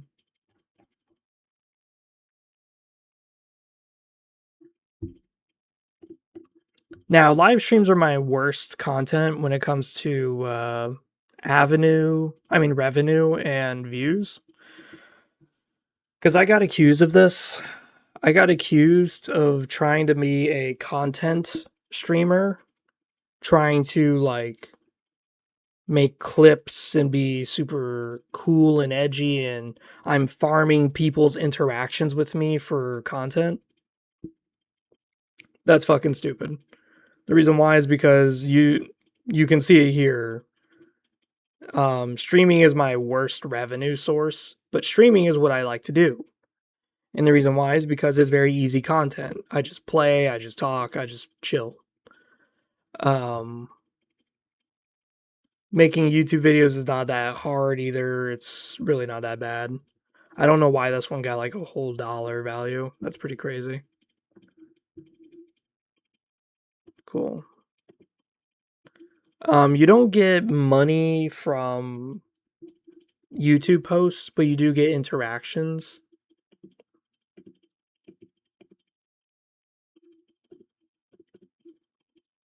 8,000 views for the Legacy of Kain one. Jesus Christ. 2,000 for this. Okay. But yeah, some people will just get it in their heads that all YouTubers are the same. I am a very unique butterfly, okay? I have my own shit going on, okay? I got my own biggest dickus going on right now. But Stephen Clemens here, let's pop up YouTube. I actually kind of enjoy his content, and I like talking to him.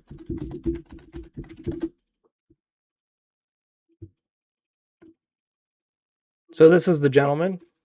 I'll post it in the Discord.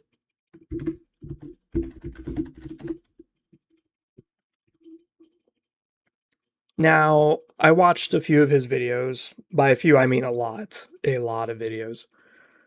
I would recommend people read or watch his playlist where he reads the entire Gary Gygax book about role-playing. If you like to play role-playing games like me, this was a very interesting book from a designer perspective and a gamer perspective. Like, one of the things that's in the book is that a lot of players, they don't play roleplay games to roleplay. They instead have their set of views on how they want to play and how they want to act. And then they use their character as their avatar. Like, here is a giant bull. Does he have the same beliefs as the bull culture? No. He just has whatever my beliefs are. Meanwhile, there are role players like me who actually will role play as the bull. So whatever my character is, that's who I'm going to try to be like. If my character is really smart, I'm going to do really smart things. If my character is brain dead retarded, I'm going to be retarded. Like if there's a moment, let's say, where there's like a bunch of boulders that can crush the enemy, and my entire teammates are down, they'll be like, "Yeah, Zach, go ahead, do it. Knock those boulders down." I'll tell my team that's a good idea, and it would work, but my guy is retarded. It breaks the immersion. It destroys what it means to roleplay if I do something that's out of character, unless one of your characters specifically told my character to do it. So that's when it comes to role playing, being a good role player versus not. He also does RPG reviews. What I really like, I like a lot of his RPG reviews. As you can see, I've watched most of them. I like the challenges. I like the challenges. So he does challenges. Cleric's Challenge, Wizard's Challenge, a Fighter's Challenge. And he talks about these games that were designed back in the 80s and 90s. And these were just amazing. When I was listening to them, I was like, oh my God, this is awesome.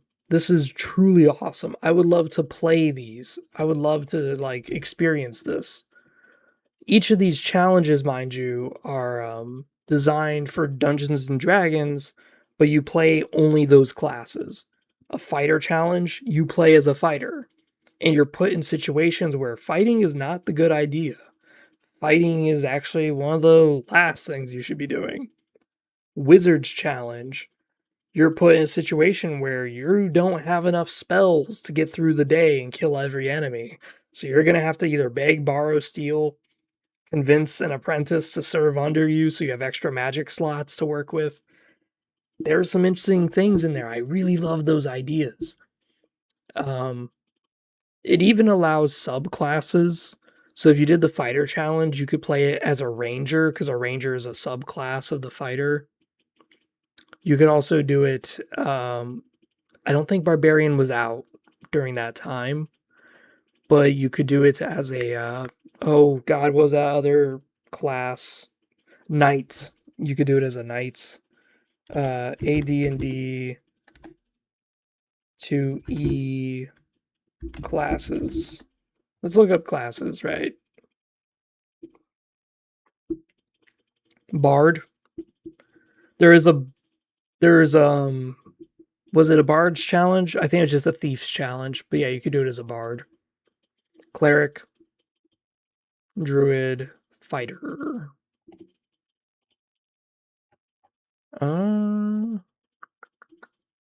Does it talk about it here? No, it does not. Oh, here we go. Paladin. Paladin's a fighter group. Color me impressed. A berserker, yeah, I remember that. Because that was the issue back in 2nd edition, is what's the difference between a barbarian and a berserker? A berserker does way more damage. And a berserker can wear heavier armor. Barbarians, they could tank a lot of damage because they cut damage by like 30% or some shit like that. It was crazy. I don't know what gladiator is. That's probably unique to something. But where specialist wizard, you had all this shit going on here, which is really cool.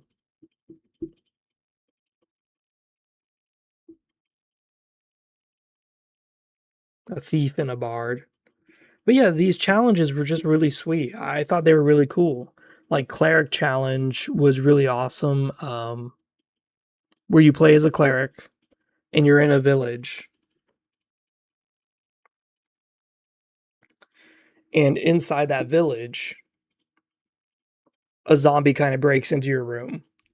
Now, as a cleric, back in 2nd edition, A level 1 cleric doesn't have abilities.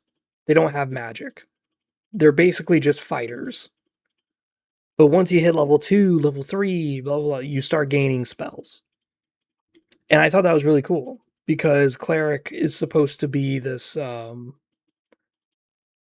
you earn the worship of your god.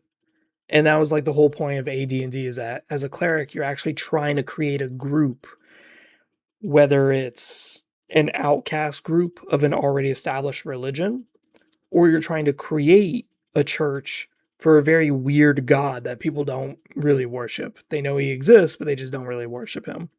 This could be evil, good, whatever. And it was just such an interesting adventure as the cleric challenge. I actually really liked it. It was one of my favorite ones because the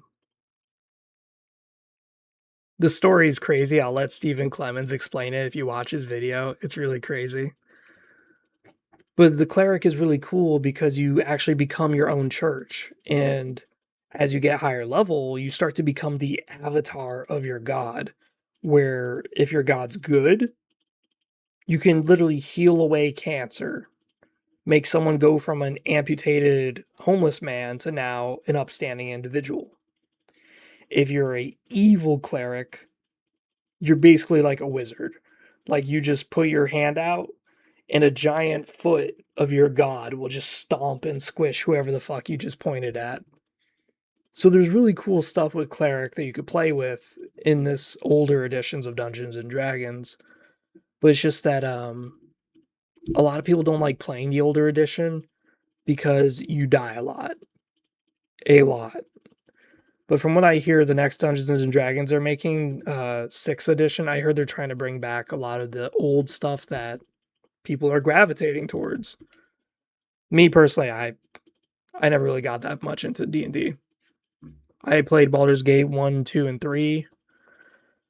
I have not completed 3. 3 is very boring to me.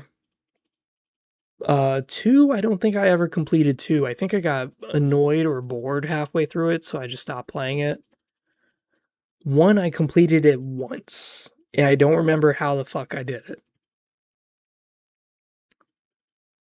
But there is a lot of D&D games. A lot of D&D video games. Like, for some reason, Baldur's Gate is on the Xbox original, and let me tell you, that shit does not run. It does not work very well. There's also a lot of D&D games for the Xbox, but they weren't D&D. Like, they were really just third-person hack and slashes, top-down, like, co-op games. Like, they were not D&D. 1988, bruh. Pool of Radiance. Oh my god. SNES, baby.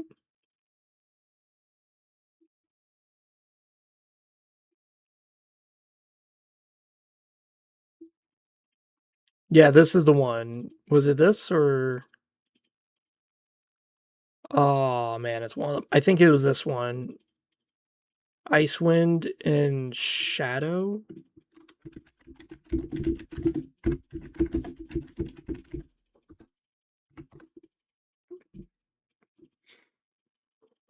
Dark Alliance. Yep.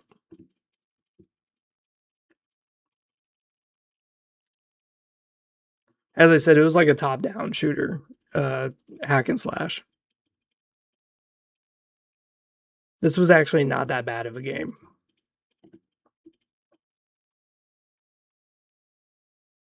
It was still bad, but it wasn't as bad as people may have said. There was another one. Oh fuck, what was the other one? It wasn't Baldur's Gate. There's another one.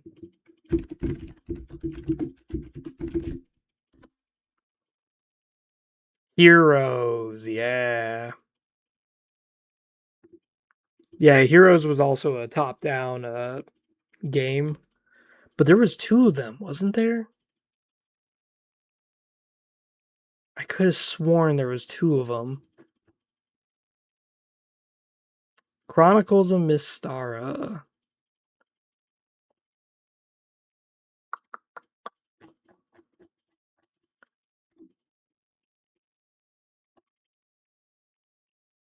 Didn't this one have a sequel?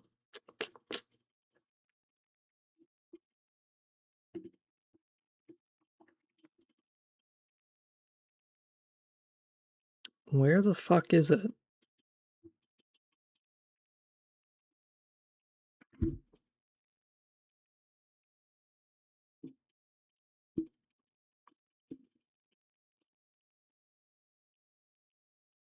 I like Dark Sun. Out of all the D&D settings, I like Dark Sun the most. It's really cool. Where the fuck was it? There was literally one that I'm thinking of right now. Oh my god. Dragon Heroes? Was that it? Any y'all know what I'm talking about? There was like a top-down D&D game. Oh man, it's gonna bother me. It was called D&D, but it was not. It was definitely not. It's much like these games where they are not D&D games by any stretch of the imagination.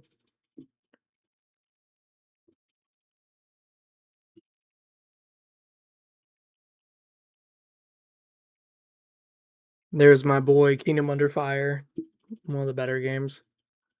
Galleon. I played the demo of this, but I never played the game. I wish I did though. It looked fun. Fuck. Where was the goddamn game? I think it was Dark Alliance and Heroes. I think those are the ones that I'm talking about. Yeah.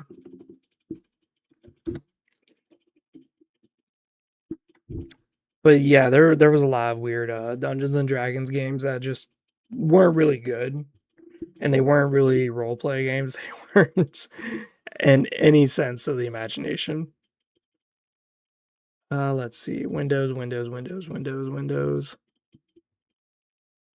Xbox Series X. Yeah, there it is. You can play some of these games on Xbox.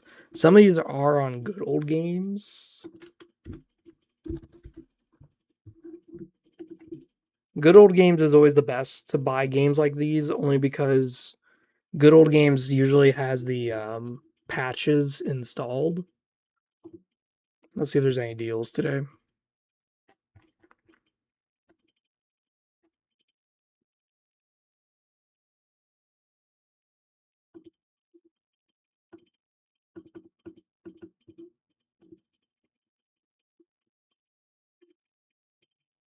Okay. The game finally took me to role-playing games. Okay, so what's...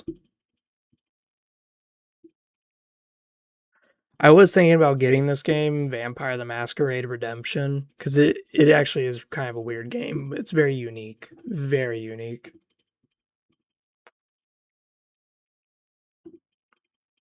What are you guys' favorite good old games that's on here? Jade Empire, this is a very good buy. Buy it, $3.75. That's a fucking steal. Get it. If you guys don't have it, get it. Lands of Lore. Oh my god, that's crusty. Fallout for $5? Yeah, right. Fuck no. Maybe for a single dollar, but 5? My ass.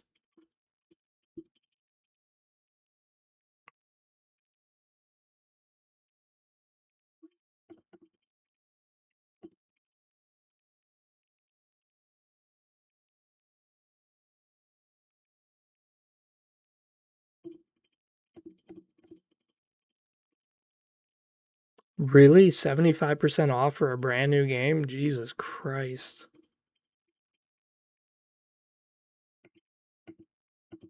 I didn't hear good things about this game.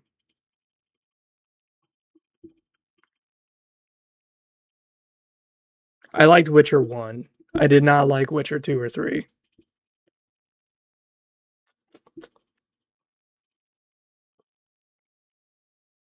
Jade Empire is amazing, though. If you guys like Kung Fu games, it's really good. It is really fucking good. Ultima 1, 2, and 3. That might be a steal. Oh my god, that is crusty. That is so crusty.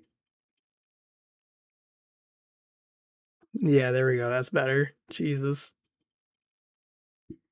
One of the oldest games I think I've streamed on here was God,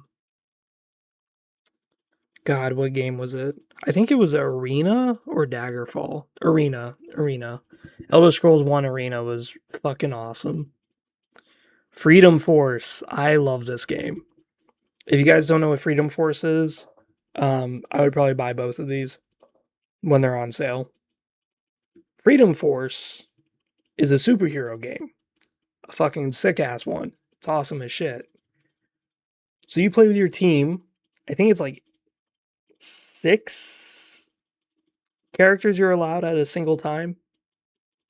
Or was it 4? I can't remember. But you can create your own hero if you want to. There's a whole list of abilities that you could choose from. Jumping really high, so you jump over buildings, fire, all sorts of shit. It's basically Marvel's copy pasted.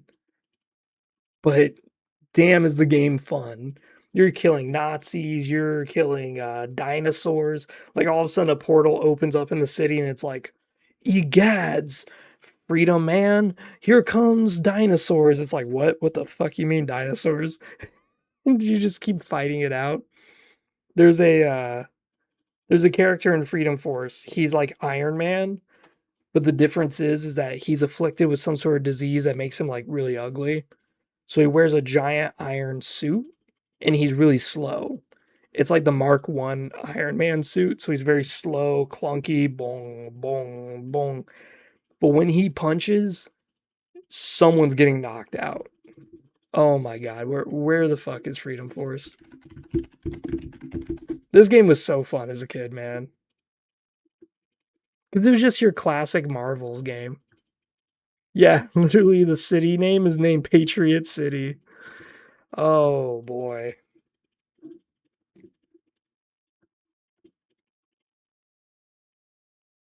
There's the Iron Man guy. I don't know if you guys can see that. Yeah, there's the Iron Man guy.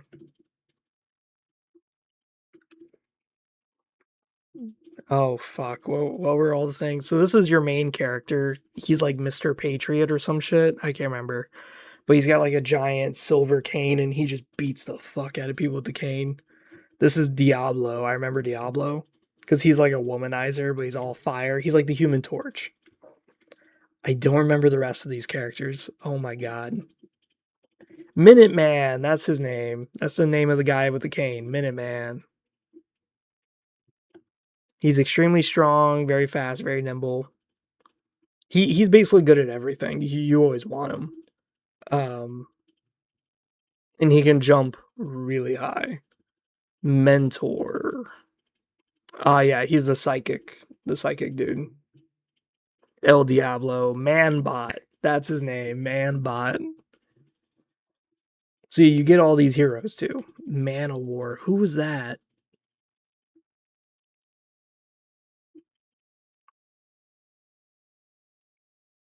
Oh, he's like Aquaman. Yeah. He's immune to knockbacks. Yeah, he's able to jump. He can fly. Electricity and water stuff. Oh my god.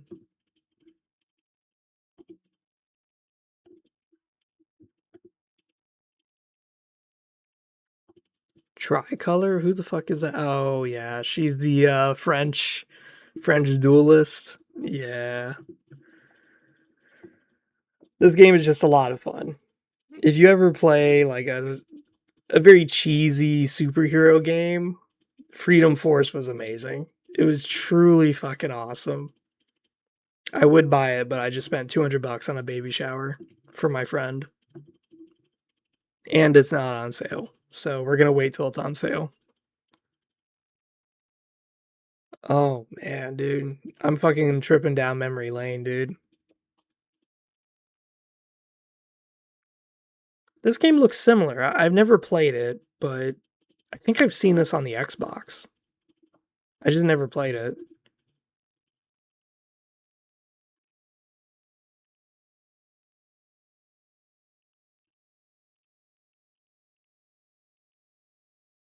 Let's see.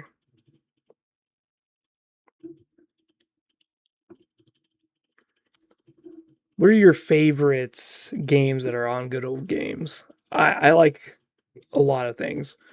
Good Old Games used to be a pirate site too back in the day. And it wasn't really like pirate. It was more like these games are so old, we're just going to make it free to download. And we're going to find the codes and digitalize them so you could download them. And that's what Good Old Games started as. But then they became a company because, they were getting into a lot of legal issues. But I remember that because that's how I got, hypothetically, that's how one would get the game Jurassic Park Operation Genesis. If you don't know, Jurassic Park Operation Genesis is fucking awesome. It's better than whatever it is that you'll play now.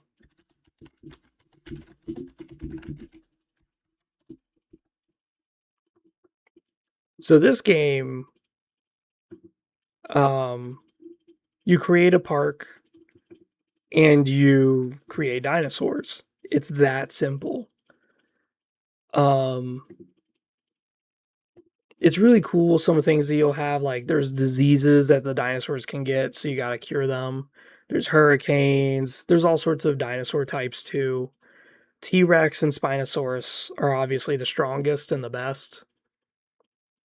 But you have Velociraptors. This is their Velociraptors. Little fuckers always broke through the goddamn gates. They would always test the gate. But the only issue with it was that on the Xbox and on the PlayStation 2, there was a population limit on dinosaurs. I think it was 64. Why 64 specifically? I got no idea. But if you ever had too many dinosaurs, they would just die of old age immediately. It was really dumb.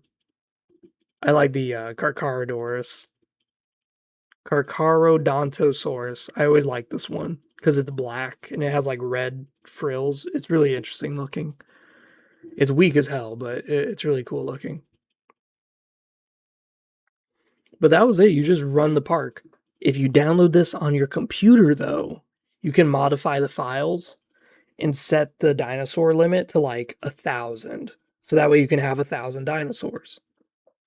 It was a really cool game because the way the dinosaurs would act would sometimes catch you off guard. Like, that's very unique behavior that they distribute.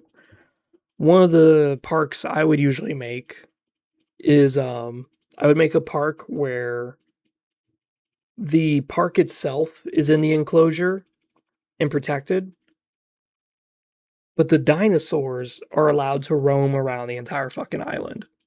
The reason why I like doing a park like that is because then I get to see where the dinosaurs migrate. Do they migrate up north? Do they migrate south? And you would see some weird behavior. Like, for some reason, all the T-Rexes like to stay in the top left side of the island. Why? I have no idea. Then the Parasaurolophusauruses would like to stay in the center. And it was just cool. It was really cool to see how your AIs are behaving. I did play the new Jurassic Park games, the Jurassic World one, whatever it was. But then they just locked a lot of features behind DLC. Like, oh, you want to genetically manipulate your creatures? DLC, DLC, DLC. And it's like, come on, dude, really? So I'm not going to pay 100 DLCs just to play a game that you promised that we could do and then you didn't deliver. I'm not doing that. It's just like Battle Sector. Battle Sector is a fun game, but because they decided to do DLC grabbing, I'm like, I am not going to buy it, and I will not recommend people to buy it because you have like 100 DLCs just to play the actual game. Like one of the things that they had in Battle Sector, ooh, I don't know if I could show it.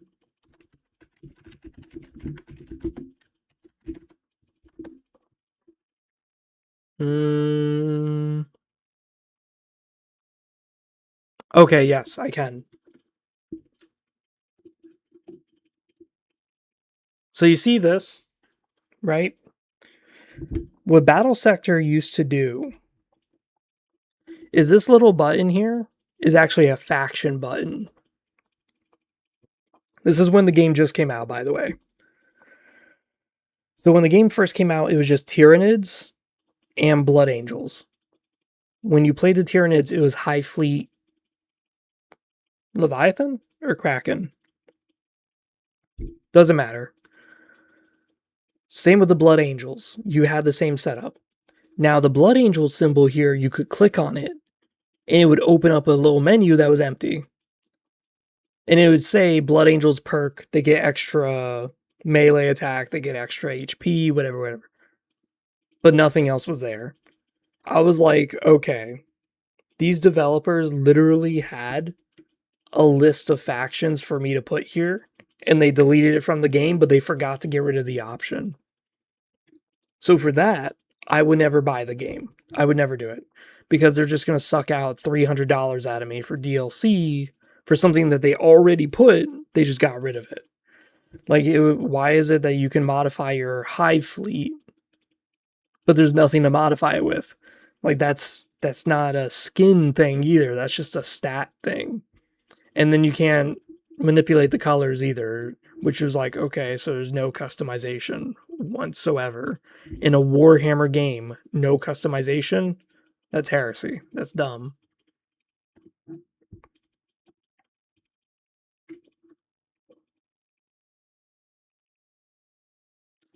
There were a few games that I've played that I had zero expectations and I was surprised. One of which was Shadowrun. Shadowrun was actually really fun, but it had a shitty story. Like, the story was boring, but the gameplay was actually pretty interesting. It was pretty fun.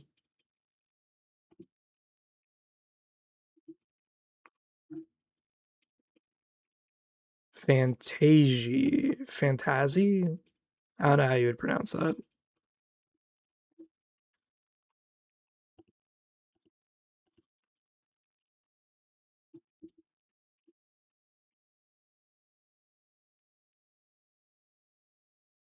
Oh, it's a soundtrack.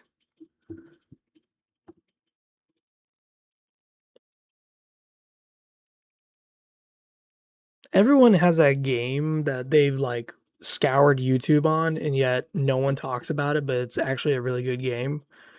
There were a few that people talked to me about.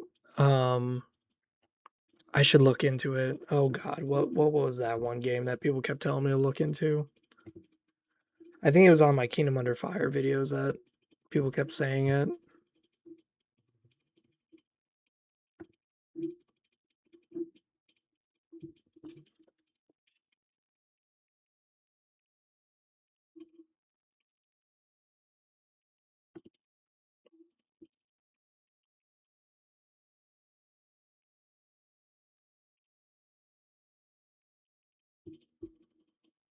Hey, we got public subscribers on here. Yeah, thank you guys.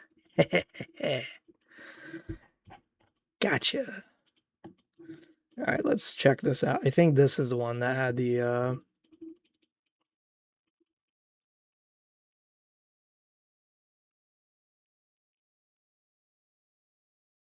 OXM demo. Yeah.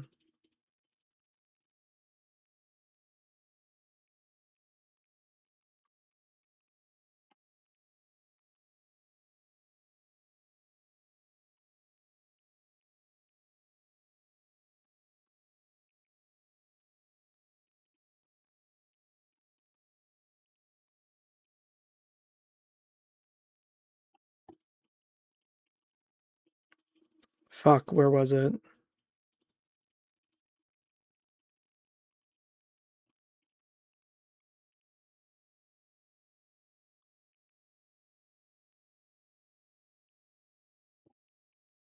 There was a guy who told me like it was some sort of game. It was called like Dragon Warrior or some shit like that. I don't know. And they said it was very similar to Kingdom Under Fire, so that's why I'm like, I have the time now. We could go look at it. Orcs, was that it? I'm trying to find that comment.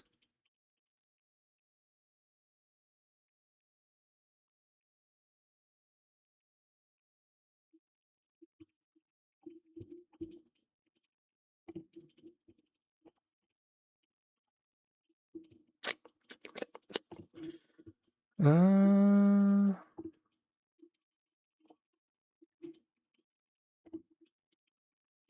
I don't think I'm gonna find it. Shit.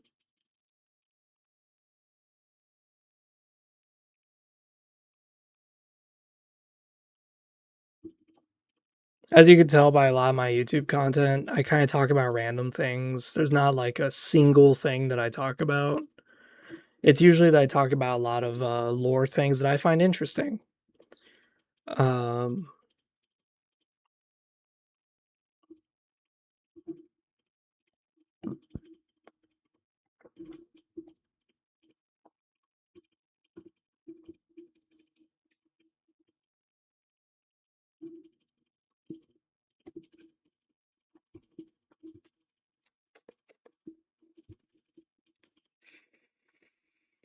oh man, I remember it was a Kingdom Under Fire video, but some guy was telling me to play some fucking game.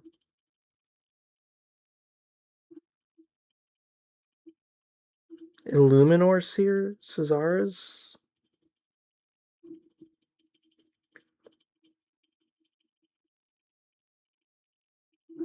Oh no, that was the Necron thing. Fuck. No comments. No comments. Oh shit, there was.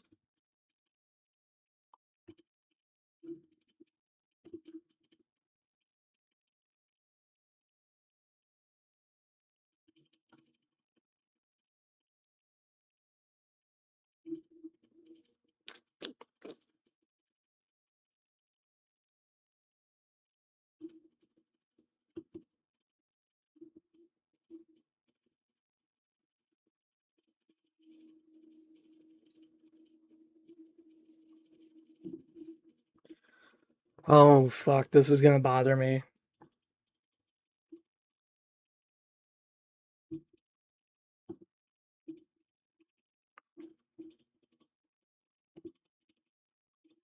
Okay, we're not gonna worry about it.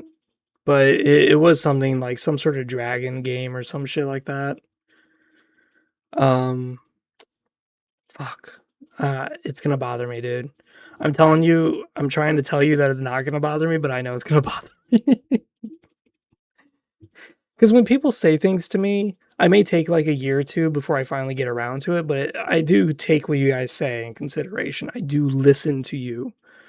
There will never be a thing where it's like, oh, Freezer ignores his fans. No, I listen to you guys. You guys have lives. You guys spend time to chill here and talk to me. I mean, I think that's cool. So why would I not give you the same courtesy and listen to you guys? Listen to what's going on. Here's Shadowrun.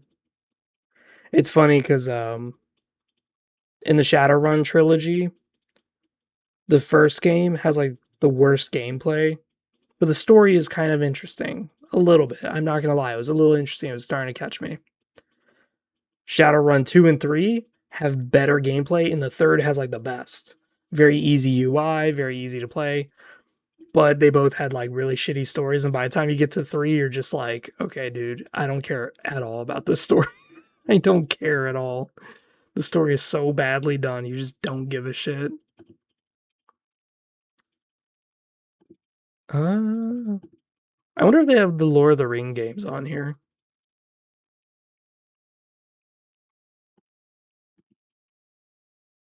Yeah, Dragonfall.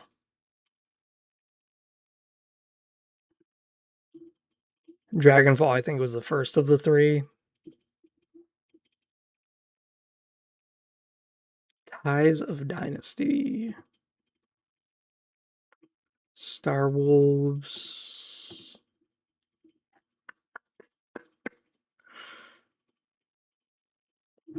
Warlords Battlecry. Oh, it's a strategy RTS game. Okay. It's on sale if people want to play it. See, I do always wonder about this on how older games had kind of more content in them than newer games. Like, this is Warlords 1, and yet, or is this Warlords 1, or is this, it's got naval combat, and it's like, really, dude, naval combat? This kind of game? Develop your hero, cast a very unique. This was released in 2000. This looks like a game from the 80s, dog. What do you mean this is from the 2000s? No fucking way. Oh, don't tell me it puts me all the way back. No, it didn't. Okay. This was released 2002. 2002? And your game looked like this? Nah. I wonder if they have it. This game I used to like quite a bit. It was one of those Warcraft clones that actually was good, kind of like Kingdom Under Fire. There's a search bar. Para World.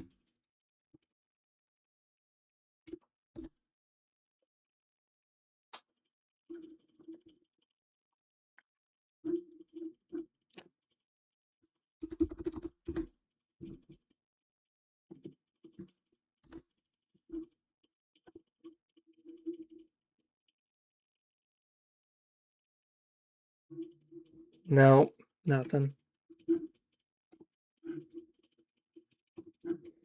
So Paraworld is a RTS game I used to play quite a bit. You had 3 factions. That was it. And you could play as the Egyptians, who were all dinosaurs.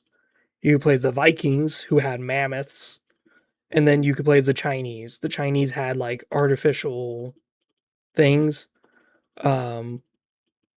Paraworld was really cool though, because Egypt was my faction. I liked playing with the dinosaurs. I really did. I liked it.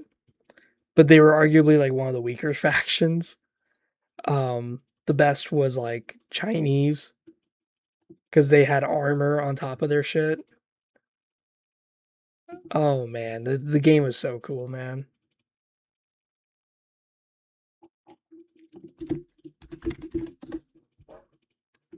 Let's see if we could watch the intro.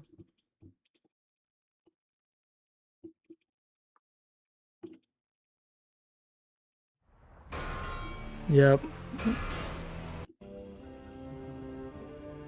Look at this shit. 272,000 views 19 years ago, man.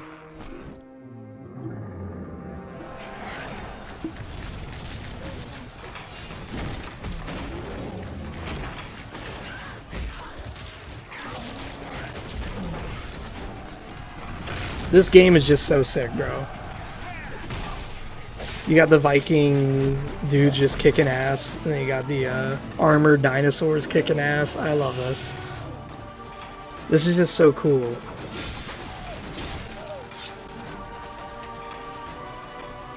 Oh, the armored rhinoceros and shit. Yeah, look at that big ass ballista from the... Oh my god.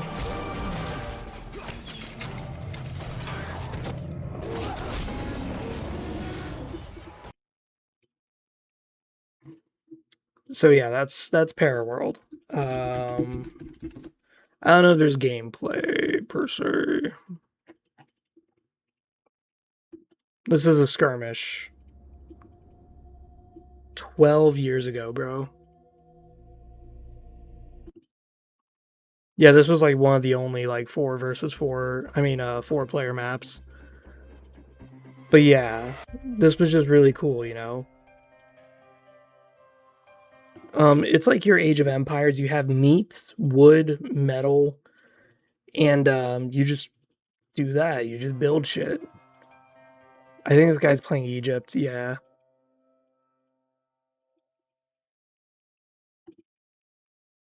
And there's like a day and night cycle as well as Navy. Resources are limited, so it's not like as if you could farm the map infinitely. You had to eventually win. Yeah, this game was just sick as fuck.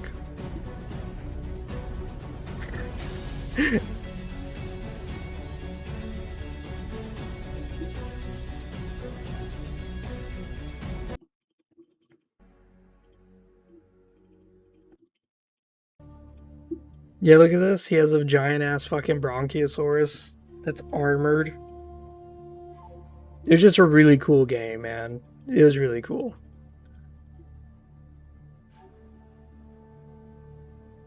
You had magic as well. It was just a crazy game.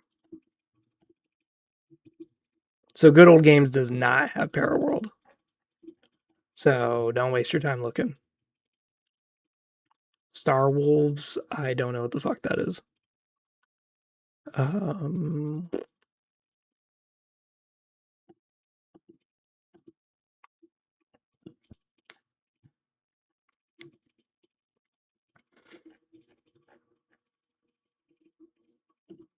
Hopefully I'm giving you guys good ideas of games to play on your own time.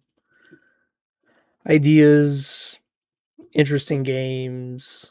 If you're looking for like a collection of free games because you know you're tight on money, I understand. So am I. What I would recommend is was it called GitHub?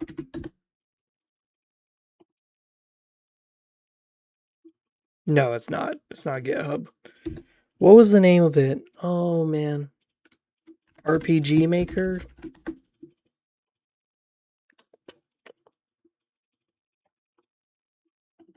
Alright.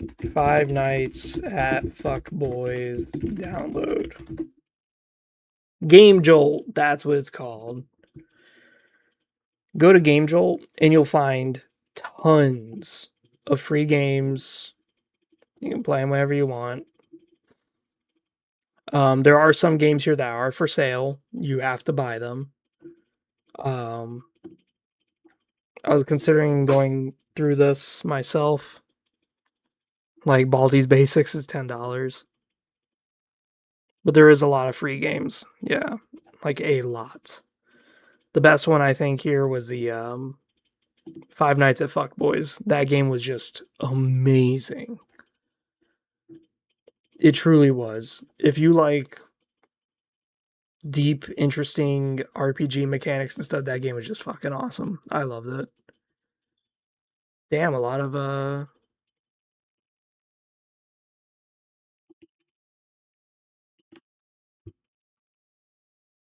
price free.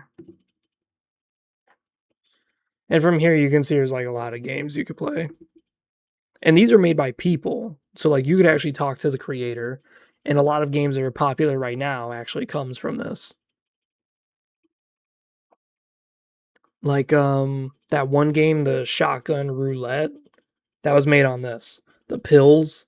Yeah, where people could like take the pills and you have to try to outlive the other guy. Where you're playing like a game of Russian roulette with pills and you could use different devices. Yeah, that was made here on Game Jolt by some random guy.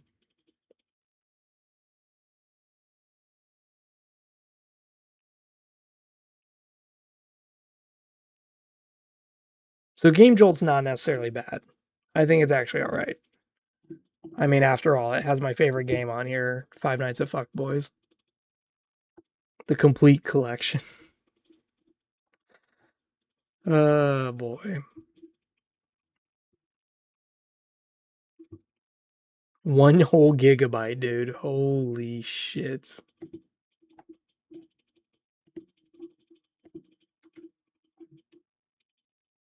I don't know what I'm doing, dude. I just spent like the last 2 hours just talking about random shit.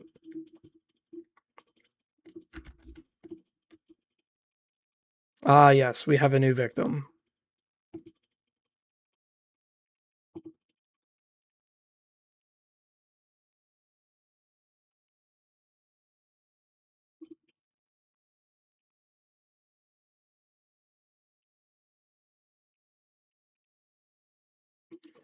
Dude, this guy's like hella brainwashed against hating the Legion.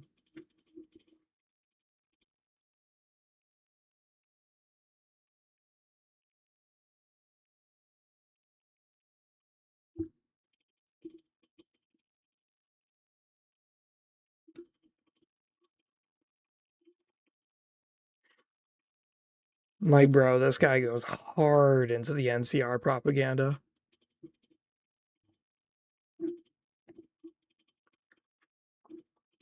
What do you think happens to the caravan guy if he doesn't do his job? That being a caravaner is his choice, it's not a job. Like, bro, what? That's not the way that works. I'm excited for in like 4 days or so, 5 days, League of Legends Classic is going to come out. Those of you who do not know, I've been playing League since season 2. So, I'm going to have a lot of fun. Like a lot of fun. Oh, they have Star Wars Battlegrounds. Oh, that's so cool.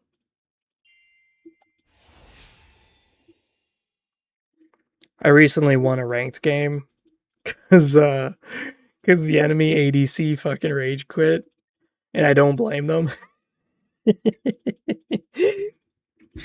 Oh shit! I love pissing people off, bro. I love it so much. Yeah. So what happened was I'm playing Poppy support, and there's a Tristana enemy and a Seraphine enemy and a Caitlyn ADC on my team. The very beginning of the game, we get first blood on Seraphine, and then we both die immediately at Tristana.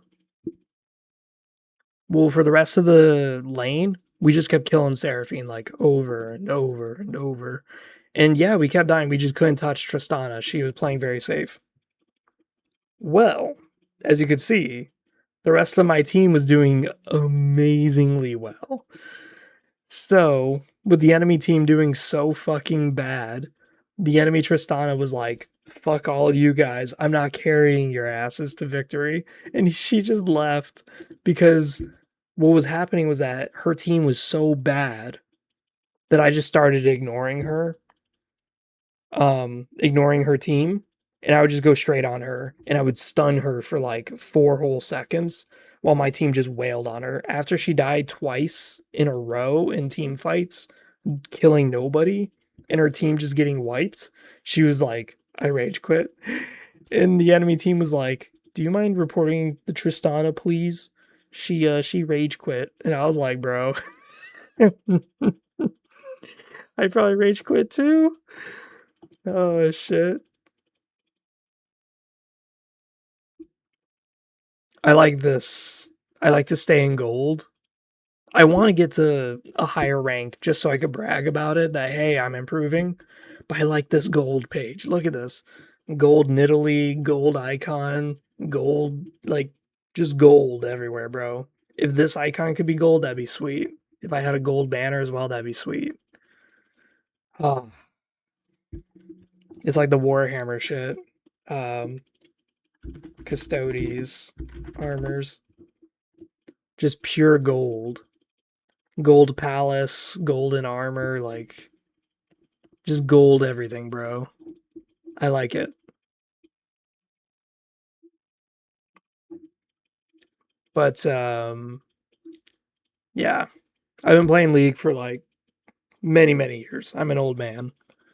I've been playing League since like 2011 or 2010. So I've been playing this game for a very long time. I need to buy rune pages.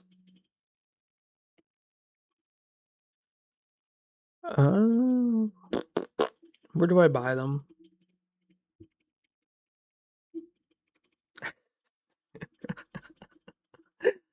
Oh shit.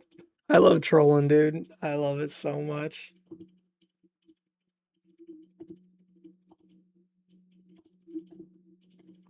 I have literally nothing to spend my money on, dude. Just give me rune pages, bro. Just give me all the rune pages. Now next time I play, I have shit to work with. But yeah, right now my issue is that I want to get a new computer. Costco computers. So I'm a executive.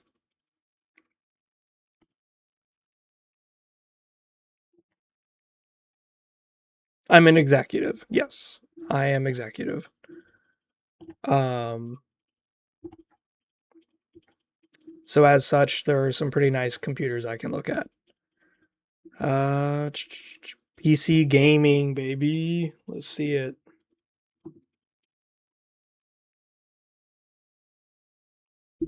I do not know anything about computers.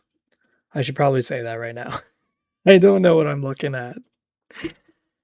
All I know is that for some reason this is $400 cheaper. A lot of negative reviews. I wonder why that is.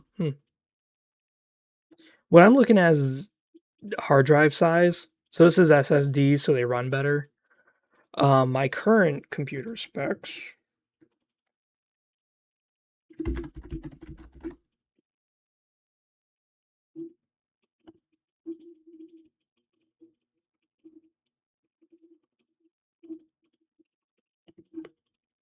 Settings, systems.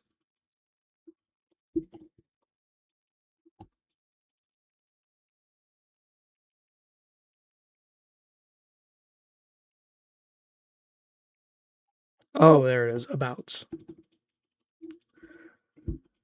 Okay. So this is my current shit, right? Oh, you guys can't see it. I'm sorry. Let me move. This is my current PC, okay? This shit sucks. Now, if I get 2 terabytes, I'd still probably have an issue. Now, I could thankfully just take my 500 gigabyte SSD out and just put it into whichever one of these. But I don't know what the fuck I'm looking at. That's a problem. So this is less. This is basically what I'm at for RAM because I have 16 gigs of RAM. I would ideally want the 32, but my friends were telling me there's a difference between VRAM and non-VRAM. I don't know what the fuck I'm talking about. My graphics card is very outdated. That's the reason why I want new computers, because I tried playing Cyberpunk and it's playable, but it's just so laggy. NPCs keep disappearing in my face, and it's not the game's fault. It's my computer. My computer is literally running at 100% to run the fucking game. So I need a new PC, basically. See, I don't understand the difference between a 5060 Ti and a 5060.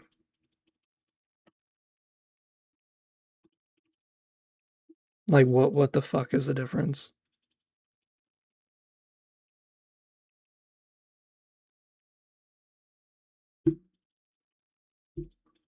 Because to me, this is looking like the best deal. I don't know why it's cheaper than this.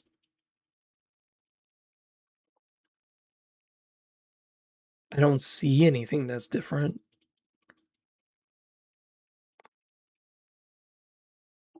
I don't know. But I know as I'm planning on getting a new PC.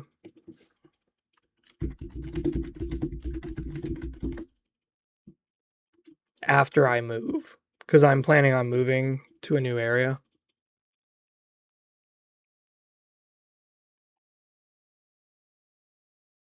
Yeah, see, 16 gigabytes. 1 terabyte only? Oh my god, Costco had better computers than Best Buy. Are you kidding me, dude?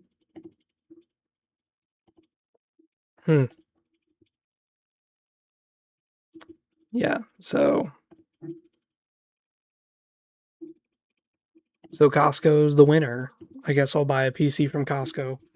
My computer is custom built, by the way. So my friends, like, I gave them a budget of $1,000, and I said, make a PC with this budget.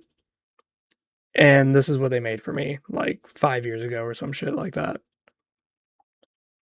That being said, since it's been so many years, it is starting to get outdated. It needs to be changed.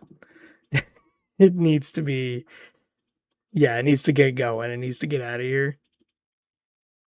Especially with a lot of video games these days being like 70 gigabytes, 100 gigabytes. I just do not have the hard drive space to play all the games that I want, to just have them installed at all times. So I need to constantly uninstall and reinstall games. Like literally just back and forth. Uninstall, reinstall, uninstall, reinstall. Hmm.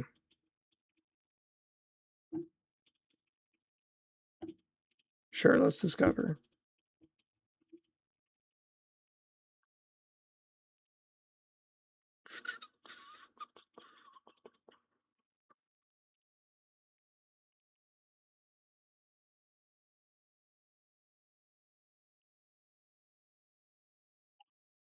I've played Homeworld, and I'll tell you, like, the last 3 missions, you have to really plan ahead, like, way ahead.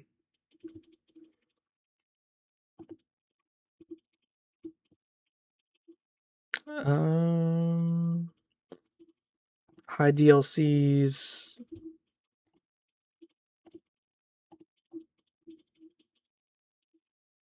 Okay.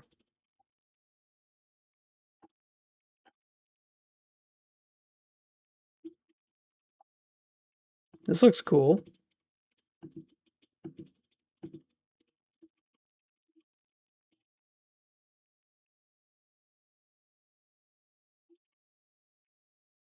Let's look for role play games. The Dead awaits. Raidborn. Does this have anything? It's literally a game with no description. Oh, this is like the Ultimate Edition. That's why we need to find like the base game. I was gonna say that is a bold strategy for selling your game out there. Having no description, no pictures, nothing. That is a bold fucking way to make a game and make a profit. Gorky 17. What the fuck is that? What the fuck?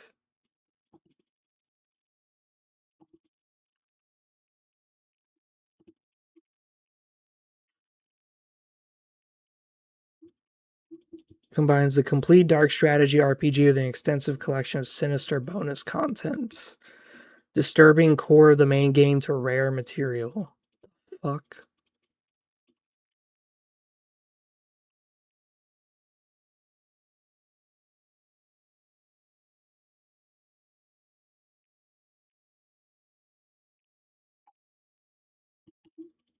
What makes this game so...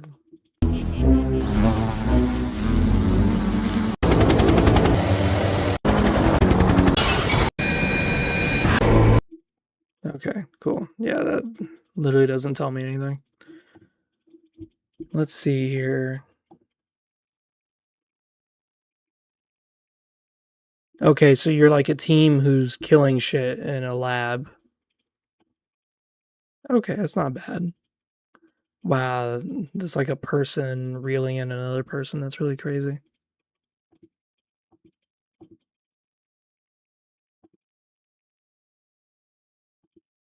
That's cool looking. That might be my next game. Fuck. That actually looks pretty cool.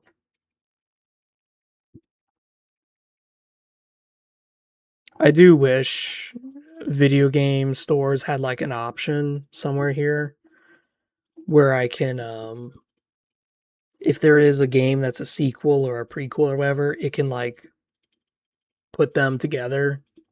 So that way when I'm scrolling through, I don't like have to fight and find out where the fuck the third installment of a game is or some shit.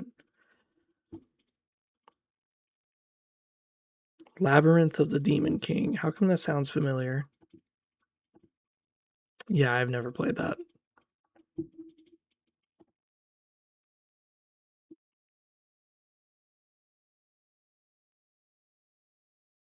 Reality Break. Roguelike. Hello, hello. I don't really like top-down player. I keep seeing this game on fucking Xbox One, dude. I am not playing the shit. Neon Blood. Is this a cyberpunk game? Yeah.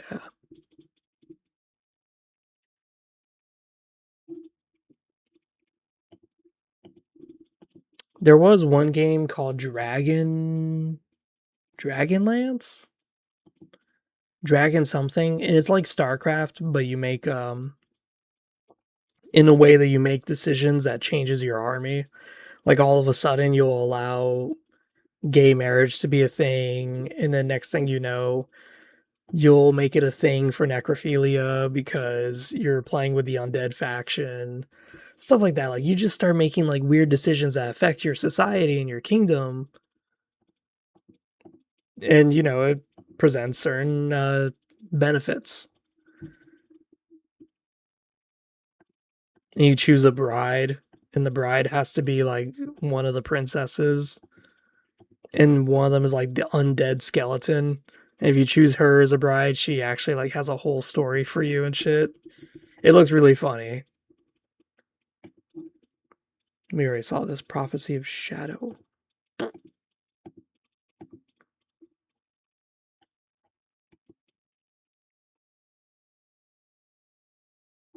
Quasimorph. I heard some good things about that game. Islands of the Caliph. A Muslim-based RPG game. That's actually pretty cool. I wish we had more like games based in the Ottomans. I always think that's pretty cool shit.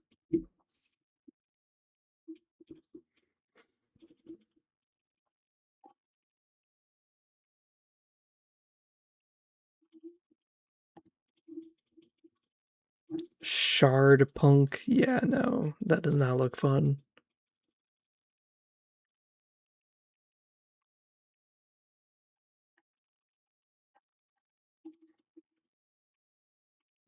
Oh yeah, let's check our Reddit thing. No.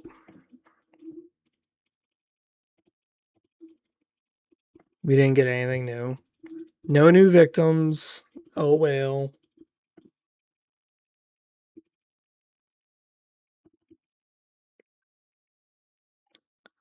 So Gold Crush is now out. I released the game. That being said, I'm still working on Kingdoms of Oblivion. And I've been keeping notes on our roleplay. Speaking of which, we should probably do that. I haven't done my roleplay thing in quite a while. We got foods and items. For the RPG of Kingdoms of Oblivion, I've got all these foods here. 2 gold pieces to buy, stuff like that. Soulketh's Tears, 20 gold to buy. King's Crown, 50 gold to buy. Gullet Sponge, 5 piece per pound.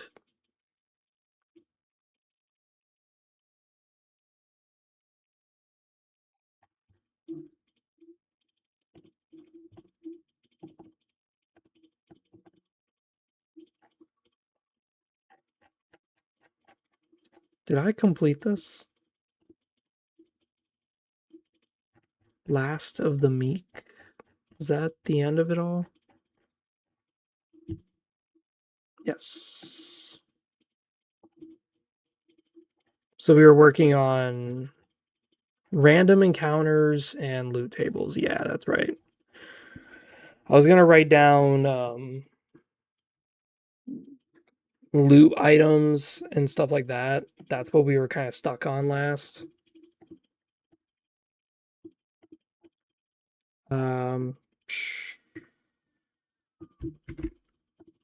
What we'll do here is we will post this. Unique loot items.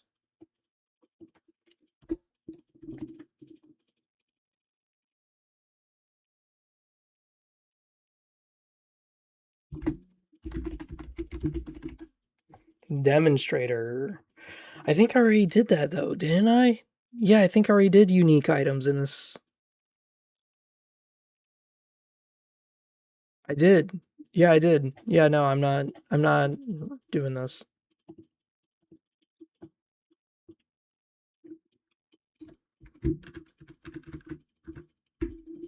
Yeah, no, we should just leave it as is. I'll mess with that when I'm more clear-headed. We do have traits Um,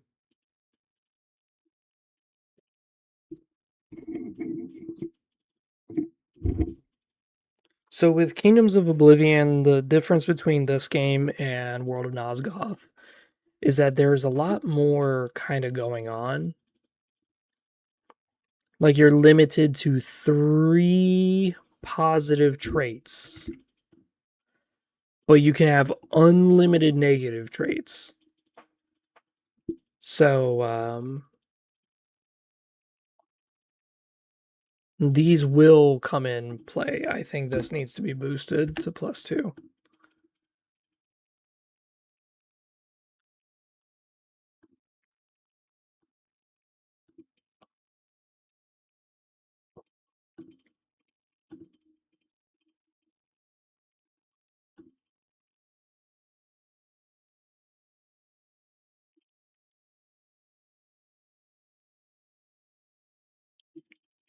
Because one of the ideas with Kingdoms of Oblivion, we were talking about this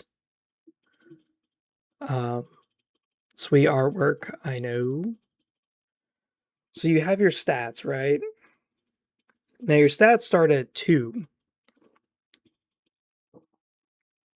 So World of Nosgoth, if you play as a human, your stats start at 4.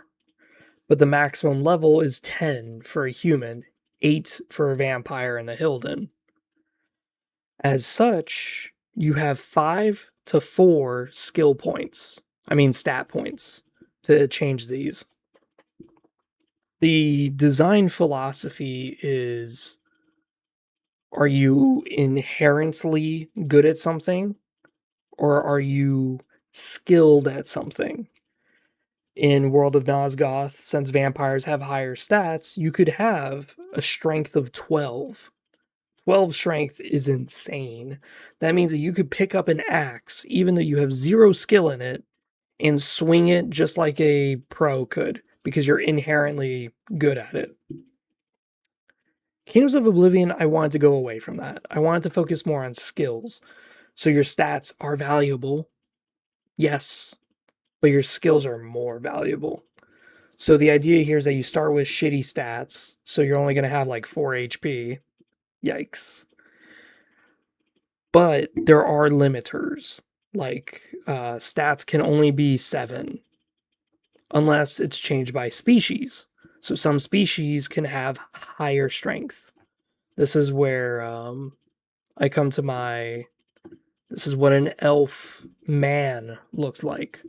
An elf man can only have 7 strength, only 3 endurance, but he can have 8 perception and intelligence.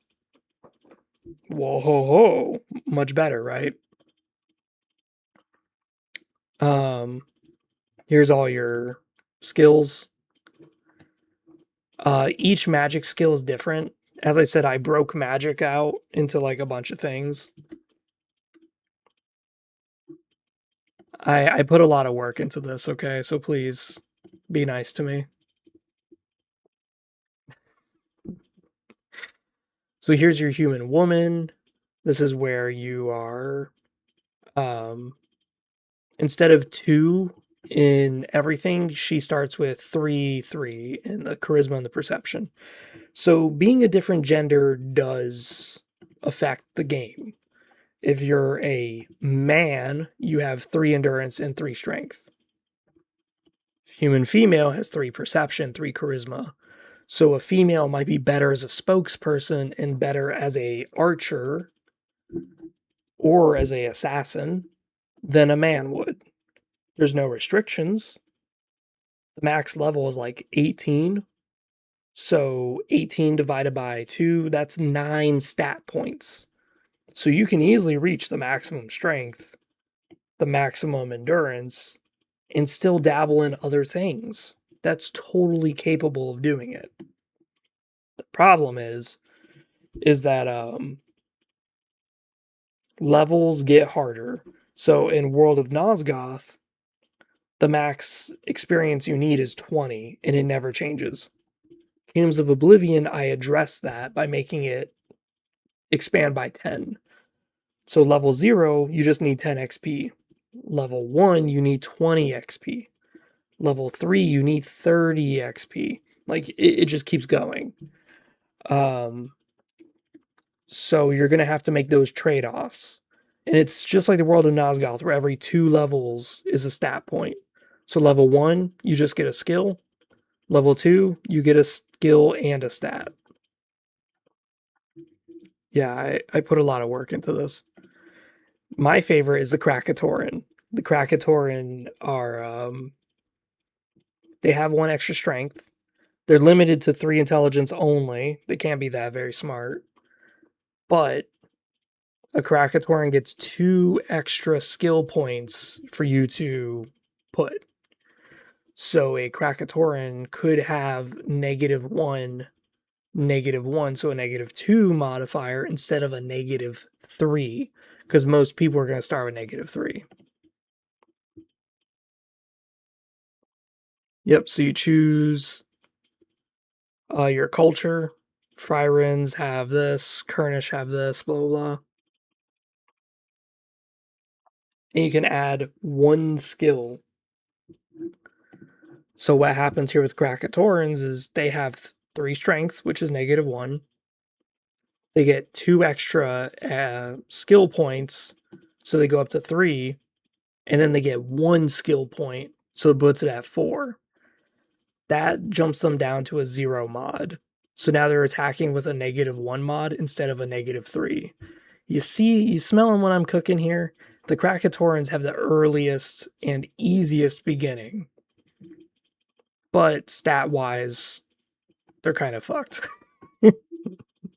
You're not going to be very intelligent. Let's see here. There are different languages. All holy scripts are written in Angelic, and most runes are written in Dwarvic. There's also Krakarkit. There's a lot of cool things that we're kind of playing with here.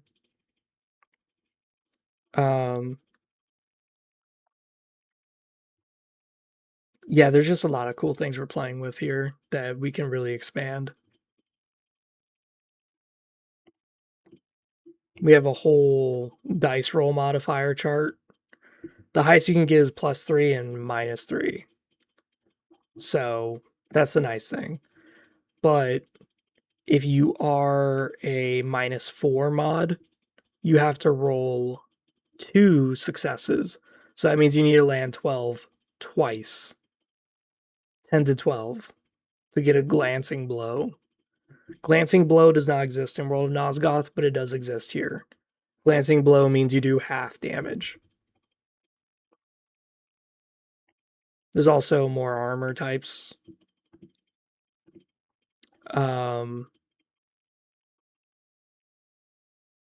There's also breaking armor and stuff like that.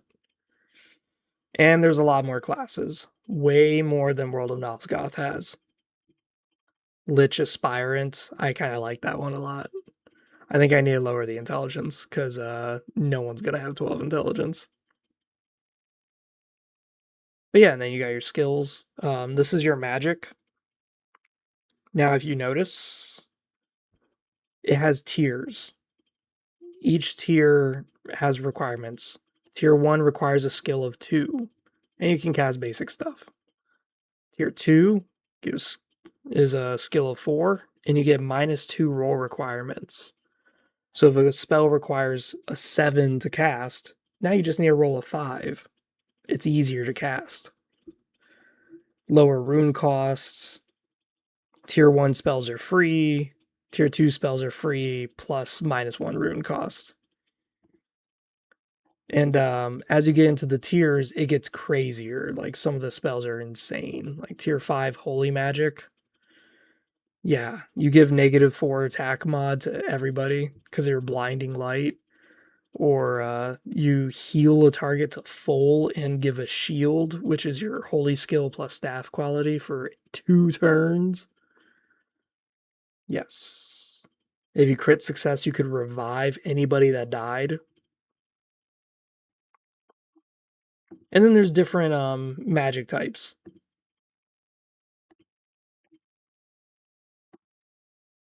We have fire, ice, and we have a bunch of effects you can do with these things.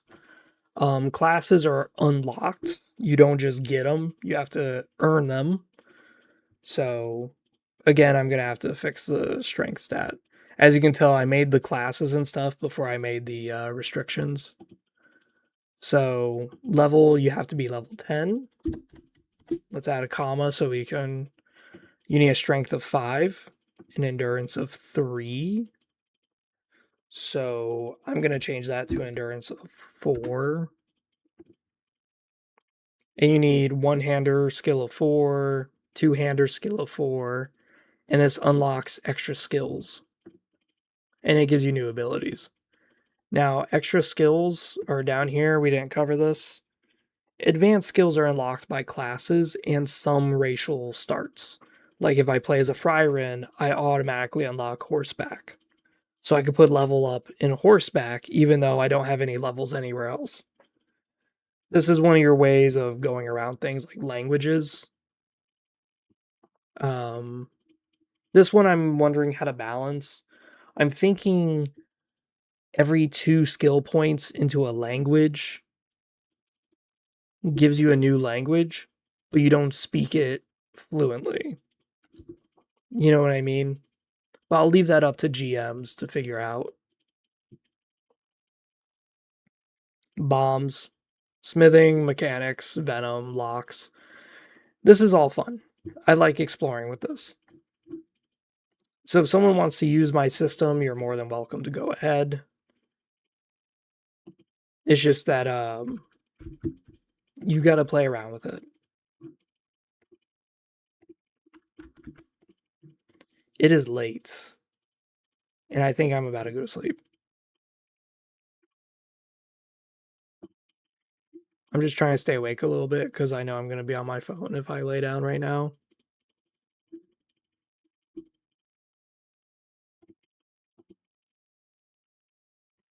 Let's just type it. Dragon. Let's look for dragon.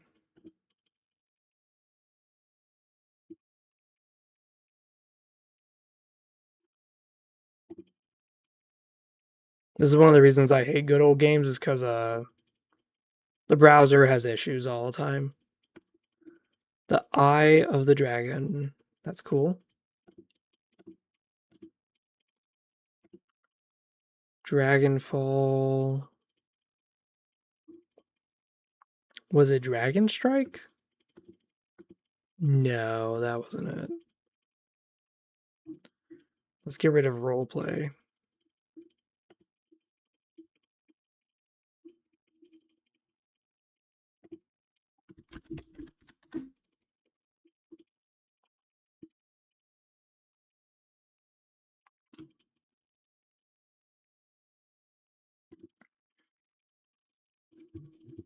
It might be better if I just find it on here.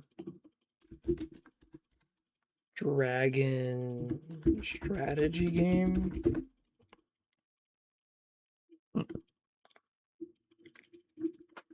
This is it.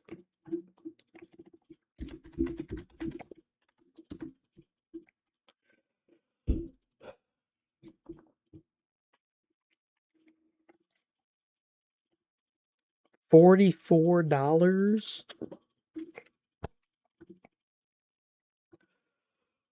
Oof.